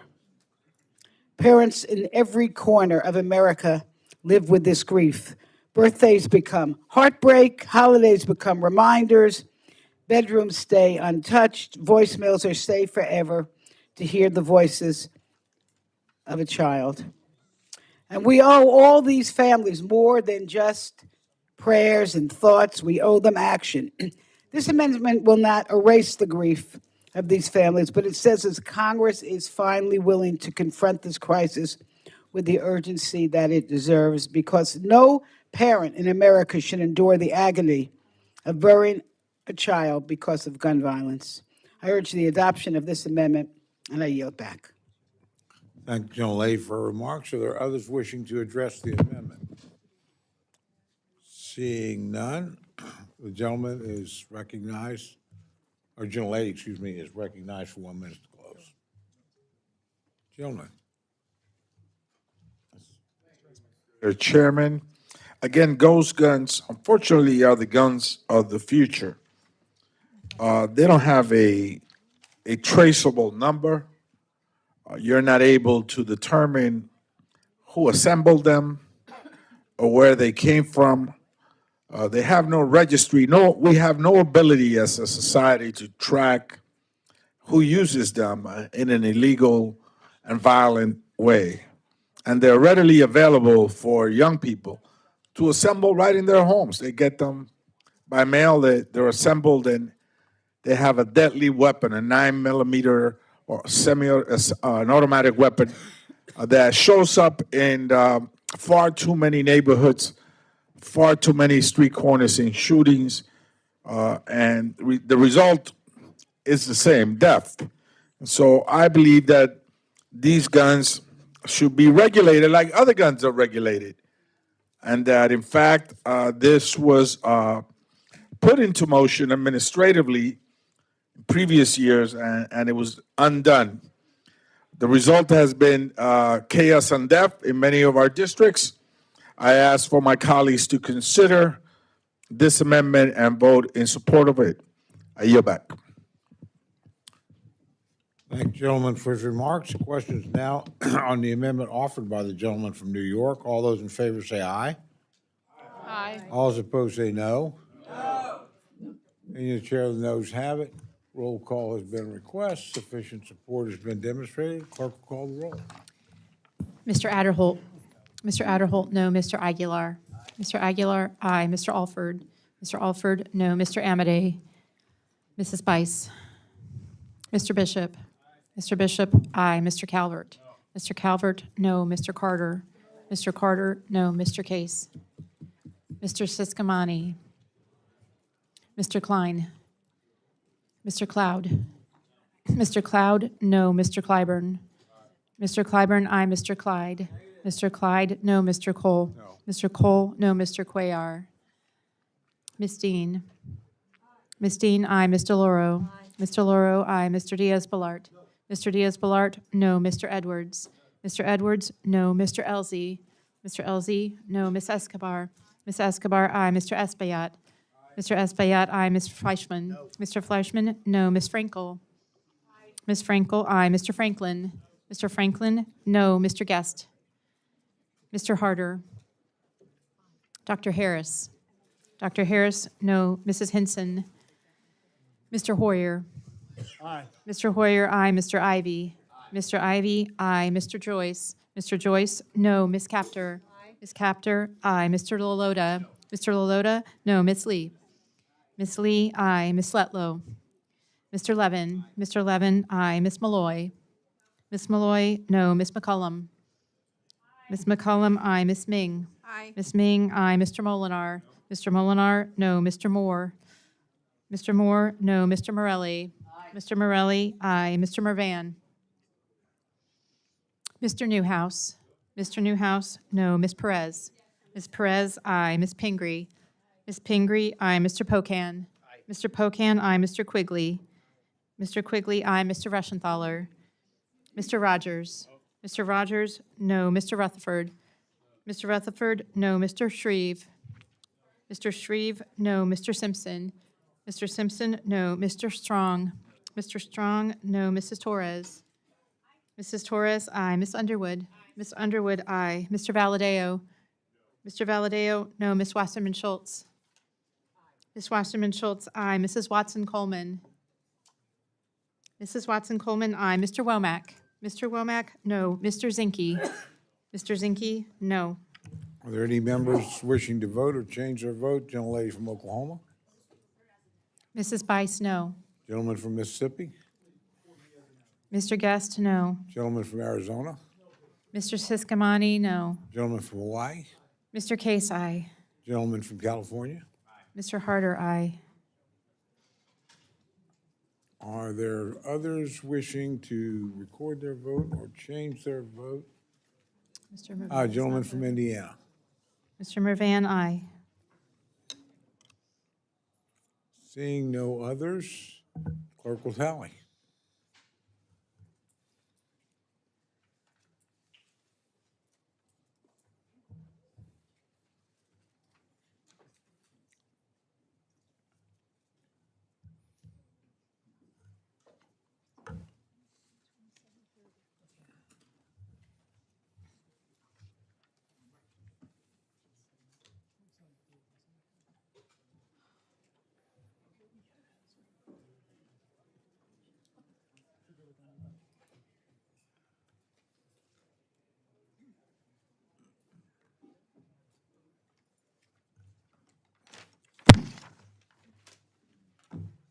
On this vote, the ayes are 27, the noes are 30. The amendment is not adopted. Gentleman from New York, Mr. Espaillat, recognized for the purpose of an amendment. Chairman, I have an amendment at the desk and ask to dispense its reading. Without objection, the reading of the amendment is dispensed with, and the gentleman is recognized for remarks on his amendment. Thank you, Mr. Chairman, Ranking Member. I'm proud to offer this amendment, which I intend to withdraw. I will open by thanking you, Ranking Member Meng, and our colleagues on the committee for working together to deliver support for NASA's Goddard Institute for Space Studies at large, including those based in New York. The GISS team in New York has been working on fragmenting settings across the 5 boroughs. Oftentimes, it is in dilapidated spaces donated by local institutions. This dynamic further strains the GISS team's ability to conduct their critical climate change research, which includes deeply important research on weather patterns. This also makes little sense as their longtime facility at Armstrong Hall is under lease until 2031, and it's not being used. I look forward to working with you, Mr. Chairman, and with my fellow New York Ranking Member Grace Mann to ensure that the GISS team in New York City are allowed to return to their Armstrong Hall facility. Thank you, Mr. Chairman, and I withdraw my amendment and I yield back. Thank the gentleman for withdrawing. A gentleman from New York, Mr. Espaillat, recognized for purposes of an amendment. Thank you, Mr. Chairman. Again, thank you, Ranking Member. I have an amendment at the desk and ask to dispense its reading. Without objection, the reading of the amendment is dispensed with, and the gentleman is recognized for remarks on his amendment. Mr. Chairman, I'm proud to offer this amendment, which would prohibit the law enforcement agencies from using funds to purchase our personal data from shady data brokers. This legislative text stems from the Fourth Amendment is Not for Sales Act. I would like to address the data broker loophole. I will commend Congresswoman Loughran from the great state of California for leading that legislation to passage in the House in 2023 when it received overwhelming bipartisan support. I also want to thank her and Senator Wyden for assisting with this amendment. Simply put, our law enforcement officials should not be buying our personal information. Yet FBI Director Patel proudly testified in front of the U.S. Senate in March that the Bureau continues to purchase this data.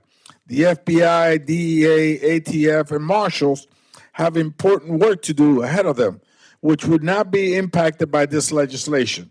They will retain their ability to obtain personal data information via other lawful means, including pursuant to warrants, subpoenas, or court orders, as described in the last section of my amendment. I strongly encourage my colleagues to support this amendment, which provides all of us the basic protection against Big Brother purchases of our private data. Thank you so much, Mr. Chairman, and I yield back. I thank the gentleman for his remarks. The gentleman from Kentucky, Mr. Rogers, is recognized to address the amendment. Thank you, Mr. Chairman. This is an important issue as the digital age presents novel questions surrounding privacy and the Fourth Amendment. In fact, as the FISA reauthorization continues to be worked for a long-term solution, this issue is currently being debated in other settings, and we need to let the authorizers do their job. For these reasons, I oppose the amendment and urge my colleagues to do the same, and I yield back. Thank the gentleman. Gentlelady from New York is recognized to address the amendment. Ms. Ming. Thank you, Mr. Chairman. I rise in support of this amendment. NPR reported earlier this year about a whole industry of data brokers who buy up vast quantities of electronic information from cell phone apps and web browsers and sell it to advertisers. They then use this data to target ads shown to consumers. The same industry also sells that data, including bulk cell phone location data, to police departments and federal agencies in ways that can reveal personal information and intimate details about individuals, all without a warrant. This amendment would put an end to this practice and require federal agencies to obtain a warrant before acquiring such information. This is a common sense, pro-Constitution, pro-privacy amendment, and I urge its adoption. Thank you, and I yield back. Thank you, gentlelady, for remarks. Are there others wishing to address the amendment? Gentleman from Texas is recognized. Hello. Thank you, Chairman. I support this amendment, and I think it's important that we do as well. You know, even as we in Congress are discussing FISA, we've seen the bad abuses in our intelligence agencies over the past several years. We should be working to clean that up. Never did Congress authorize the purchase of data, and it is important that we not give intelligence agencies a workaround from warrants and protections, even as we're debating whether or not what kind of protection should be on FISA. At least there is a process. This goes outside of a process to collect data. Now, some would say, well, shouldn't law enforcement agencies have the same, you know, purchase capabilities as an insurance company? Well, an insurance company can't put you in jail.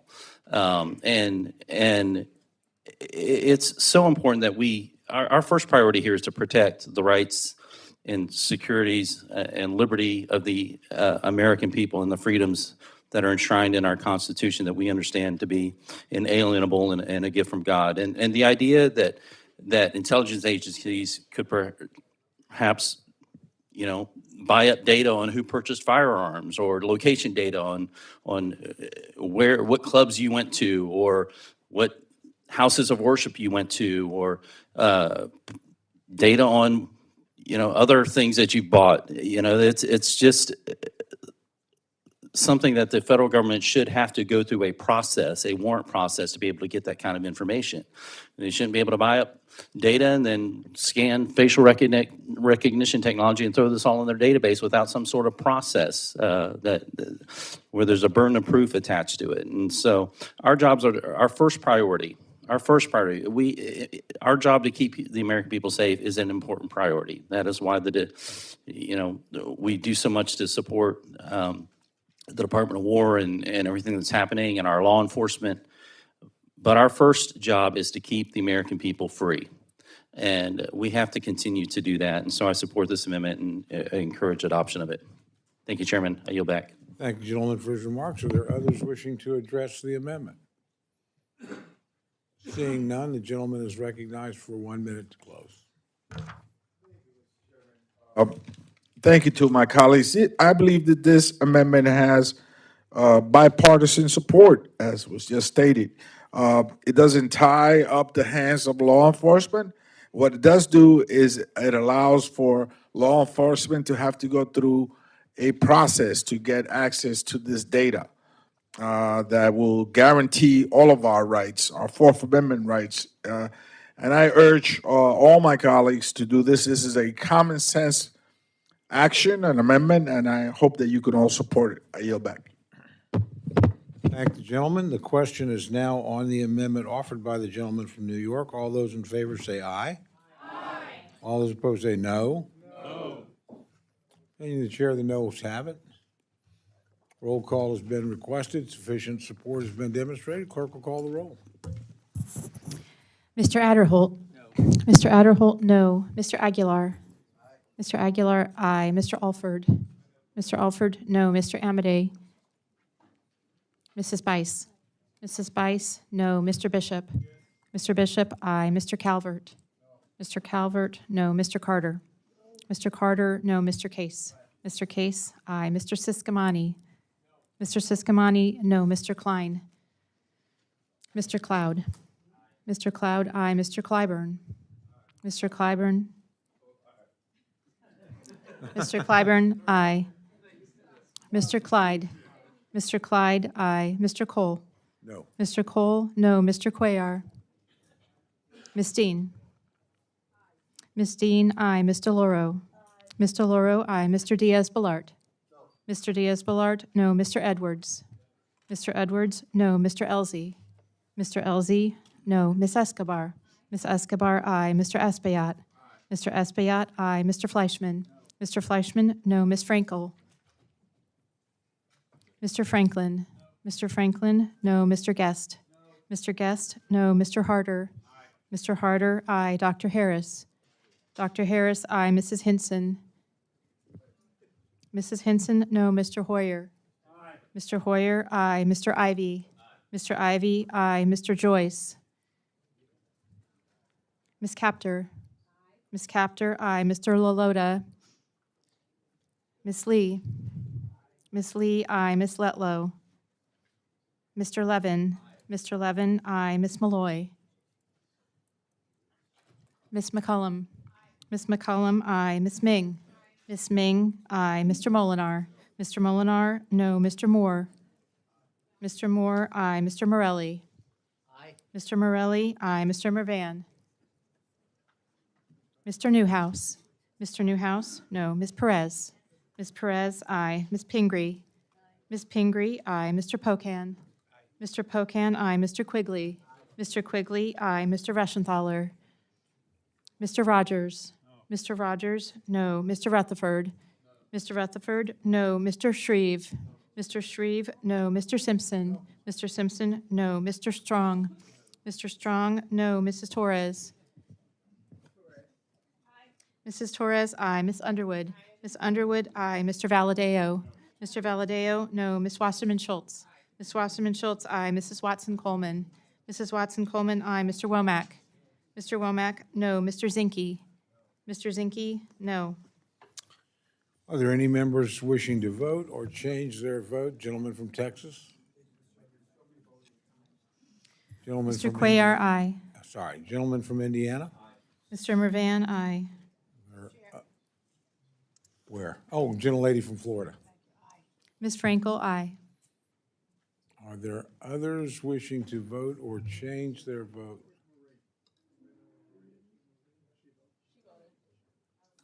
Not, the clerk will tally.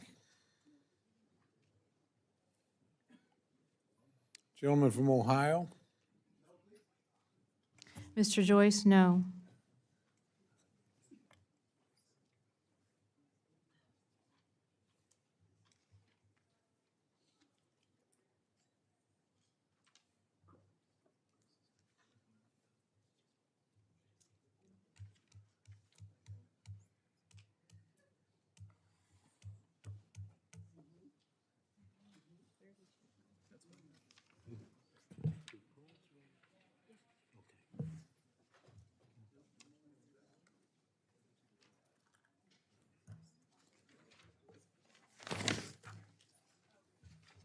On this vote, the ayes are 32, the noes are 25. The amendment is adopted. Gentlelady from Illinois, Ms. Underwood, is recognized for the purpose of an amendment. Thank you, Mr. Chairman. I have an amendment at the desk, and I ask that the reading be dispensed with. Without objection, the reading of the amendment is dispensed with, and the gentlelady is recognized for remarks on the amendment. Thank you, Mr. Chairman. I rise today to offer an amendment to protect the Equal Employment Opportunity Commission's ability to protect the civil rights of American workers. Every year since 1966, the EEOC has collected basic demographic data from employers. The agency depends on that data to investigate workplace discrimination. This information has been critical to the federal government's ability to enforce civil rights laws for the past 60 years. And yet, the EEOC has still not announced the opening of the 2026 data collection cycle. In fact, its contract for data collection expired in September of 2025, so the agency is far behind schedule to complete this important work. Unfortunately, I don't think that that's an accident. After all, Project 2025 dictates that ending this demographic data collection should be a priority for the Trump administration. It's a key step in their plan to keep chipping away at our civil rights until there are none left. I'll be honest, I never thought it would happen this fast. I'm still reeling from the Supreme Court's decision to rip apart the Voting Rights Act and drag us back to Jim Crow. Not all of the attacks to our civil rights are as dramatic or as obvious as what's happened over these last 2 weeks. Sometimes it's death by 1,000 cuts. Title VII of the Civil Rights Act of 1964 requires employers to keep records relevant to the determinations of unlawful employment practices. That's exactly what this demographic information is. My amendment would ensure that the EEOC fulfills its civil rights mission and collects the data it needs to enforce the law and to protect American workers. EEOC Chair Lucas has made alarming comments about her plans to dismantle worker protections under Title VII. Not to mention that she said she intends to remove protections for workers undergoing fertility treatments under my Pregnant Workers Fairness Act. So it is clear that we cannot leave it up to her to decide whether American workers are protected. Congress needs to make it clear what's required, and that's what this amendment does. In the debate for the last amendment, our colleague, Mr. Cloud, just said, quote, "Our first priority is to protect rights and freedoms of the American people." That's what this amendment does. And so I urge my colleagues to vote yes on this amendment for the sake of protecting American workers and ending this administration's assault on civil rights. I yield back. Thank the gentlelady for her comments. The gentleman from Kentucky, Mr. Rogers, is recognized to respond to the amendment. Thank you, Mr. Chairman. This amendment would reinstate the ill-advised diversity provisions advocated for during the last administration. The Trump administration is working hard to eliminate DEI policies, and I'm proud the 27 House bill is in lockstep with that priority. I oppose this amendment, and I urge my colleagues to do the same. I yield back. Thank the gentleman. Gentlelady from New York, Ms. Ming, is recognized to respond to the amendment. Mr. Chairman, I strongly support this amendment. The EEOC's longstanding data collection requirements are not a burden on businesses. They are a highly effective tool for the government to monitor employment practices and identify patterns of discrimination and potential violations of the law. I thank my colleague for this amendment, and I support its adoption. Thank you, and I yield back. Thank the gentlelady. Are there others wishing to address the amendment? Seeing none, the gentlelady is recognized for 1 minute to close. Mr. Chairman, I certainly appreciate the opportunity to bring this amendment before the committee today. And I understand Mr. Rogers' comments about the philosophical and ideological differences that we might hold, the different values that we share around diversity, equity, and inclusion. However, we're talking about federal law. And under federal law, as established under the Civil Rights Act of '64, this data collection is required.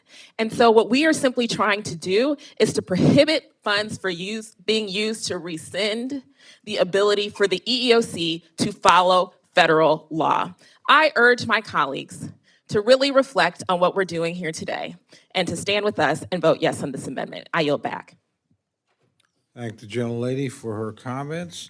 Questions now on the amendment offered by the gentlelady from Illinois. All those in favor say aye. Aye. All those opposed say no. No.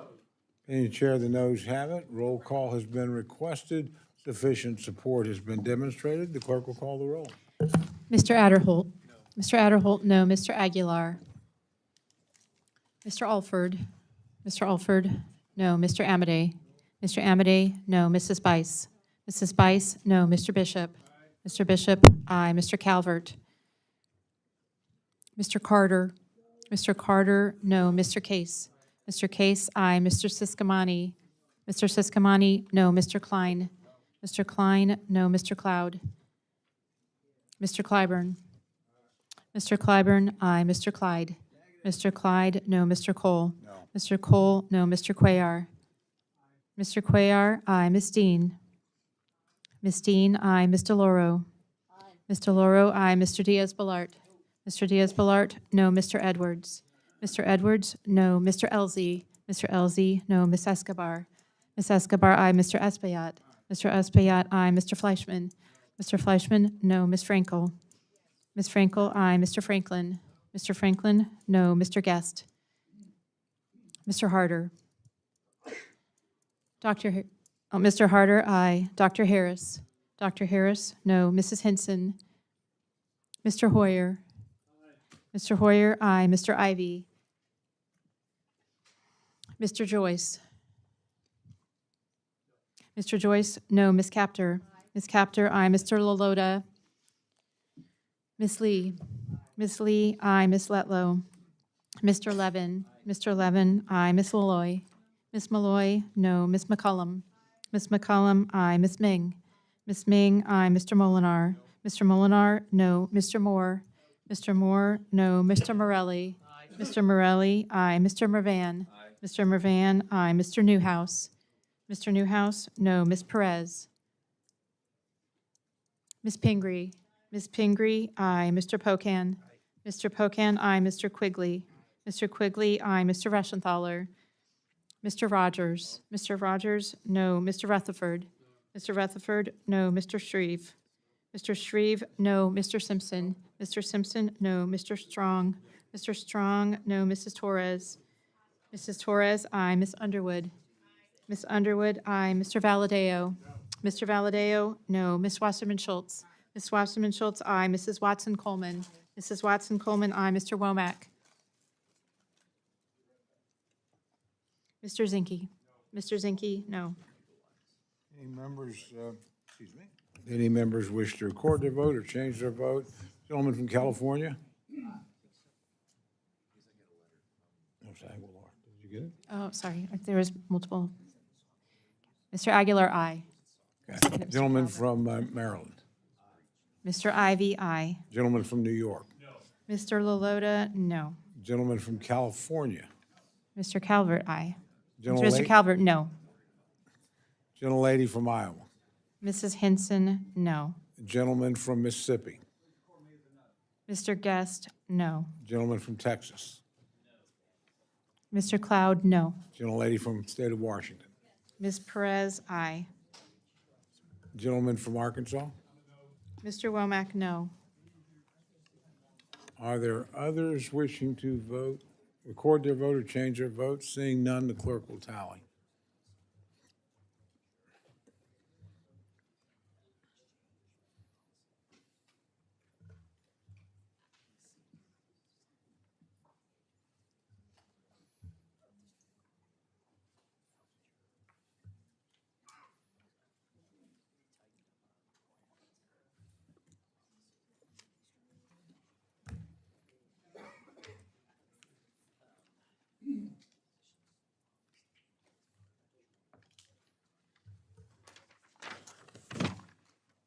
On this vote, the ayes are 28, the noes are 33. The amendment is not adopted.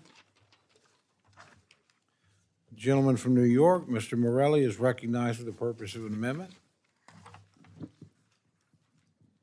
Thank you, Mr. Chairman. I have an amendment at the desk and move to dispense with its reading.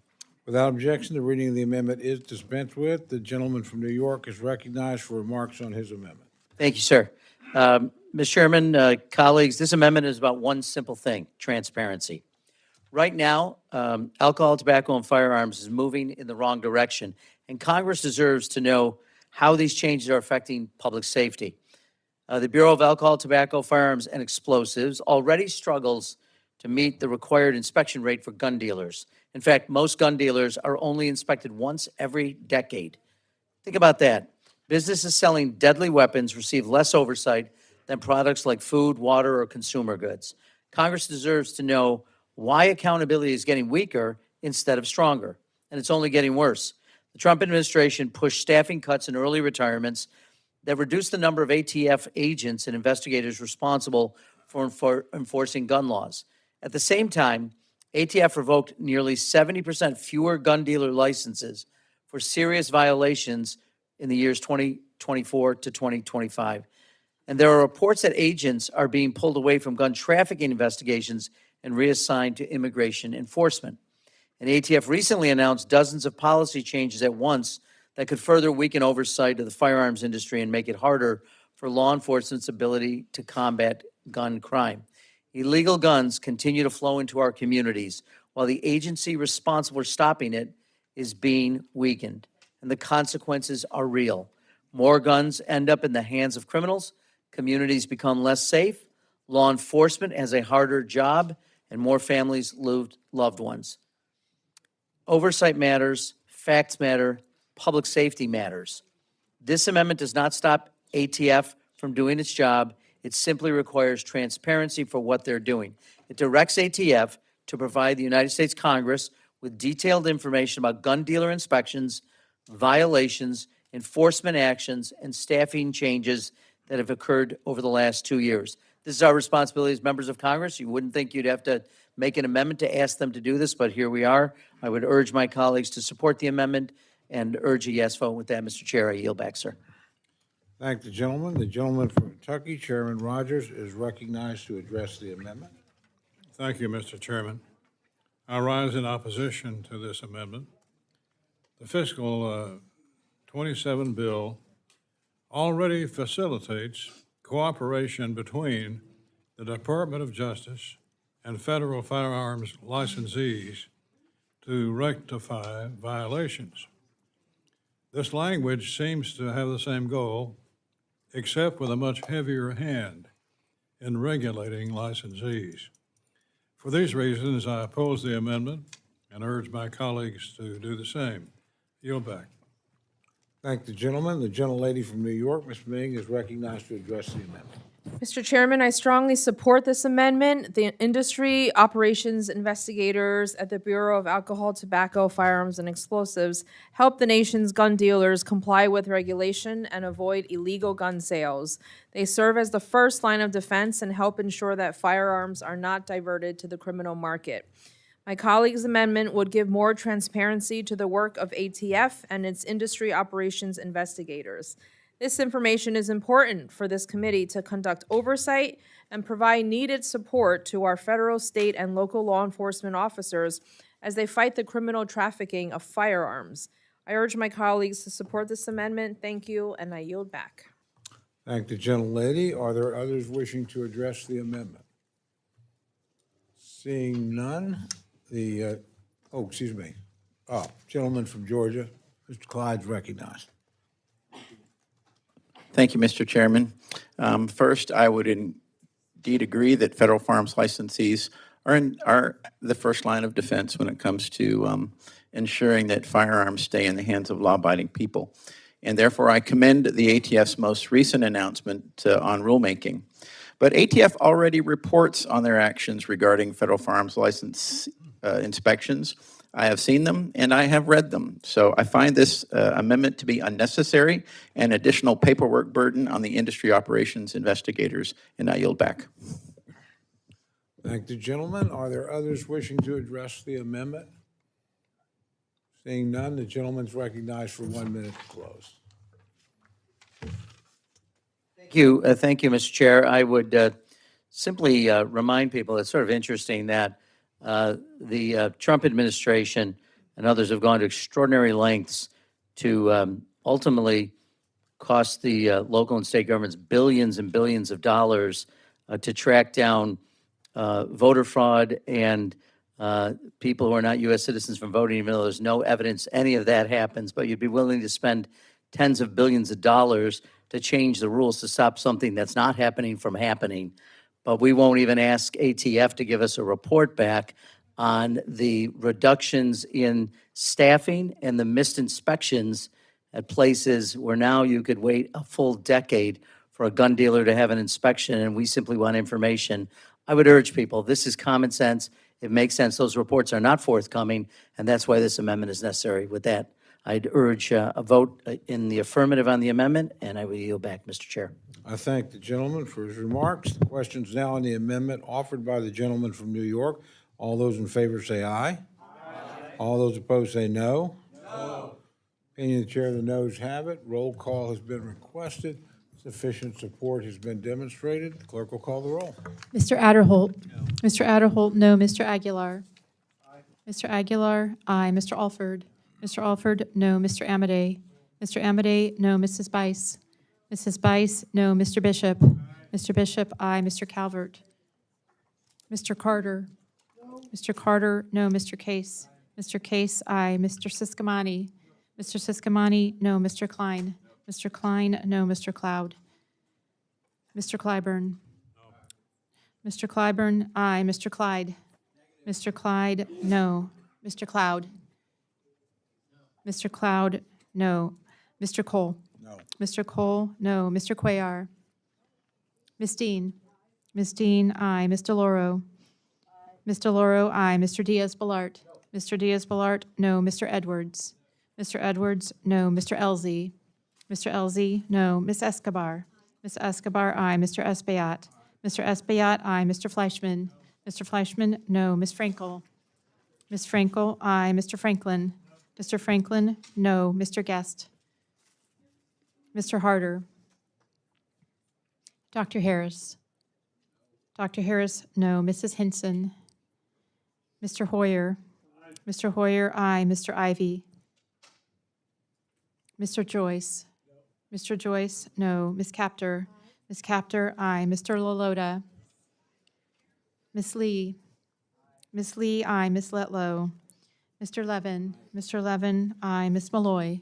Ms. Malloy, no. Ms. McCullum? Ms. McCullum, aye. Ms. Ming? Ms. Ming, aye. Mr. Molinar? Mr. Molinar, no. Mr. Moore? Mr. Morelli? Mr. Morelli, aye. Mr. Mervan? Mr. Mervan, aye. Mr. Newhouse? Mr. Newhouse, no. Ms. Perez? Ms. Perez, aye. Ms. Pingree? Ms. Pingree, aye. Mr. Pocan? Mr. Pocan, aye. Mr. Quigley? Mr. Quigley, aye. Mr. Reschenthaler? Mr. Rogers? Mr. Rogers, no. Mr. Rutherford? Mr. Rutherford, no. Mr. Shreve? Mr. Shreve, no. Mr. Simpson? Mr. Simpson, no. Mr. Strong? Mr. Strong, no. Mrs. Torres? Mrs. Torres, aye. Ms. Underwood? Ms. Underwood, aye. Mr. Valadeo? Mr. Valadeo, no. Ms. Wasserman Schultz? Ms. Wasserman Schultz, aye. Mrs. Watson Coleman? Mrs. Watson Coleman, aye. Mr. Womack? Mr. Womack, no. Mr. Zinke? Mr. Zinke, no. Are there any members wishing to vote or change their vote? Gentleman from California? Mr. Calvert, no. Gentleman from New York? Mr. Lalota, no. Gentleman from West Virginia? Mr. Moore, no. Gentleman from California? Mr. Harder, aye. Are there others wishing to cast their vote or change their vote? Seeing none, the clerk will tally. Oh, two late arrivals. A gentleman from Mississippi, Mr. Guest, no. gentlelady from Iowa. Mrs. Henson, no. Oh, gentleman from Maryland. Mr. Ivy, aye. Are there others wishing to cast or change their vote? Yeah, the clerks will tally.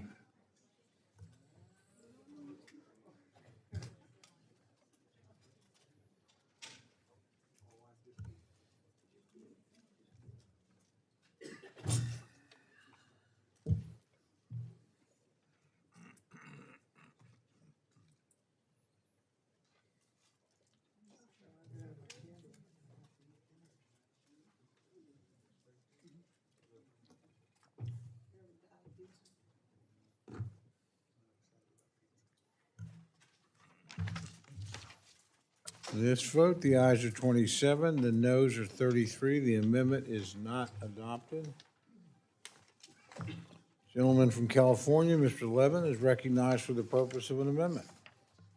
Chairman, I have an amendment at the desk, and I ask for unanimous consent that the reading of this amendment be dispensed with. Without objection, the reading of the amendment is dispensed with, and the gentleman is recognized for remarks on his amendment.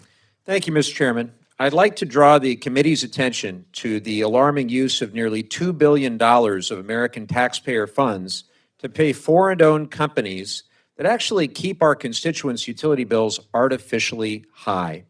Across the country right now, as families open their electric bills month after month, they're increasingly facing impossible decisions to pay to keep the lights on or to put food on the table. Electricity bills have risen 34% over the past 5 years, including more than 6% in the past year alone, significantly outpacing inflation. Today, nearly 80 million Americans are struggling to pay their utility bills month after month. As electricity demand from data centers and manufacturing rises faster than new power supply can be built, we're increasingly at risk of dual crises of energy affordability and grid reliability. A decline in grid reliability threatens national security, public health, economic competitiveness, and during heat waves and cold snaps, human lives. Right now, we need all the energy we can get on the grid. And yet, the administration has decided that instead of deploying more energy, we should provide foreign companies with billions of taxpayer dollars without any sort of consideration from this committee to stop developing projects that would have helped bolster grid reliability and bring down costs. That's right. The administration has circumvented the appropriations process to pay nearly $2 billion out of the Department of Justice Judgment Fund. That's why we're talking about this in CJS and not in Interior, because it's out of the DOJ Judgment Fund to entice companies to walk away from offshore wind projects in New York, New Jersey, North Carolina, California, and more deals like this could be coming. The projects in New York and New Jersey would have powered more than 2 million homes. The one in North Carolina would have powered 300,000 homes. And the project in California would have powered 1.1 million homes. These cancellations are a massive loss at a moment of unprecedented energy demand growth and will make our grid less reliable. But don't just take my word for it. The grid operators themselves in the Northeast, New York, and Mid-Atlantic have all said that offshore wind helps them solve the reliability challenges they are facing now. I want to be clear that these cancellations will also hit many of our constituents right in their pocketbook. Since offshore wind has a low operating cost, the wind blows for free after all, it can bid into the electricity market at the low end of the cost curve. So when you have offshore wind on the grid, it pushes out the higher cost resources and lowers the system-wide price of electricity. The result of deploying more offshore wind is lower costs for our constituents. The offshore wind projects that have been canceled won't just hurt those of us from coastal states like New York, North Carolina, New Jersey, and California.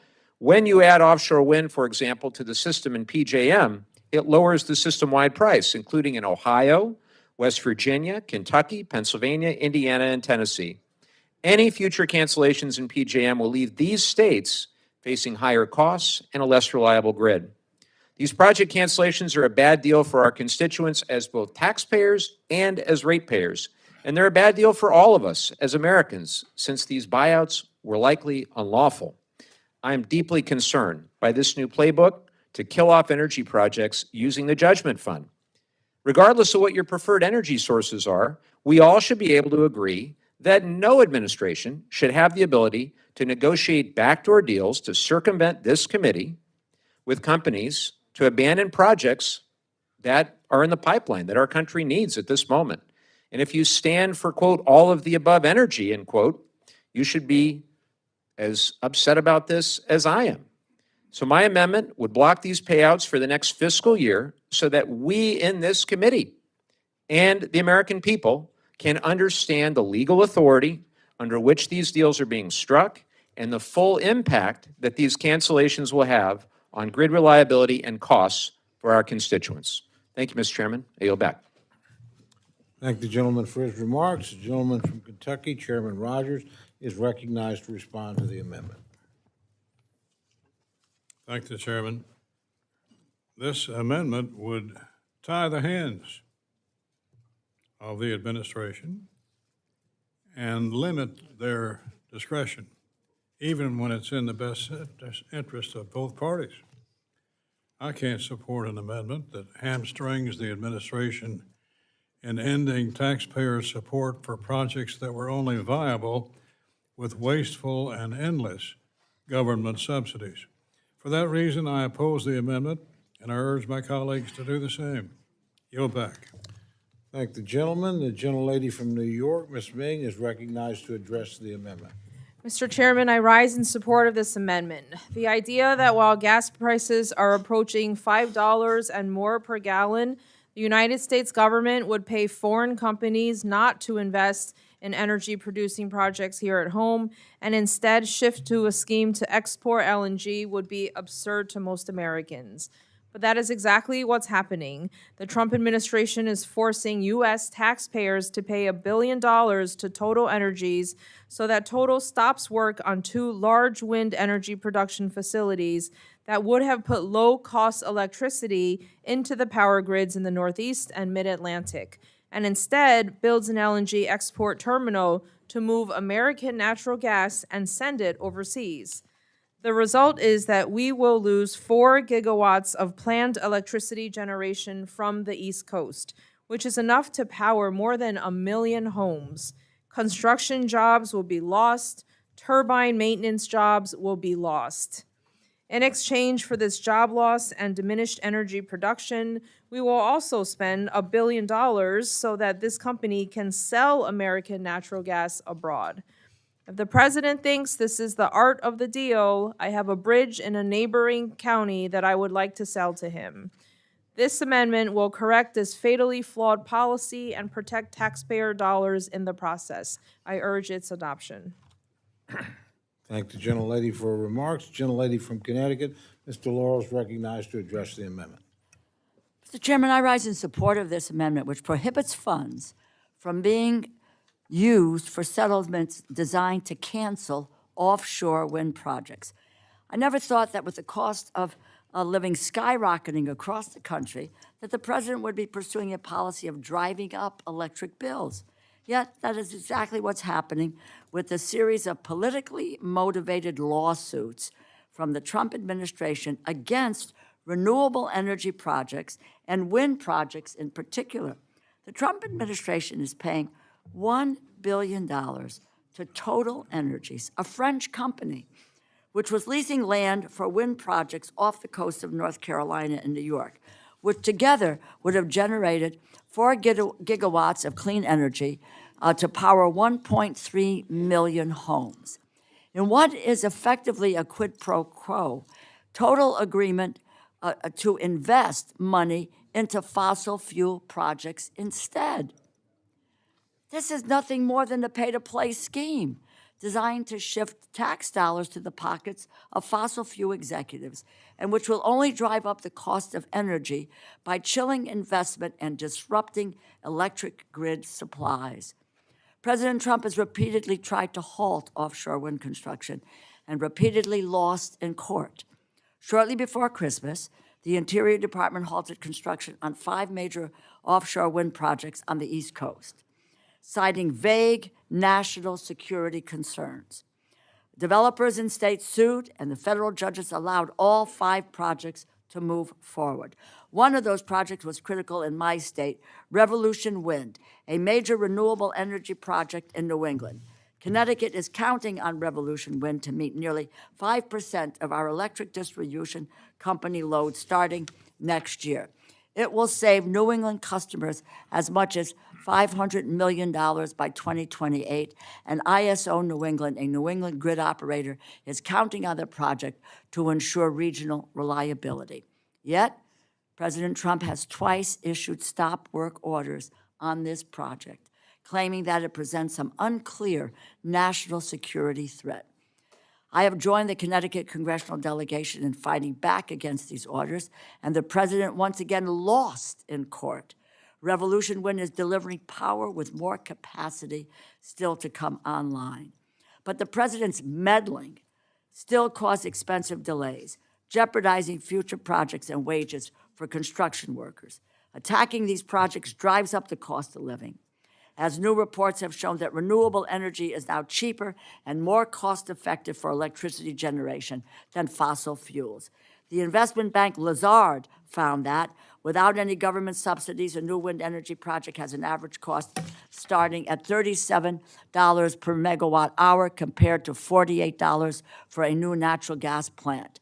That means lower electric bills. Additionally, these renewable energy sources are abundant, they're secure, and environmentally sustainable compared to fossil fuels. President Trump's war in Iran has shown how fragile the global supply of fossil fuels can be, as nearly 20% of the world's oil has been bottled up in the Strait of Hormuz. We should be investing in our renewable energy supply chain at home and not weakening it. I urge my colleagues to support this amendment, and I yield back. Thank the gentlelady for her remarks. The gentlelady from Maine, Ms. Pingree, is recognized to address the amendment. I want to thank my colleague from California for submitting this amendment. You know, I have to believe in any other time and any other administration, we would all be agreeing on this very simply. This administration has convinced us that these kind of scams are okay to do. And so somehow now we don't speak up and fight back about them anymore. It's pretty simple what we're talking about here. Energy prices are skyrocketing, and everyone knows that. In the state of Maine, it's up 20% just in the last year. So we need more sources of affordable domestic energy to power the grid, and offshore wind is one part of that equation. We used to always say all of the above, and all of the above is always a good idea. And Mr. Levin was talking about how critically important it is to have sources like wind where you don't have to pay for the inputs anymore once you've built the facility. And it can be the lowest priced option on the grid many times, and that will benefit our consumers. But it just so happens that this president hates wind. I don't know why. I don't completely understand it, but we can all go back to the days when he hated having offshore wind in the viewscape of one of his Scotland golf courses, and he just hated it and did everything he could to fight against it. He has some sort of aesthetic disagreement with it. So with all these offshore projects in the pipeline, this administration filed a lawsuit, tried to fight back or decided to no longer allow them. And what happened was, in that lawsuit, you had to go down into a SCIF to look at this national security data, which they said was the important concerns of why they weren't allowed. And it only turned out that the courts could read that, and they said no, and they allowed these windmills to go ahead. So then their next idea was, well, let's just pay everybody off. So as you've heard so many people say, we're paying off foreign companies now to the tune of nearly $2 billion and using the judgment fund to do it. At the same time, we're requiring them to invest in LNG exports that will send American-produced natural gas to other countries. So how does any of this make sense? How is it a good use of the taxpayer dollars? And why are we as the Appropriations Committee going along with it? It just doesn't make any sense. It's just using a slush fund to bribe them, and this is not how that fund should be used. When the chair opposed this, he said this would tie the hands of the administration. Well, I just want to remind all of us, we're the Appropriations Committee. That is our job, to tie the hands of the administration. We're Congress. We have the power of the purse. What the hell, people? We got to fight back. And this is an important way to do it. So I wholeheartedly support this amendment. I encourage all of you to do the same and tie the hands of the administration and make sure that we do not support this wasteful government subsidy. I yield back. Thank the gentlelady. Are there others wishing to address the amendment? A gentleman from Maryland is recognized. Thank you very much, Mr. Chairman. Let's set the record straight on offshore wind. It is simply the highest levelized cost of energy of any generation in the United States, short of home rooftop solar, which is absolutely the highest cost. We had no problem, apparently, paying Total Energy billions of dollars in production tax credit subsidies. But now, when we attempt to remove the subsidies and therefore make these projects unviable, because none of these offshore wind projects are viable without the $93 billion in subsidies that were going to be paid to offshore wind companies, and some will be paid because there is some offshore wind that's already in production. But to say that there is no cost once they're installed, that's nonsense. There's what's called a production tax credit. They get a tax credit, a subsidy from the federal government for every kilowatt generated by those windmills. That's not no cost, that's cost to the American taxpayer. Construction jobs. Yeah, we got a problem. Americans apparently don't construct much offshore wind, so we actually pay foreign companies to bring their ships in to construct offshore wind. Yeah, there's some construction jobs, most of them are not. Off the shore of Maryland, U.S. Wind holds the leases. It's an Italian billionaire's company. We were more than happy to pay a subsidy to the Italian billionaires to produce and invest in that project. But now, when we may be negotiating with them to give up on their leases because they're not economically viable anymore, now that's a problem. The fact of the matter is, it's incredibly good use of taxpayer dollars. Instead of paying $93 billion in offshore wind subsidies, to pay some to buy those leases back. It was a fool's errand to do offshore wind. I will tell you off the shore of off my coast, take a look at a map and look at where the nearest place to Washington, D.C. is off the coast. It's Delaware and Maryland. You put up those windmills, you will create physics changes undersea that the Department of Defense does not understand how that will interact with the detection of submarines off our shore. Now, and by the way, those windmills actually delay the detection of incoming weapons. Now, how do I know that? Because Sweden canceled 12 of their 13 offshore wind projects on the coast of Sweden facing Russia. Why? Because their detection of offshore missiles was going to be prolonged from 1 minute to 2 minutes. And they canceled 12 of 13 projects. I want the U.S. Department of Justice to be negotiating with U.S. Wind off the coast of Maryland because I want the Mid-Atlantic to be safe. I want the energy to be produced. We talk about, well, we're shipping off our natural gas.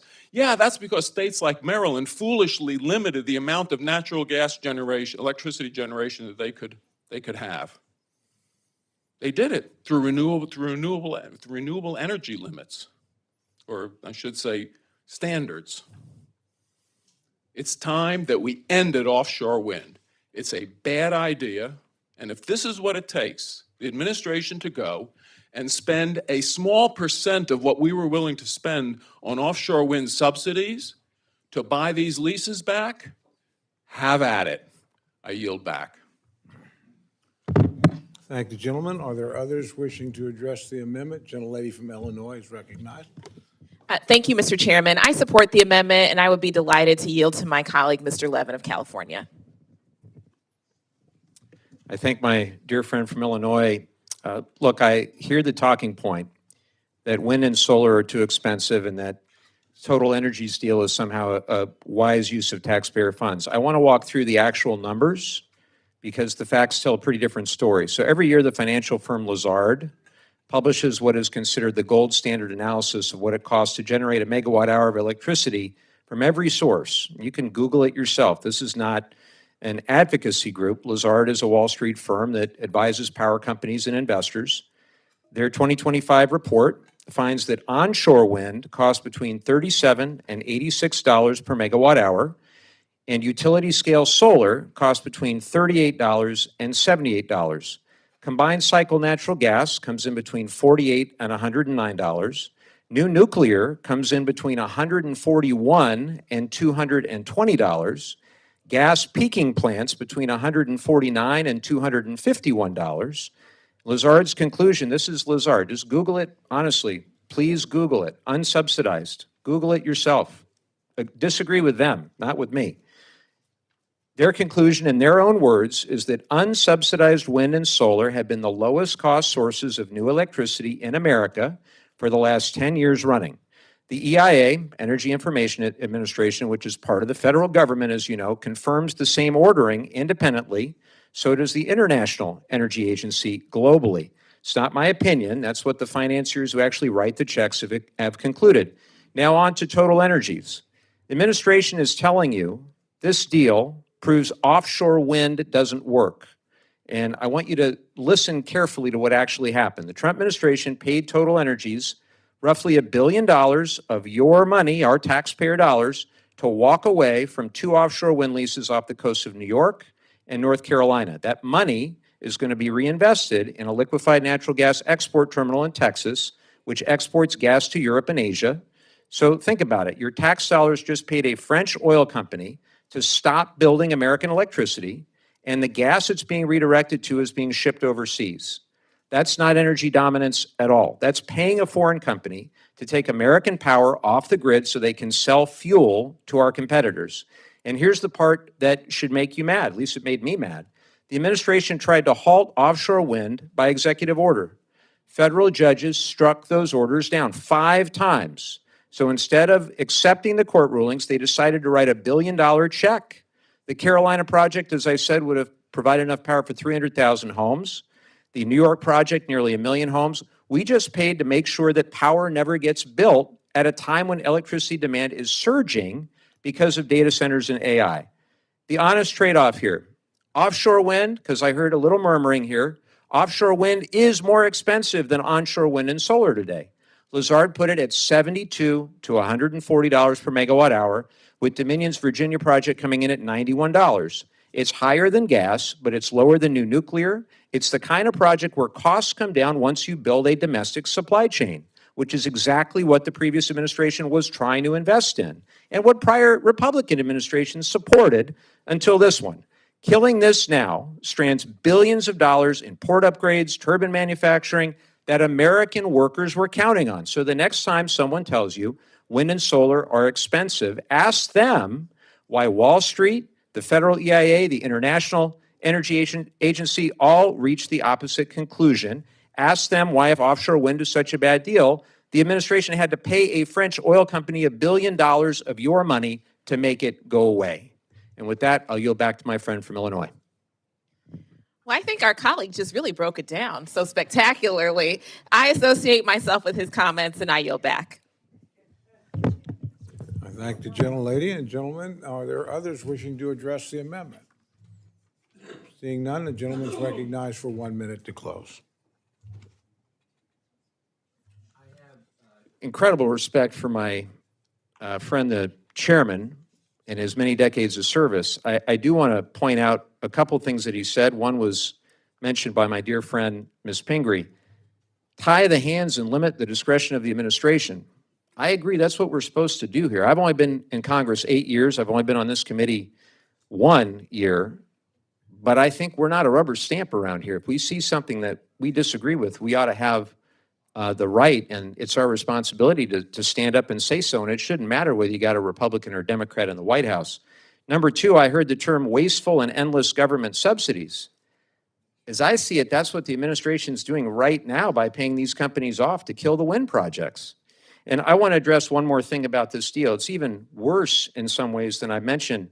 When you dig into the details of the settlement agreements that Total Energies, the French company, has entered into with the administration, it's clear that Total is not actually required to make any new investments in American infrastructure at all to get their money back. The settlement agreements actually allow them to simply submit receipts for the oil and gas investments that they've already made, including money spent as far back as last November. It's just not a prudent use of taxpayer dollars to use the judgment fund like an ATM, pay foreign companies billions of dollars without getting anything in return for the American people. Thank you, Mr. Chairman. I yield back.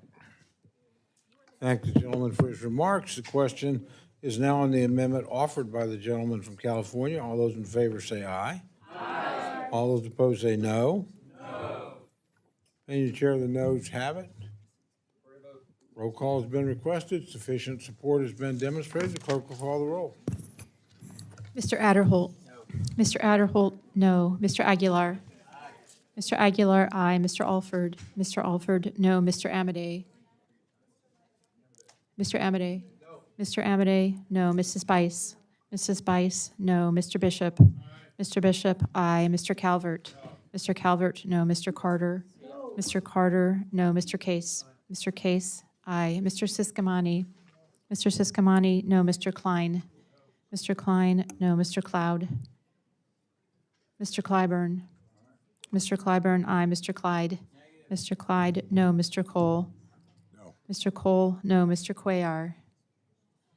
Ms. Dean. Ms. Dean. Ms. Dean, aye. Ms. Delauro. Mr. Delauro, aye. Mr. Diaz-Balart. No. Mr. Diaz-Balart, no. Mr. Edwards.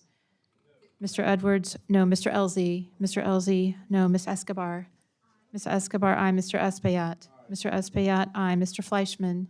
Mr. Fleischman, no. Ms. Frankel. Ms. Frankel, aye. Mr. Franklin. Mr. Franklin, no. Mr. Guest. Mr. Guest, no. Mr. Harder. Mr. Harder, aye. Dr. Harris. Dr. Harris, no. Mrs. Hinson. Mrs. Hinson, no. Mr. Hoyer. Mr. Hoyer, aye. Mr. Ivy. Mr. Ivy, aye. Mr. Joyce. Mr. Joyce, no. Ms. Capter. Ms. Capter, aye. Mr. Lalota. Mr. Lalota, no. Ms. Lee.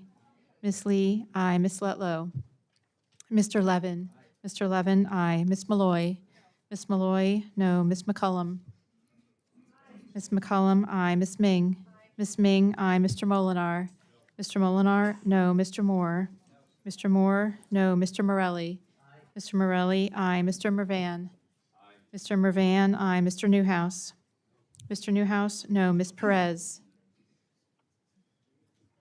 Ms. Pingree? Ms. Pingree, aye. Mr. Pocan? Mr. Pocan, aye. Mr. Quigley? Mr. Quigley, aye. Mr. Reschenthaler? Mr. Rogers? Mr. Rogers, no. Mr. Rutherford? Mr. Rutherford, no. Mr. Shreve? Mr. Shreve, no. Mr. Simpson? Mr. Simpson, no. Mr. Strong? Mr. Strong, no. Mrs. Torres?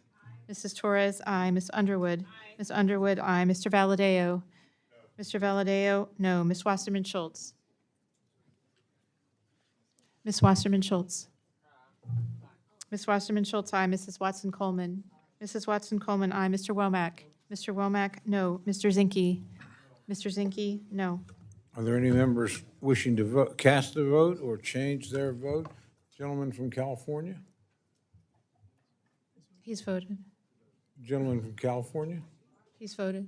Oh, he has voted. Okay, I'm sorry. Gentleman from Mr. Texas? Cloud. Mr. Cloud, no. Has the gentleman from Tennessee voted? Yes. Yes, he has. Yes.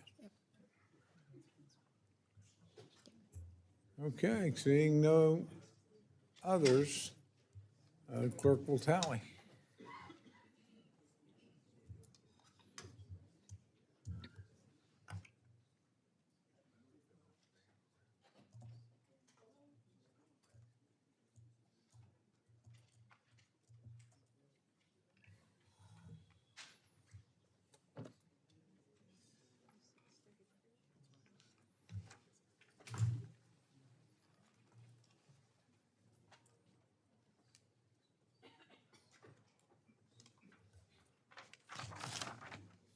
On this vote, the ayes are 26, the noes are 33. The amendment is not adopted.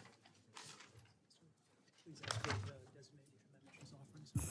you please ask her to designate which amendment she's offering? A gentlelady from Pennsylvania, Ms. Dean, is recognized for purposes of an amendment. And would the gentlelady just designate which one, so we, This is my number 3, that we're moving up to the first position. all right. Thank you for that. Gentlelady is recognized to present her amendment. Thank you, Mr. Chairman. I do have an amendment at the desk. It was formerly number 3, and I ask that the amendment please be read. Okay, the amendment will be read. An amendment offered by Ms. Dean of Pennsylvania in the report on page 49, following the paragraph titled Availability Pay, insert the following: redacting survivor and victim personally identifiable information. The committee is concerned that DOJ has not fully removed or redacted survivor and victim personally identifiable information, PII, from the publicly released documents as required by the Epstein Files Transparency Act. Not later than 30 days after the enactment of this act, DOJ shall ensure that survivor and victim PII is removed from its website. DOJ is further directed to report within 60 days of the enactment of this act on steps taken to meet this directive. The gentlelady is recognized to explain her amendment. Thank you very much. I rise today in support of my amendment that directs the Department of Justice simply to comply with the law and remove survivors' personally identifiable information from its website as required by the Epstein Files. Mr. Chairman, it is my understanding that this is agreed to, and if that is so, I will offer no further remarks, but I wanted to get confirmation if that is actually so. We're in agreement. We are in agreement? Yes.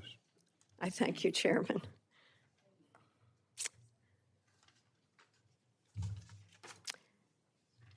On behalf of the survivors, I'm very, very thankful. And I yield back. The amendment is accepted. Is there any further debate? Any members wishing to address? If not, the gentlelady does have 1 minute to close.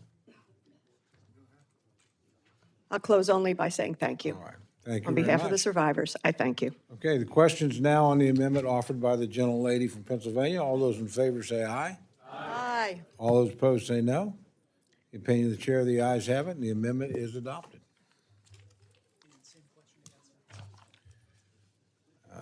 The gentlelady from Pennsylvania is recognized on amendment, and again, if she would clarify which amendment. Okay, now this one is my second amendment, but it's marked number 1 for clarification. And thank you. You want the amendment read? Thank you, Chairman. I have an amendment at the desk, and I move that the reading be dispensed with. The reading of the amendment is dispensed with without objection, and the gentlelady is recognized for remarks on her amendment. Thank you, Chairman. I rise today in support of my amendment to provide funds for the Department of Justice's Community Violence Intervention and Prevention Initiative, CVIP, which this bill proposes to eliminate.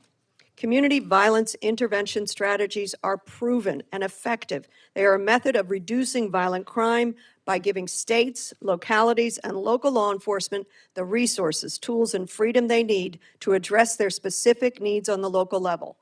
CVIP programs prevent violent crime before it occurs by identifying high-risk individuals and engaging with them in targeted community-centered interventions with people they know and local organizations they trust.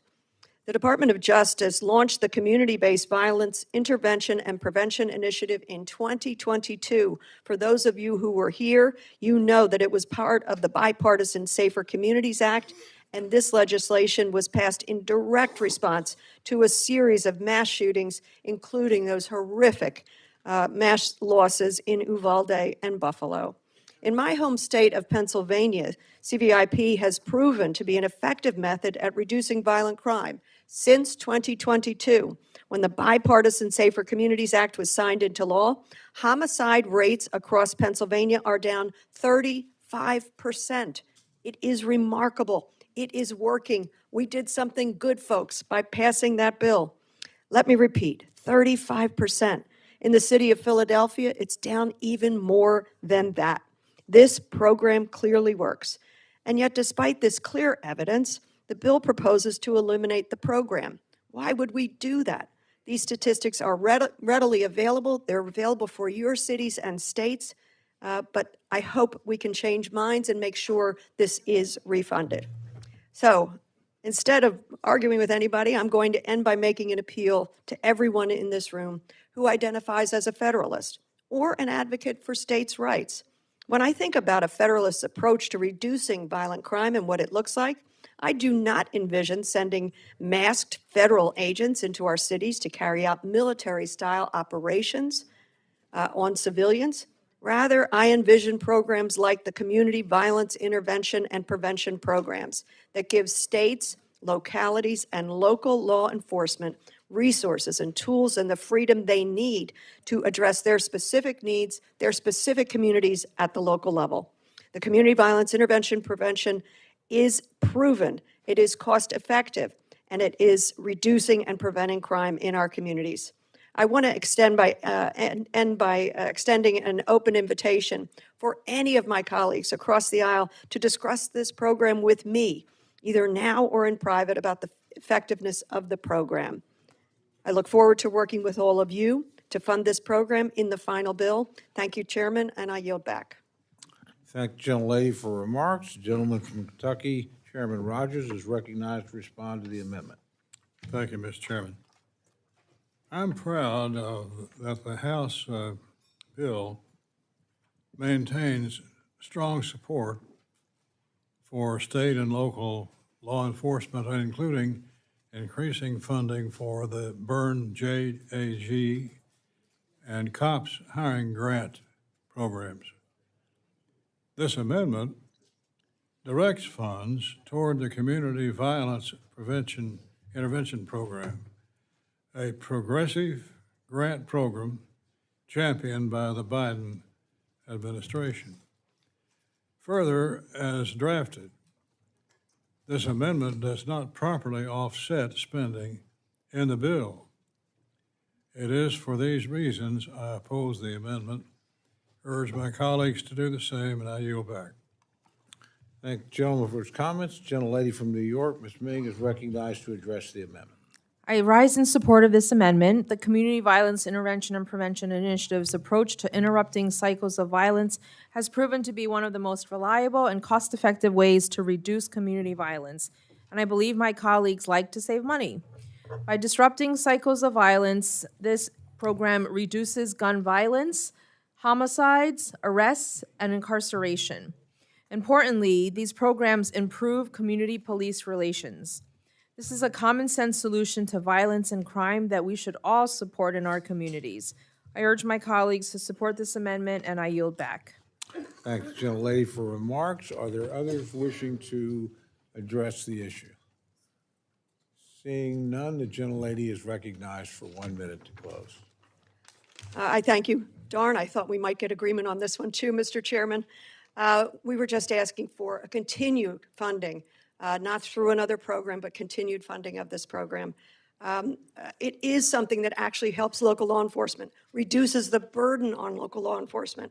And in terms of the argument that there is not a proper offset, I would disagree. The proper offset is the saving of lives. Homicide down 35% in my state, down 50% in my city of Philadelphia. That's a massive offset. I urge consideration and a positive vote. Thank the gentlelady. The question is now on the amendment offered by the gentlelady from Pennsylvania. All those in favor say aye. Aye. All those opposed say no. No. Opinion of the chair, the noes have it. Roll call has been requested. Sufficient support has been demonstrated. Clerk will call the roll. Mr. Adderholt. Mr. Adderholt, no. Mr. Aguilar. Mr. Aguilar, aye. Mr. Alford. Mr. Alford, no. Mr. Amade. Mrs. Bice. Mrs. Bice, no. Mr. Bishop. Mr. Bishop, aye. Mr. Calvert. Mr. Calvert, no. Mr. Carter. Mr. Carter, no. Mr. Case. Mr. Case, aye. Mr. Siscomani. Mr. Siscomani, no. Mr. Klein. Mr. Cloud. Mr. Cloud, no. Mr. Clyburn. Mr. Clyburn, aye. Mr. Clyde. Mr. Clyde, no. Mr. Cole. Mr. Cole, no. Mr. Cuellar. Mr. Cuellar, aye. Ms. Dean. Ms. Dean, aye. Ms. Delauro. Ms. Delauro, aye. Mr. Diaz-Balart. Mr. Diaz-Balart, no. Mr. Edwards. Mr. Edwards, no. Mr. Elzey. Mr. Elzey, no. Ms. Escobar. Ms. Escobar, aye. Mr. Espaillat. Mr. Espaillat, aye. Mr. Fleischman. Mr. Fleischman, no. Ms. Frankel. Ms. Frankel, aye. Mr. Franklin. Mr. Franklin, no. Mr. Guest. Mr. Guest, no. Mr. Harder. Mr. Harder, aye. Dr. Harris. Dr. Harris, no. Mrs. Hinson. Mrs. Hinson, no. Mr. Hoyer. Aye. Mr. Hoyer, aye. Mr. Ivy. Mr. Ivy, aye. Mr. Joyce. Mr. Joyce, no. Ms. Capter. Ms. Capter, aye. Mr. Lalota. Mr. Lalota, no. Ms. Lee. Ms. Lee, aye. Ms. Letlow. Mr. Levin. Mr. Levin, aye. Ms. Malloy. Ms. Malloy, no. Ms. McCollum. Ms. McCollum, aye. Ms. Ming. Aye. Ms. Ming, aye. Mr. Molinar. Mr. Molinar, no. Mr. Moore. Mr. Moore, no. Mr. Morelli. Mr. Mervan. Mr. Mervan, aye. Mr. Newhouse. Mr. Newhouse, no. Ms. Perez. Ms. Pingree. Ms. Pingree, aye. Mr. Pocan. Mr. Pocan, aye. Mr. Quigley. Mr. Quigley, aye. Mr. Rushenthaler. Mr. Rogers. No. Mr. Rogers, no. Mr. Rutherford. Mr. Rutherford, no. Mr. Shreve. Mr. Shreve, no. Mr. Simpson. Mr. Simpson, no. Mr. Strong. Mr. Strong, no. Mrs. Torres. Mrs. Torres, aye. Ms. Underwood. Aye. Ms. Underwood, aye. Mr. Valadeo. Mr. Valadeo, no. Ms. Wasserman Schultz. Mrs. Watson Coleman. Mrs. Watson Coleman, aye. Mr. Womack. Mr. Womack, no. Mr. Zinke. Mr. Zinke, no. Are there other members wishing to vote or change their vote? Gentleman from Virginia? Mr. Klein, no. Gentleman from New York? Mr. Morelli, aye. Gentleman from Nevada? Mr. Amade, no. Gentleman from California? Gentleman from California? He's recorded. They're all Okay. recorded. Well, there's lots of gentlemen from California there. Have you They're all all voted? recorded. Okay, very good. Gentlelady from Florida? Gentlelady from Councilman Schultz, Washington? Ms. Perez, aye. Are there others? It's kind of confusing when people are, I mean, happy to have you stand up. Okay, with that, clerk will record. or tally, excuse me.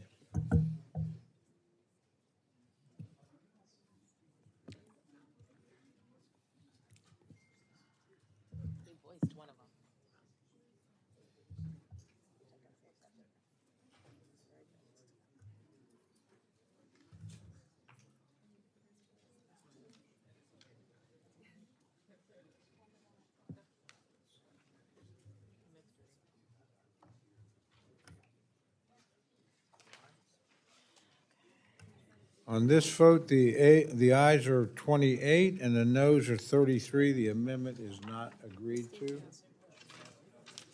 We're going to try for one more, and if we have to stop, we will. Gentlelady from Pennsylvania, Ms. Dean's recognized for the purpose of amendment. Thank you, Chairman. I have an amendment at the desk, and I move that the reading be dispensed with. Without objection, the reading of the amendment is dispensed with. The gentlelady is recognized for remarks on her amendment. Thank you very much, Mr. Chairman. I rise today in support of my amendment. This is now number 2, just to be very clear, the third of mine, which is, take a look at page 130. It will strike section 561 from the bill. I offer this amendment in support of public safety and in support of victims of gun violence. Section 561 would limit ATF's ability to carry out its Demand 2 program. To be clear, ATF confirmed last year that the Demand 2 program was shut down, suspended, I suppose. Nonetheless, this rider is in the bill, so I want to address it. ATF's Demand 2 program was created in the year 2000 to improve law enforcement's ability to trace guns used in crimes by imposing additional reporting requirements on firearms dealers whose guns have been traced to criminal activity.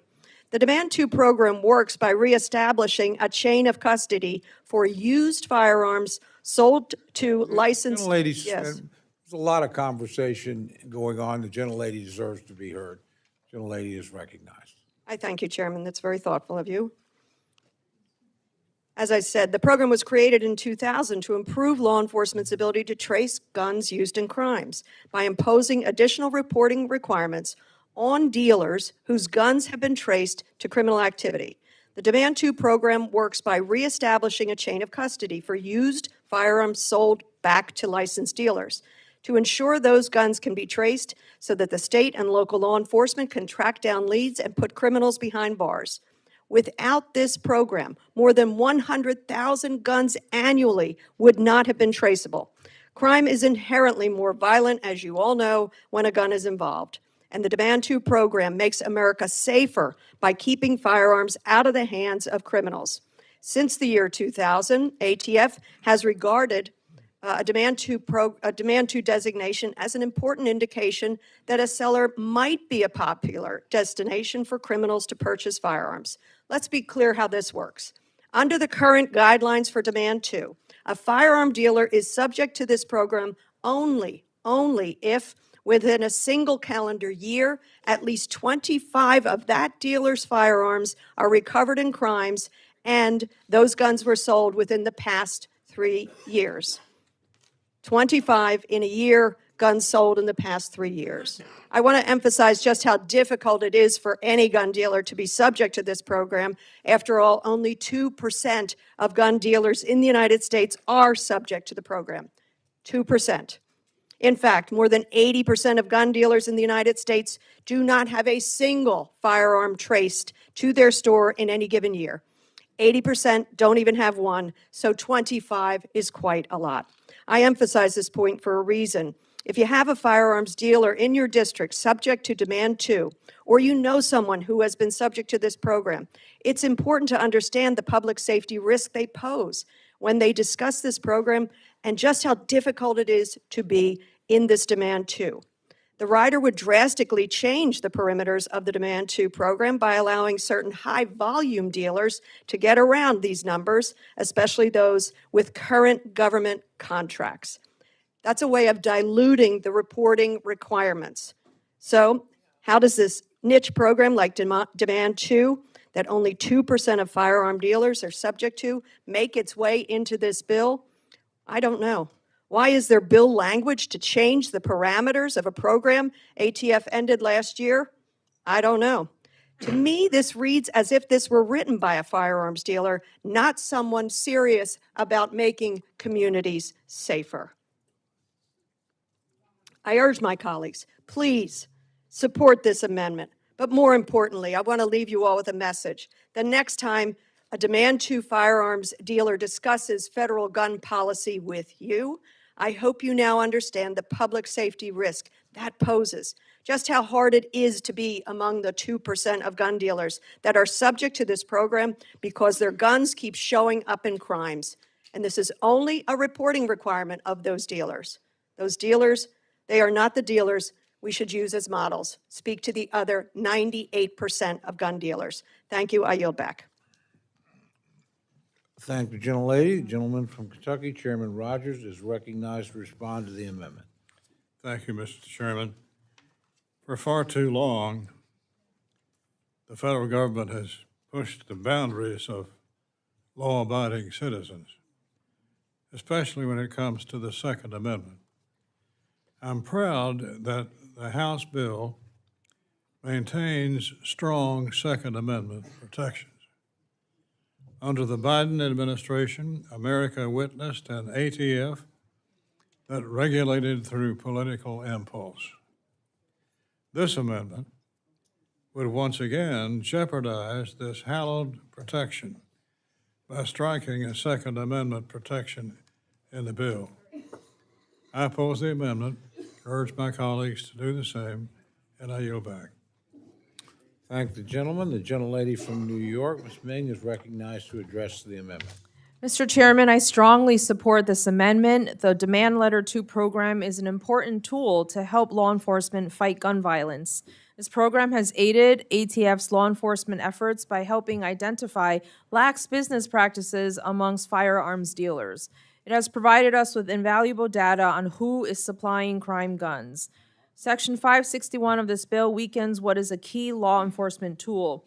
This rider should be struck from the bill. I urge adoption of this amendment. Thank the gentlelady for her remarks. Gentlelady from Connecticut, Ms. Delauro, is recognized to address the amendment. Thank you, Mr. Chairman. I rise in support of this amendment. Before the Trump administration halted it, ATF's Demand Letter 2, the program put firearm dealers on notice. If a large quantity of firearms sold in their store are recovered by law enforcement in connection with a crime and subjects them to additional reporting requirements from ATF. To receive a DL2, dealers had to have sold at least 25 guns that were recovered in a crime during the past calendar year and have a low, quote, time to crime. Time to crime is the amount of time between the retail sale and recovery by law enforcement. ATF considers a low time to crime as a potential indicator of gun trafficking.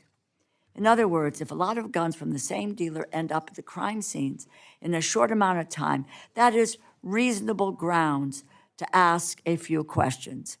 This is not a blanket requirement. It doesn't apply to all gun dealers. In a 2024 study of more than 1,500 gun stores, only 2% of America's gun dealers met this threshold. The last time national trace data was available, it showed that about 5% of dealers transferred 90% of recovered crime guns. Those 2 to 5% of dealers are connected to the vast majority of recovered criminal weapons. A Demand 2 finding was an important indication that a seller might be a popular destination for criminals or the target of so-called straw purchases who use surrogates to buy guns. This is exactly where our law enforcement resources should be concentrated, tracking the worst offenders, prioritizing cracking down on straw purchasers who evade the law in order to acquire guns. Demand 2 helped our law enforcement officers focus on the worst offenders and helps law-abiding gun dealers who work hard to comply with the law. It should be resumed, and its standards should not be lowered. I urge my colleagues to support this amendment, and I yield back. I thank the gentlelady for her remarks. Are there others wishing to address the amendment? Seeing none, the gentlelady from Pennsylvania is recognized. Gentleman from Georgia, Mr. Clyde's recognized. Thank you, Mr. Chairman. I rise in opposition to this amendment. What Section 561 actually does is to level the reporting requirements between large federal firearms licensees and the smaller dealers by tying reporting to a percentage of firearms sold as opposed to a flat number that disadvantages the larger dealers versus the smaller ones. I believe this amendment is a win-win for both ATF and the FFL dealers, and it would help ATF focus their resources on on firearm trafficking and make them more efficient and more effective, and I yield. I thank the gentleman. Are there others wishing to address the amendment? Seeing none, the gentlelady is recognized for 1 minute to close. Thank you, Mr. Chairman. I have to admit to you, this amendment does nothing, absolutely nothing to interfere with anyone's Second Amendment rights. Not one thing. So that is a false argument. Let's not fall for it just because you hear the word gun. Let's not do that. Any responsible, federally licensed firearm dealer wants to be a part of tracing crime guns. That's what responsible dealers do. They don't want to be a part of this pipeline of guns that are found at crime scenes. They want to help law enforcement to reduce gun violence in this country, to save lives, to spare families, to spare children. When children are shot and killed every single day in crimes, wouldn't you, as a firearm dealer, want to be a part of solving that and tracing them back? That's all this does. And sometimes somebody just wants to be relieved of those reporting requirements. It has no place in this bill. I ask and urge my colleagues to reject it. I thank the gentlelady. The question's now on the amendment offered by the gentlelady from Pennsylvania. All those in favor say aye. Aye. All those opposed say no. No. Opinion of the chair, the noes have it. Roll call has been requested. Sufficient support is demonstrated. The clerk will call the roll. Mr. Adderholt. Mr. Adderholt, no. Mr. Aguilar. Mr. Aguilar, aye. Mr. Alford. Mr. Alford, no. Mr. Amade. Mr. Amade, no. Mrs. Bice. Mrs. Bice, no. Mr. Bishop. Mr. Bishop, aye. Mr. Calvert. Mr. Calvert, no. Mr. Carter. Mr. Carter, no. Mr. Case. Mr. Case, aye. Mr. Siscomani. Mr. Siscomani, no. Mr. Klein. Mr. Klein, no. Mr. Cloud. Mr. Cloud, no. Mr. Clyburn. Mr. Clyburn, aye. Mr. Clyde. Mr. Clyde, no. Mr. Cole. No. Mr. Cole, no. Mr. Cuellar. Ms. Dean. Ms. Dean, aye. Mr. Delauro. Aye. Mr. Delauro, aye. Mr. Diaz-Balart. Mr. Diaz-Balart, no. Mr. Edwards. Mr. Edwards, no. Mr. Elzey. Mr. Elzey, no. Ms. Escobar. Ms. Escobar, aye. Mr. Espaillat.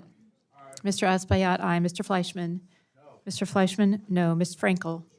Ms. Frankel, aye. Mr. Franklin. Mr. Franklin, no. Mr. Guest. Mr. Guest, no. Mr. Harder.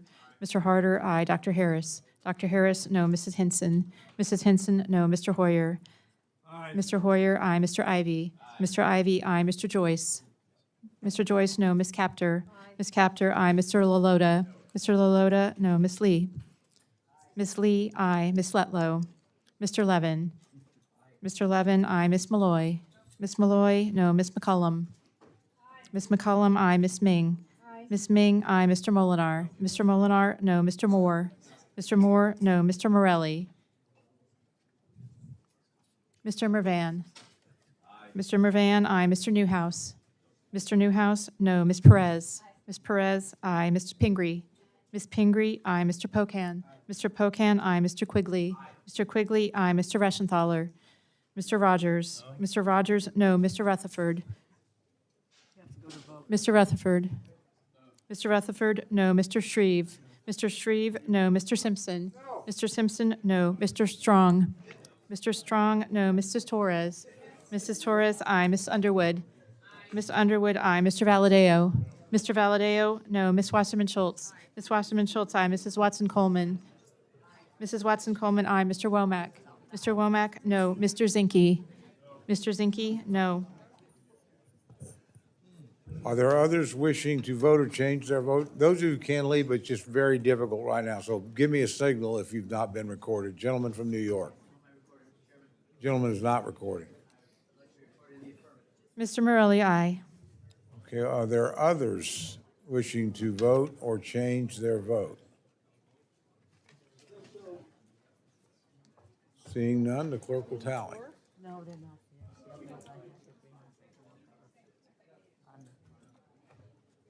Did you make any other stops?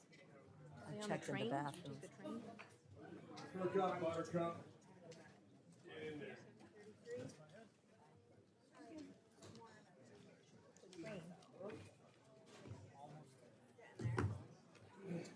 They didn't check the train yet.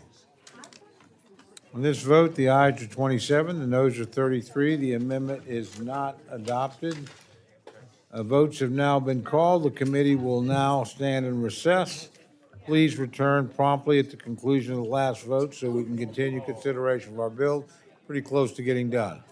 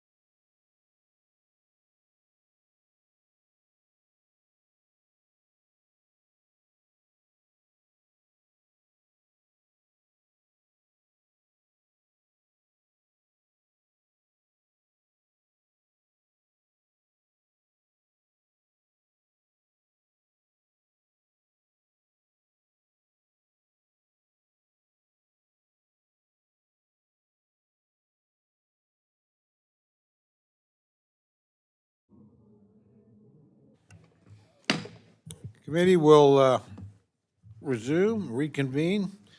Gentlelady from Texas is recognized for purposes of an amendment. Thank you, Mr. Chairman. I guess the pizza is far more compelling than my amendment might be, but I'll give it my best shot.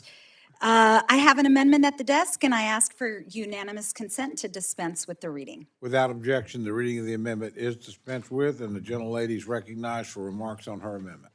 Thank you, Mr. Chairman.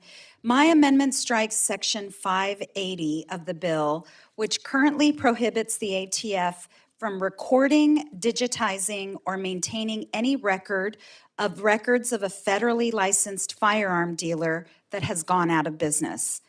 When a FFL's business is permanently discontinued, federal law requires business records to be delivered to the Attorney General or another FFL within 30 days. This ensures that records from dealers that shut down are delivered to ATF so they can be digitized and searched if there is a trace from a crime involving a firearm that goes back to a dealer that has closed. Crime gun tracing is incredibly important to law enforcement, allowing them to develop investigative leads and tie firearms to a suspect by identifying the last known sale of a firearm. Without these types of investigative leads, state and local law enforcement would be greatly hindered in being able to solve firearm-related crimes. And without this transfer and digitization of an FFL's records, there is no way for law enforcement to trace a firearm that is purchased from a dealer that has now closed. Under the current digitized system, it takes the ATF an average of 7 to 10 days to complete routine traces and an average of 12 to 14 days for non-expedited traces. Under a paper record system, this trace timeline would increase exponentially. Section 580 shuts down a major tool in solving crime for no reason, making crime gun tracing even more burdensome and time-consuming. Instead of utilizing modern technology to search digital photographs of records, ATF would have to sort through hundreds of millions of physical boxes of records from thousands of discontinued and revoked FFLs across the country. When ATF was required to keep paper records, they had to store most of them in shipping containers across their parking lot because storing them inside led to the floor of their installation collapsing. This amendment would at best delay and at worst entirely prevent gun tracing for firearms purchases from now out of business dealers, undermining law enforcement's efforts to solve gun crime.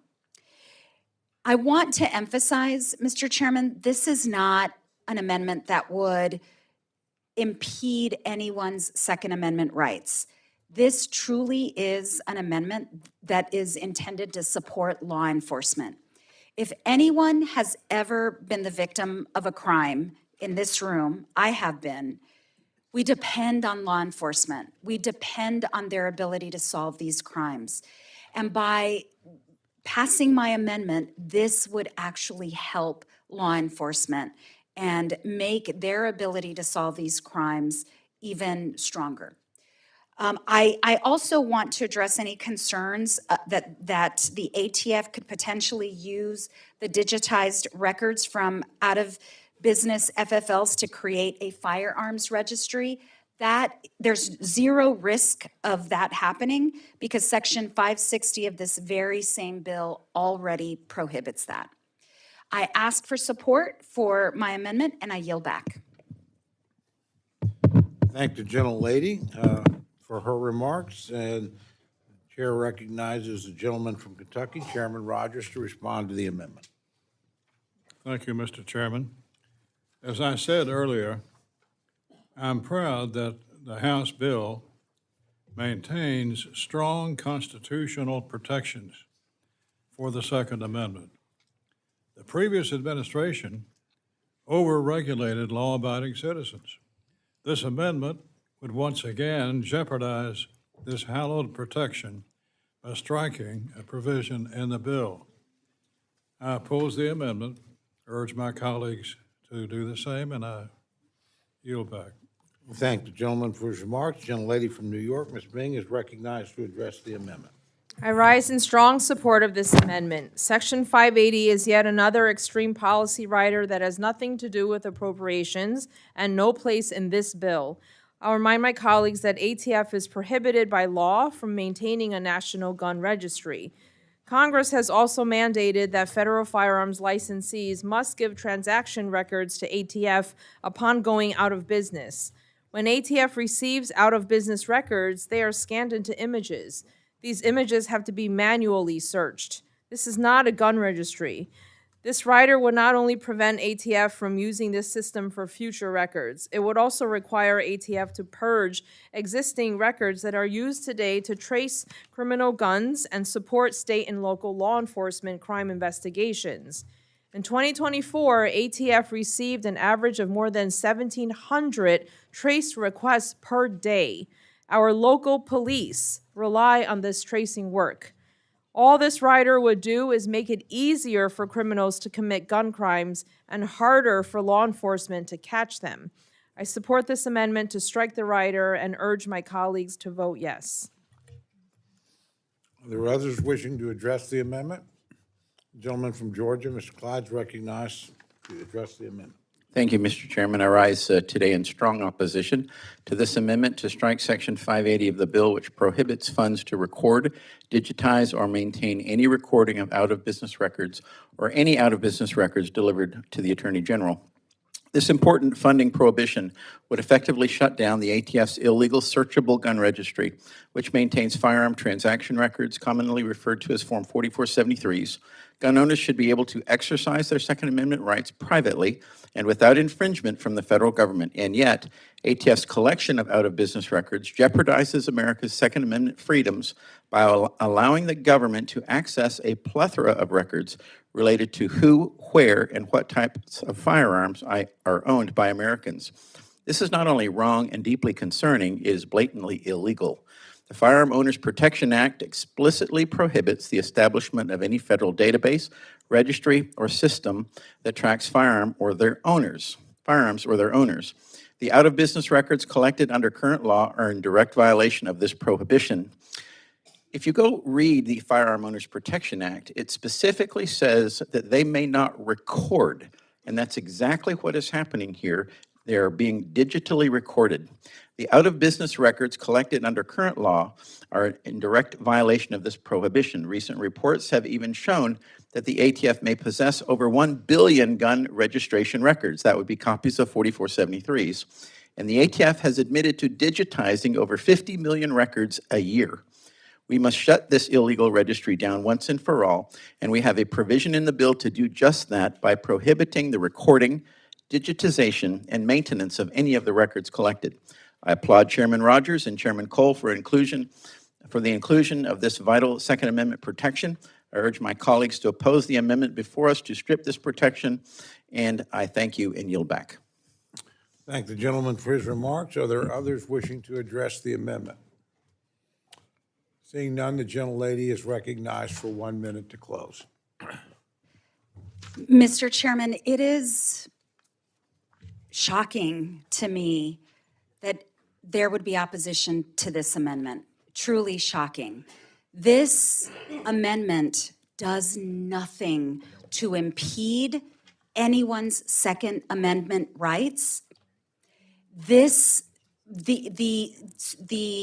effort to strip the bill of this policy, of this rider, is an effort to help law enforcement. The only thing that this would protect would be criminals. Law enforcement depends on their ability to trace guns when guns have been used to commit a crime. Why would we want to stand in the way of law enforcement from catching a criminal? I do not get it. I would ask my colleagues to follow logic and to ensure that we give law enforcement the tools that they need. Thank you. I yield back. Thank the gentlelady. The question is now on the amendment offered by the gentlelady from Texas. All those in favor say aye. Aye. All those opposed say no. No. Opinion of the chair, the noes have it. Roll call has been requested. Sufficient support has been demonstrated. The clerk will call the roll. Mr. Adderholt? Mr. Adderholt, no. Mr. Aguilar? Mr. Alford? Mr. Alford, no. Mr. Amadei?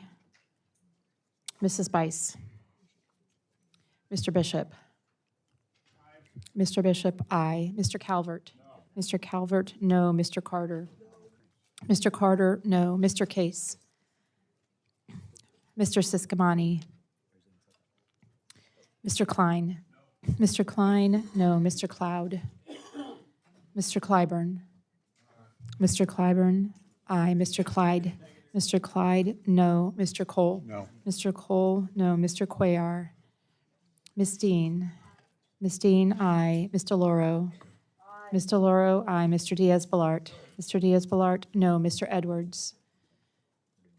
Mr. Elzey? Mr. Elzey, no. Ms. Escobar? Ms. Escobar, aye. Mr. Espaillat? Mr. Espaillat, aye. Mr. Fleischman? Mr. Fleischman, no. Ms. Frankel? Ms. Frankel, aye. Mr. Franklin? Mr. Franklin, no. Mr. Guest? Mr. Harder? Mr. Harder, aye. Dr. Harris?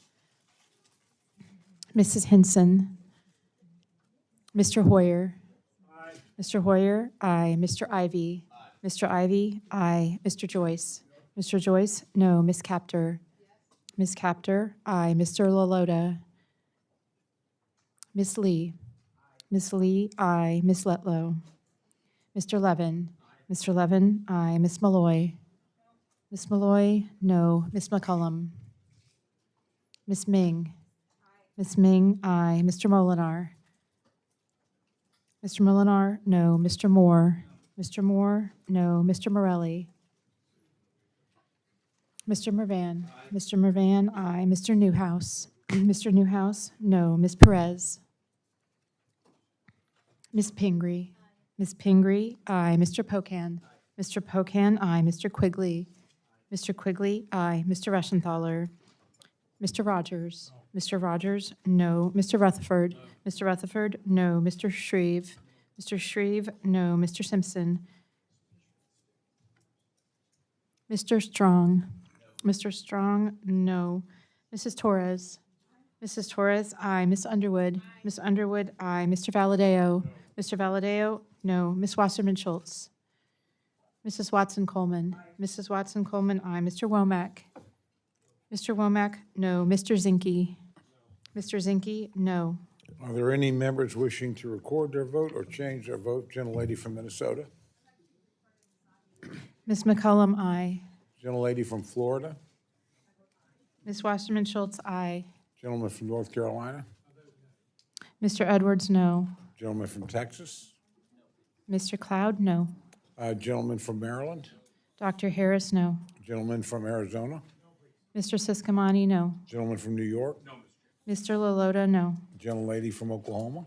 Mrs. Bice, no. Gentleman from Idaho. Mr. Simpson, no. Gentleman from Texas. Mr. Cuellar, aye. Gentleman from Nevada. Mr. Amadei, no. Are there others wishing to vote or change their vote? Seeing none, clerk will tally. Oh, where? Oh, sorry, gentleman from California. Mr. Aguilar, aye. Are there others? And if not, the clerk will tally.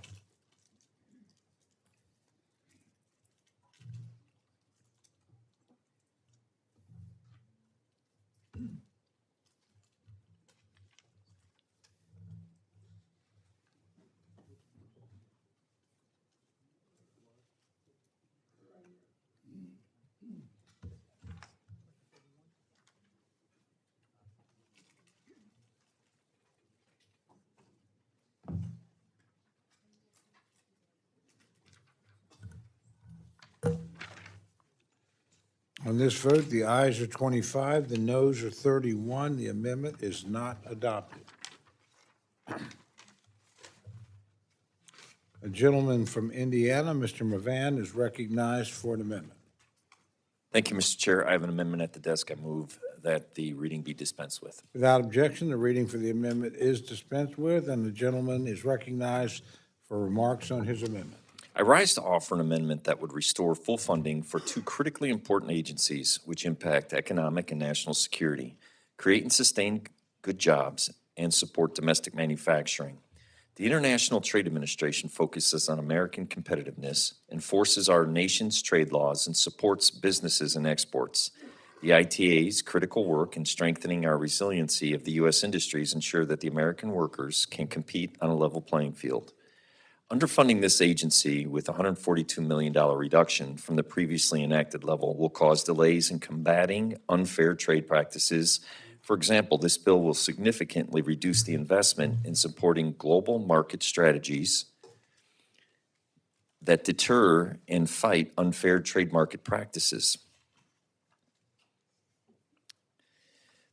This translates to job loss for workers in Northwest Indiana and across the country. Throughout my career, I've sat across from those that are on the losing end of an unfair trade practice.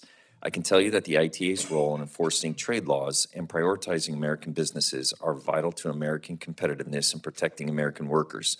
Additionally, this bill proposes a significant reduction in funding for the Economic Development Administration, $144 million below the previous enacted level.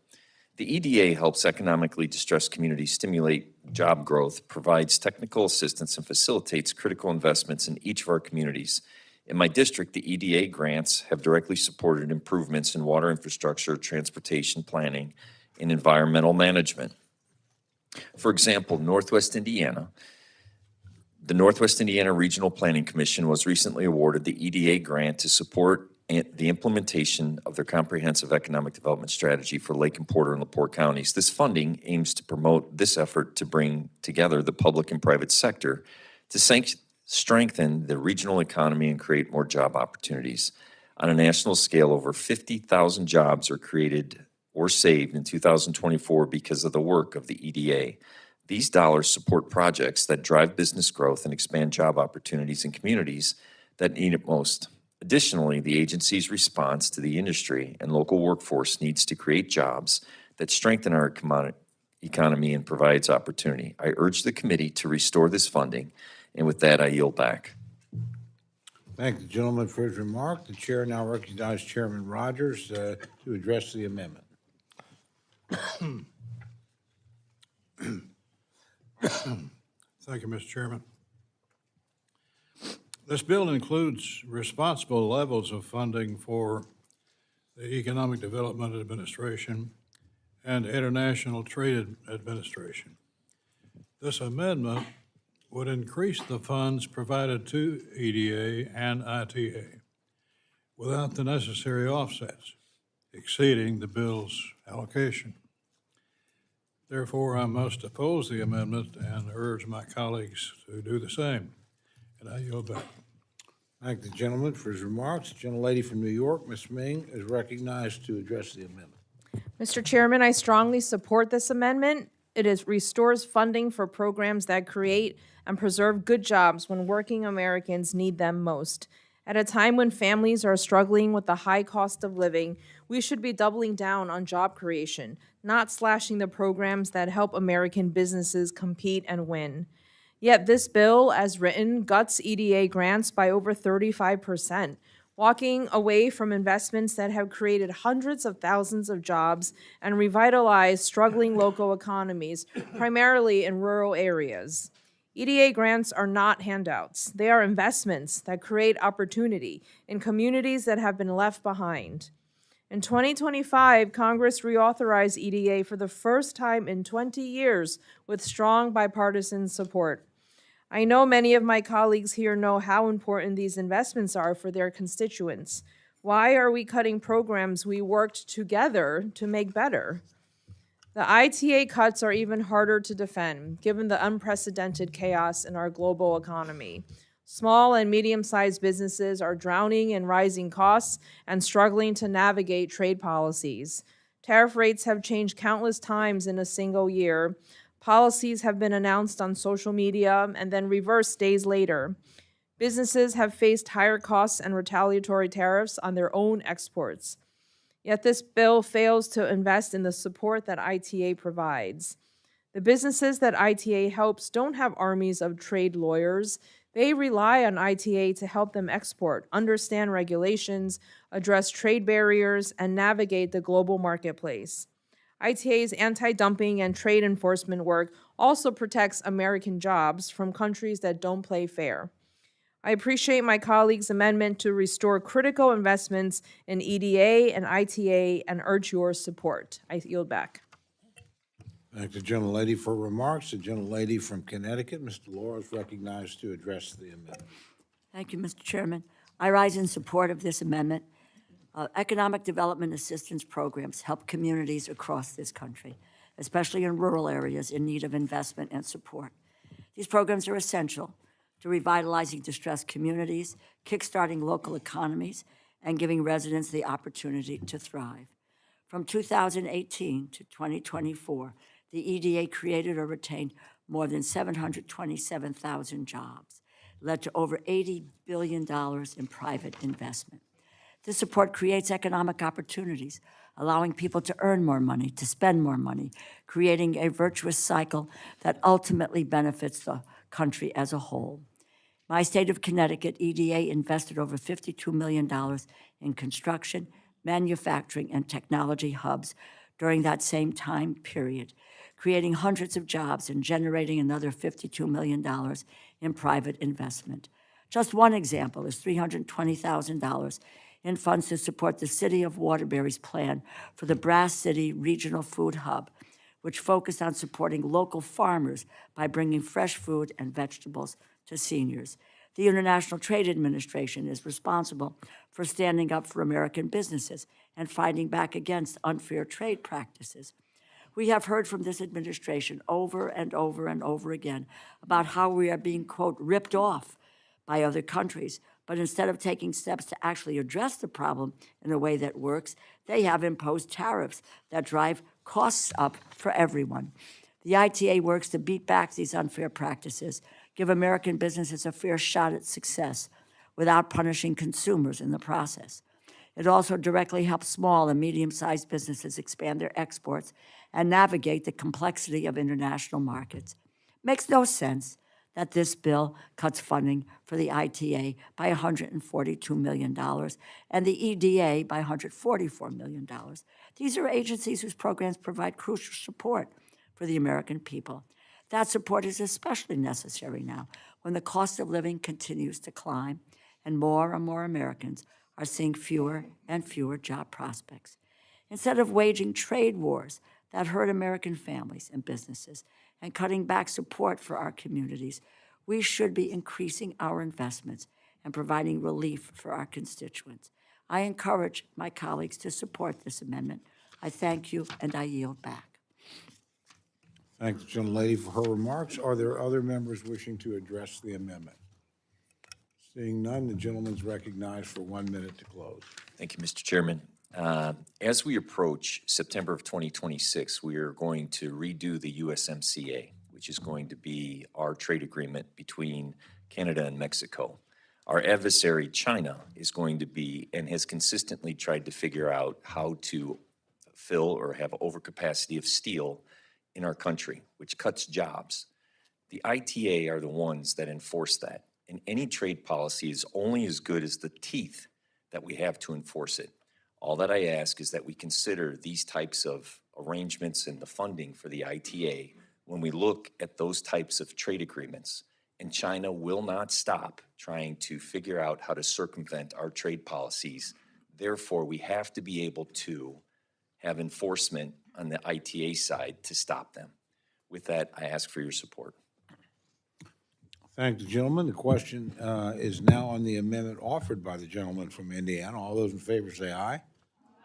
All those opposed say no. No. Opinion of the chair, the noes have it. Roll call has been requested. Sufficient support has been demonstrated. Clerk will call the roll. Mr. Adderholt. Mr. Adderholt, no. Mr. Aguilar. Mr. Aguilar, aye. Mr. Alford. Mr. Alford, no. Mr. Amadei. Mrs. Bice. Mr. Bishop. Mr. Bishop, aye. Mr. Calvert? Mr. Calvert, no. Mr. Carter? Mr. Carter, no. Mr. Case? Mr. Siskamani? Mr. Klein? Mr. Klein, no. Mr. Cloud?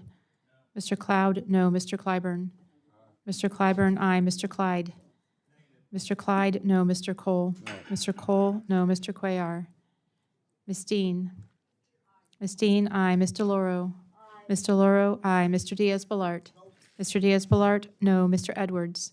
Mr. Edwards, no. Mr. Elzey? Ms. Escobar?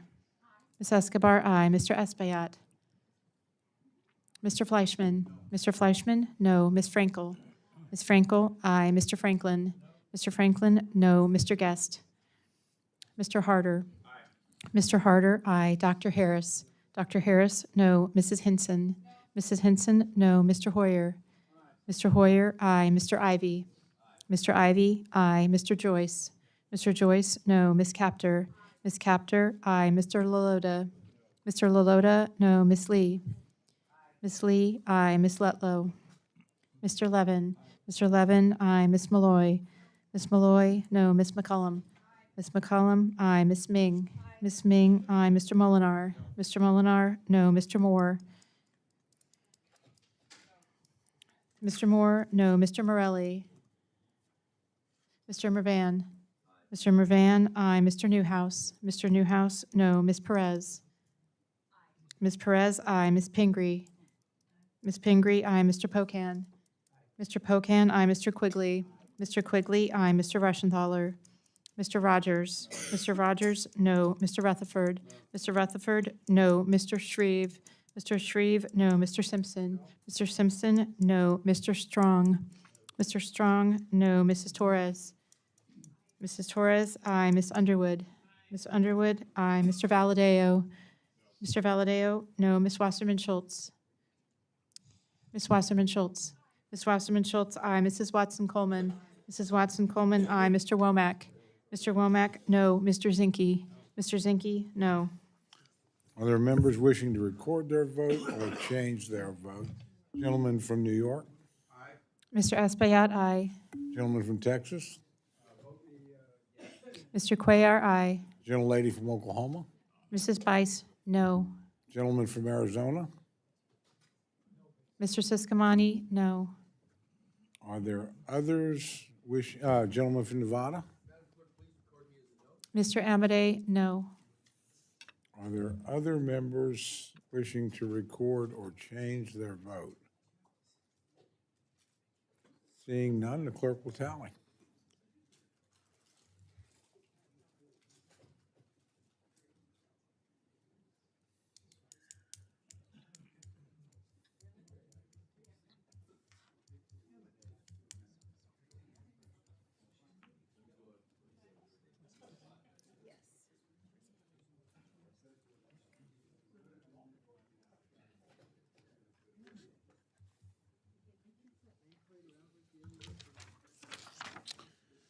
On this vote, the ayes are 26, the noes are 31. The amendment is not adopted. Gentleman from Maryland, Mr. Ivy, is recognized for the purpose of an amendment. Thank you, Mr. Chairman. I have an amendment at the desk, IV number 1, and I ask for the reading of the amendment to be dispensed with. Without objection, the reading of the amendment is dispensed with, and the gentleman is recognized for remarks on his amendment. Thank you, Mr. Chairman. My amendment simply restores to the Legal Assistance for Victims Grant Program at the FY26 level enacted previously, and it restores it by $5 million, so it takes it up to $55 million altogether. The Legal Assistance for Victims provided needed practical legal support for survivors, custody order when a child is sexually abused by a step-parent, helping an employee sexually assaulted, or supporting a student assaulted at school, or needing accommodations. I saw this frequently when I was a local prosecutor, and in fact, it had a huge impact when we were able to assist victims of crime, because if they felt that they were out there on an ice floe, they wouldn't come back to us. And the word spread quickly when we were able to provide assistance, especially in domestic violence cases. It gave survivors of domestic violence a different kind of option and a level of confidence that they would not be let down by the court system. A 2025 survey by the National Alliance to End Sexual Violence said that 60% of rape crisis centers reported increased demand for services that year. 53% of rape crisis centers experienced a reduction in the staff at the same time. 50% of the programs report having no full-time therapists, counselors on staff, and on average, programs indicated that they needed 2 additional full-time staff to meet the current demand. Demand has not gone down. The funding for it should not go down either. Just one other quick point. In one day last year, over 13,000 requests for services went unmet due to a lack of resources, funding, and/or staffing. Of those unmet needs, 58% were for emergency shelter, transitional housing, and legal services. So, recognizing the lateness of the hour, I'll just say this. If we allow these cuts to happen, it makes it less likely that these cases will actually be prosecuted. It makes it less likely that we'll be getting dangerous sexual offenders and people committing domestic violence off the street. And it makes it less likely that those families can be repaired and brought back to wholeness with the type of assistance and support that they can get from these kinds of services. So I ask for the support of all my colleagues on this amendment, and with that, I yield back. Thank the gentleman for his remarks. The chair recognizes the distinguished gentleman from Kentucky, Mr. Rogers, to respond to the amendment. Mr. Chairman, we accept the amendment.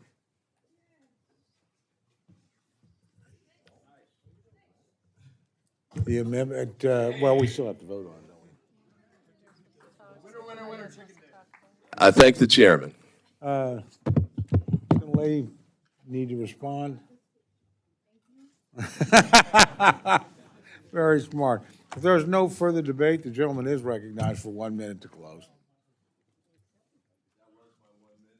Thank the chairman. I appreciate the support. Thank you so much. Okay, the question is now on the amendment offered by the gentleman from Maryland. All those in favor say aye. Aye.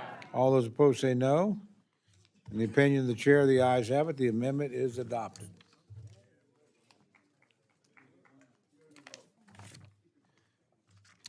Gentleman from Maryland, Mr. Ivey, is recognized for the purposes of an amendment. I'm glad I got the yes before I offered this one. I have an amendment at the desk, Mr. Chairman, Ivy number 2, and I will ask for the to dispense with the reading of the amendment. Without objection, the reading of the amendment is dispensed with, and the gentleman from Maryland is recognized for remarks on his amendment. Mr. Chairman, I, in going through the bill, saw that Section 588 included TR amendment language that actually expanded what it covered previously. And I was concerned about that for a variety of reasons. The TR amendment has caused a number of challenges with respect to gathering and collecting information. I recognize that there's concern about Second Amendment protections, but this is the kind of information that is useful for research, not so much in particularly identifying individuals and particular cases in some ways, but in helping, for example, universities. University of Maryland, my district, helps to develop gun violence reduction programs. This is the type of information that would be tremendously helpful in doing that because many of the offenses are committed with guns and they have a high probability of being more lethal in cases where gun violence results. I note that there are cities like Baltimore, for example, Mayor Brandon Scott, who's got a challenge with respect to the flood of illegal guns into his city.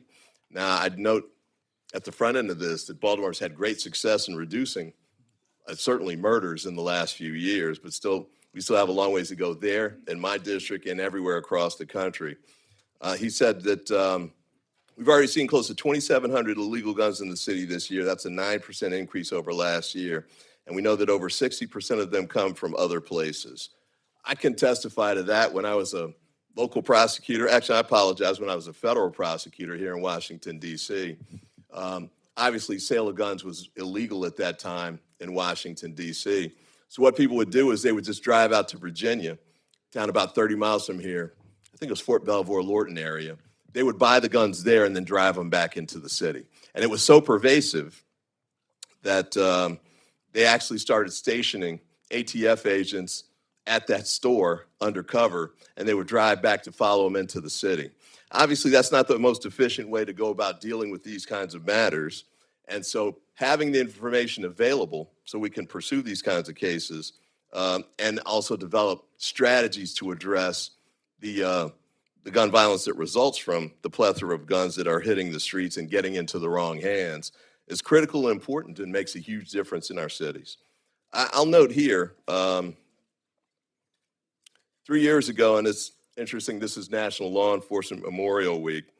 About 3 years ago, there was a murder of a Chicago police officer, Ella French, and the police and prosecutors have revealed much about her case, the grim details of her final moments, the type of gun that was used to shoot her during the traffic stop, and how that .22 caliber Glock made its way into the hands of the man who pulled the trigger.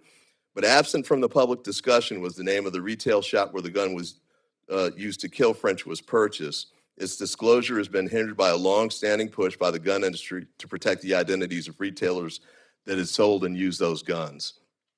I understand there's sensitivity on this issue, but I think it's important for us to be able to trace this information back to the gun stores where they come from for the reason I just talked about a moment ago.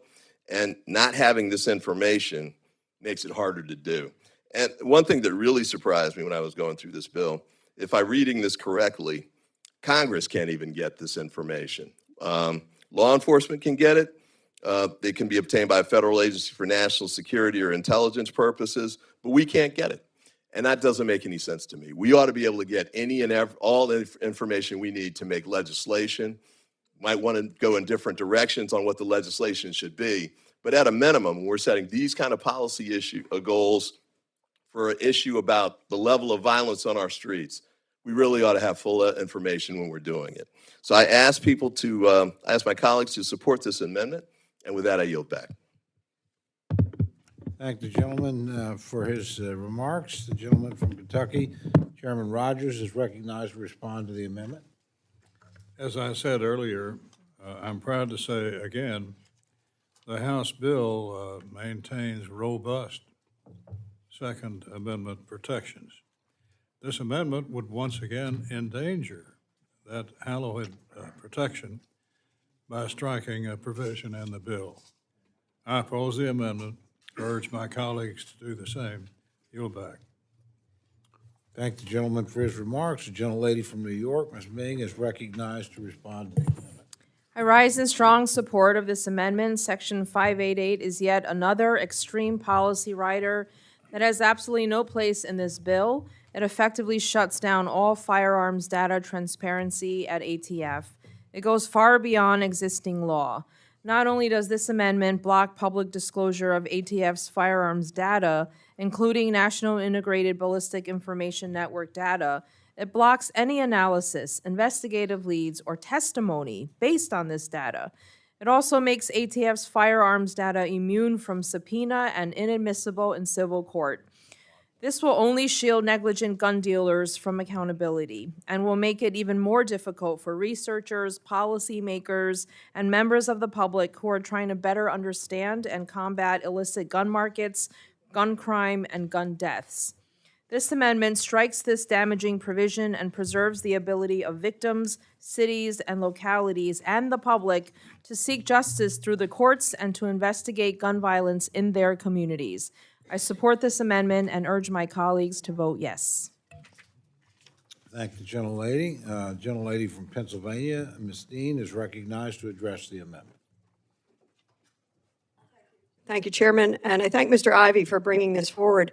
I would ask my colleagues to take a look. This is just about the final page of this bill, and read the language of it, of the section that the good man's amendment would strike. This is on page 142, section 588. No funds appropriated under this act or any other act may be used to disclose part or all of the contents of the National Integrated Ballistic Information Network, NIMBIN database maintained by the Bureau of Alcohol, Tobacco, and Firearms, the Firearms Trace System database maintained by the National Trace Center, or any system platform or analytical product. It's staggering. Look at this language. They want to hide the data around guns used in crimes. I asked, like I did on my own amendment, why would this even be in the bill? Why would we want hidden from us information on guns that appear in crimes? Who are we protecting here? Again, this has nothing to do with anybody's Second Amendment right. And by the way, I heard in here a couple of times today, a God-given right. I don't know what religion any of you are a part of, but no God that I know actually declared that we have a right to bear arms. No God did that, as far as I can tell. But just look at this language. It is darkness over the data that would actually help us understand, would help ATF, would help law enforcement understand where these guns are going. I really rise in strong support. Thank you, Mr. Ivey, for bringing this to our attention. I yield back. Thank the gentlelady. Are there others wishing to make remarks on this amendment? A gentleman from Georgia, Mr. Clyde, is recognized to address the amendment. Thank you, Mr. Chairman. I rise in very strong support of Chairman Rogers and want folks to vote no on this amendment. You know, the T-Hart Amendment has been a part of the appropriations process, I believe, about over 20 years. And it's very, very critical to ensuring that the Second Amendment is respected and protected.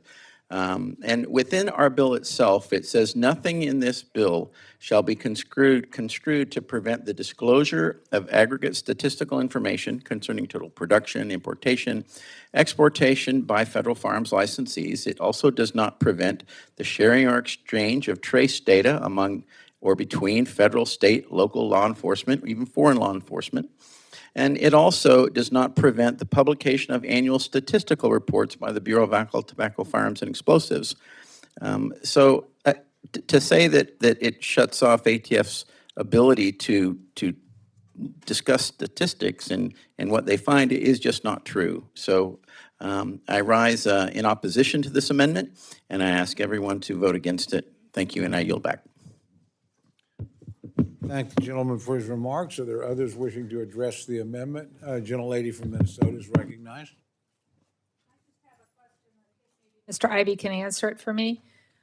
Ms. Ming said that you can't even subpoena this information. Is that correct? Why would information not be able to be subpoenaed? I don't understand that. Yeah, the why is a good question, but I'll read it. All such data shall be immune from legal process, shall not be subject to subpoena, discovery, or a request pursuant to Section 552 of Title V, which is under the Federal Register. So you can't get it. I'm not an attorney. I get to pretend I'm one, I guess, for a few seconds here. But I'm going to say I don't understand how we could write a law that would deny the prosecution or the defense to have the right to ask for this material. That seems very odd to me as well. Well, there's an exception for prosecutors and for national security or intelligence purposes, but not for anybody else, including Congress, as far as I can tell. So only the prosecutors can get it. And if they get it, they have to agree to a protective order so they can't disclose it to anybody else. So if the information is turned over to prosecutors and they use it and find it useful, they can't give it to us or any other local policymakers in order to use that to make their community safer. But if I'm the prosecutor and you're the defense attorney, how do you do discovery?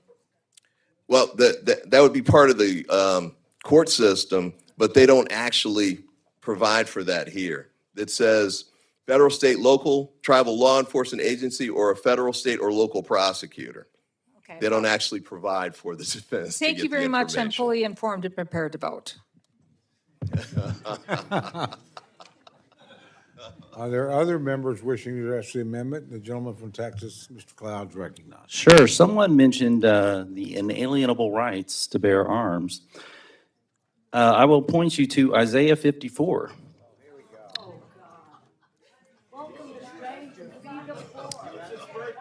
Verse 17. No weapon formed against you will prosper. Every tongue that rises up against you in judgment will be condemned. This is the heritage of the servants of the Lord, and their vindication is from me, declares the Lord. Interestingly, if you look at the verse right before that, this is what it says. This is God speaking in Scripture. Behold, I myself have created the smith who blows the fire of coals and brings the weapon for its work. And I have created the destroyer to ruin. In the context of the time, what happened is the Philistines had taken over the territory that the Israelites had. And the first thing that they did was they banned the blacksmiths. Why did they do this? This was a form of Gentlemen will suspend. The gentleman controls the time. This was a form of weapon control, or today we would call it gun control. Back then it was swords and plows, and that's what the scripture right before that is saying. And if you go up a little further, the scripture before that says, in righteousness you'll be established, you'll be far from oppression, you will not fear terror, it will not come near you. And so the purpose of the blacksmith was to help create the weapons so that you would not fear oppression and it will not come near you. The scripture right before that says, all your sons will be taught of the Lord, and great will be their peace. So the peace against oppression was because we have a right to keep and bear arms that our founders understood and enshrined it in our Constitution.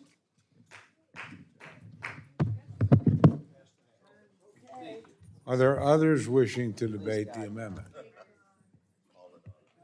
Seeing none, the gentleman is recognized for 1 minute to close.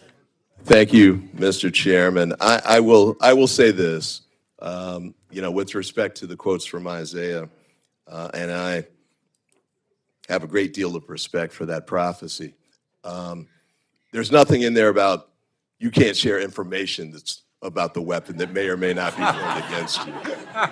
And that's all this is about. That's all this is about. So,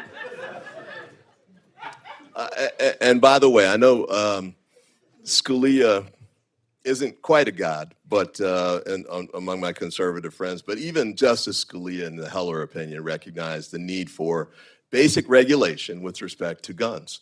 That's why you can't take guns into the Supreme Court, for example, or here. So I appreciate the points about the Second Amendment, but at the end of the day, as I like to say, there's ways for us to protect the Second Amendment, but also protect second graders.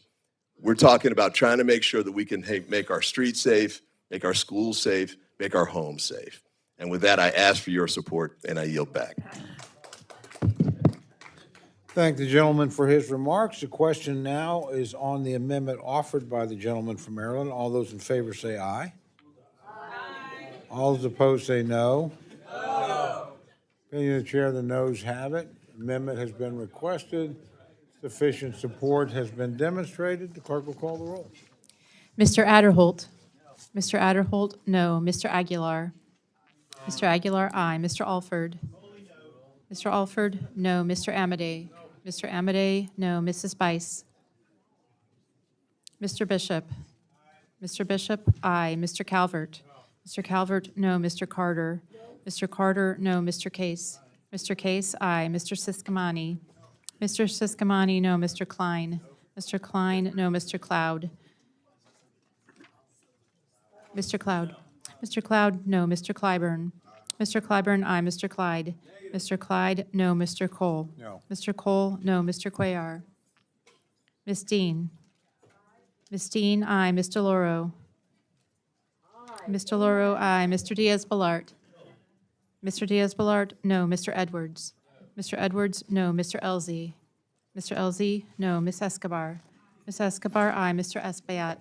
Mr. Espaillat, aye. Mr. Fleischman. Mr. Fleischman, no. Ms. Frankel. Ms. Frankel, aye. Mr. Franklin. Mr. Franklin, no. Mr. Guest. Mr. Harder. Mr. Harder, aye. Dr. Harris. Dr. Harris, no. And Mrs. Henson. Mrs. Henson, no. Mr. Hoyer. Mr. Hoyer, aye. Mr. Ivy. Mr. Ivy, aye. Mr. Joyce. Mr. Joyce, no. Ms. Captor. Ms. Captor, aye. Mr. LaLota. Mr. LaLota, no. Ms. Lee. Ms. Lee, aye. Ms. Letlow. Mr. Levin. Mr. Levin, aye. Ms. Malloy. Ms. Malloy, no. Ms. McCullum. Ms. McCullum, aye. Ms. Ming. Ms. Ming, aye. Mr. Molinar. Mr. Molinar, no. Mr. Moore. Mr. Moore, no. Mr. Morelli. Mr. Morelli, aye. Mr. Mervan. Mr. Mervan, aye. Mr. Newhouse. Mr. Newhouse, no. Ms. Perez. Ms. Pingree. Ms. Pingree, aye. Mr. Pocan. Mr. Pocan, aye. Mr. Quigley. Mr. Quigley, aye. Mr. Reschenthaler. Mr. Rogers. No. Mr. Rogers, no. Mr. Rutherford. Mr. Rutherford, no. Mr. Shreve. Mr. Shreve, no. Mr. Simpson. Mr. Simpson, no. Mr. Strong. Mr. Strong, no. Mrs. Torres. Mrs. Torres, aye. Ms. Underwood. Ms. Underwood, aye. Mr. Valadeo. Mr. Valadeo, no. Ms. Wasserman Schultz. Ms. Wasserman Schultz, aye. Mrs. Watson Coleman. Mrs. Watson Coleman, aye. Mr. Womack. Mr. Womack, no. Mr. Zinke. Mr. Zinke, no. Are there other members wishing to vote or change their vote? Seeing none, the clerks will tell. I'm sorry, gentlelady from Oklahoma. Mrs. Bice, no. And are there others? Seeing none, the clerks will tally.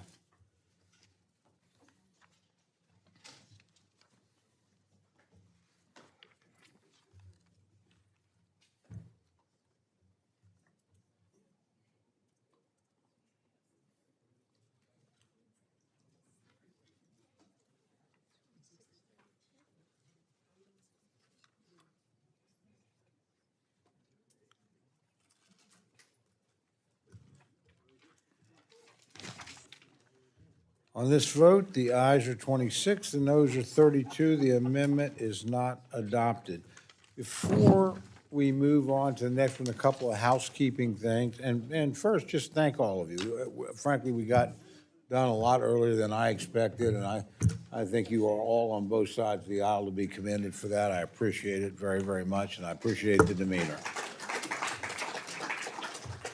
There have been questions about next week because the schedule has been changed. We've had this problem before. It creates some problems for us sometimes when days are given back. We will pursue the schedule as it is written. In other words, we will be in session on Wednesday in full committee for energy and water and ledge branch, which we will try and get done that day. Then the next day, what are the two we have? The next day, we'll have subcommittee markups for interior and thud. So it will be a pretty busy week to keep us on schedule.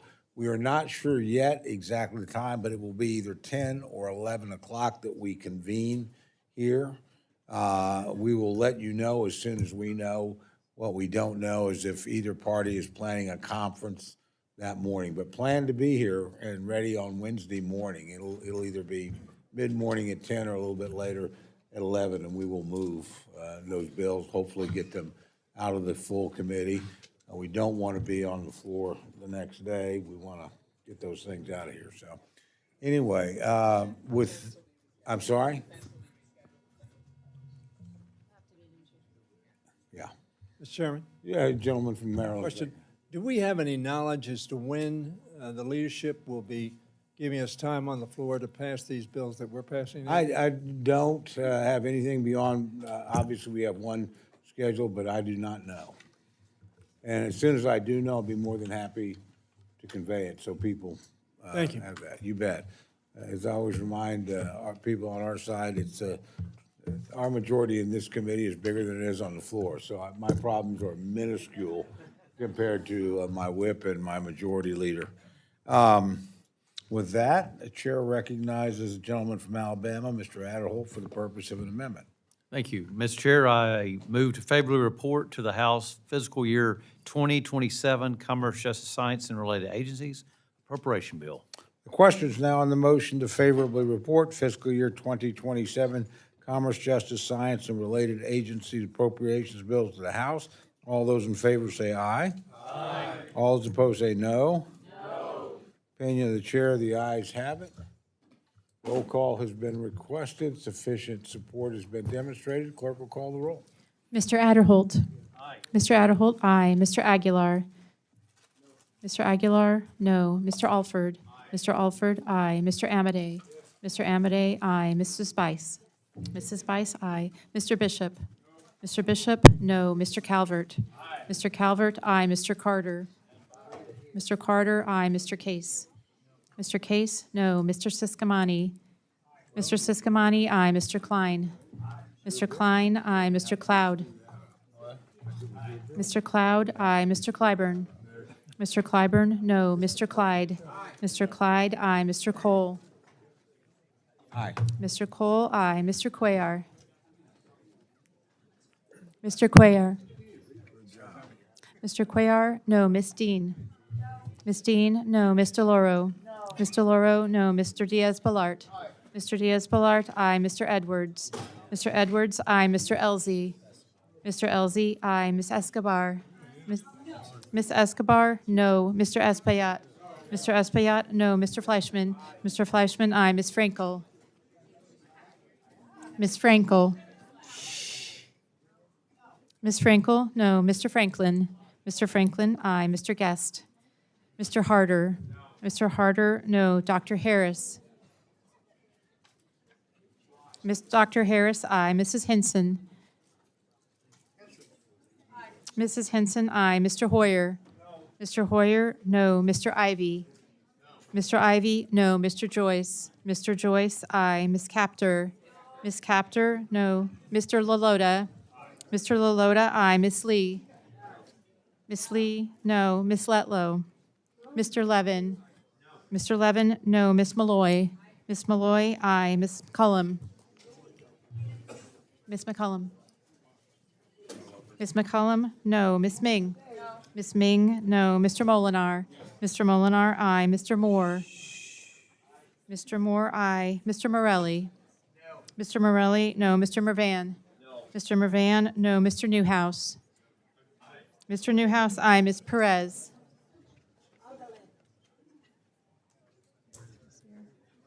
Ms. Pingree? Ms. Pingree, no. Mr. Pocan? Mr. Pocan, no. Mr. Quigley? Mr. Quigley, no. Mr. Reschenthaler? Mr. Rogers? Mr. Rogers, aye. Mr. Rutherford? Mr. Rutherford, aye. Mr. Shreve? Mr. Shreve, aye. Mr. Simpson? Mr. Simpson, aye. Mr. Strong? Mr. Strong, aye. Mrs. Torres? Mrs. Torres, no. Miss Underwood? Miss Underwood, no. Mr. Valadeo? Mr. Valadeo, aye. Miss Wasserman Schultz? Miss Wasserman Schultz, no. Mrs. Watson Coleman? Mrs. Watson Coleman? Mrs. Watson Coleman, no. Mr. Womack? Mr. Womack, aye. Mr. Zinke? Mr. Zinke, aye. Are there any members wishing to record their vote or change their vote? Gentlelady from Washington? Ms. Perez, no. Are there other members wishing to record or change their vote? Seeing none, clerks will tally.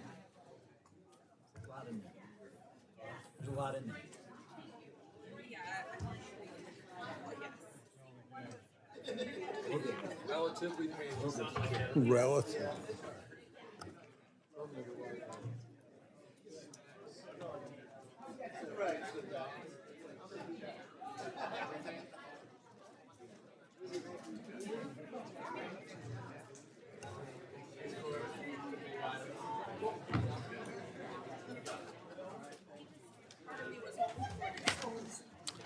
On this vote, the ayes are 32, the noes are 28. The motion is agreed to. I ask unanimous consent that staff be permitted to make technical and conforming changes to the bill and report just approved. 3 days. Seeing no objection, so ordered. Without objection, so ordered. There being no further business, the committee stands adjourned.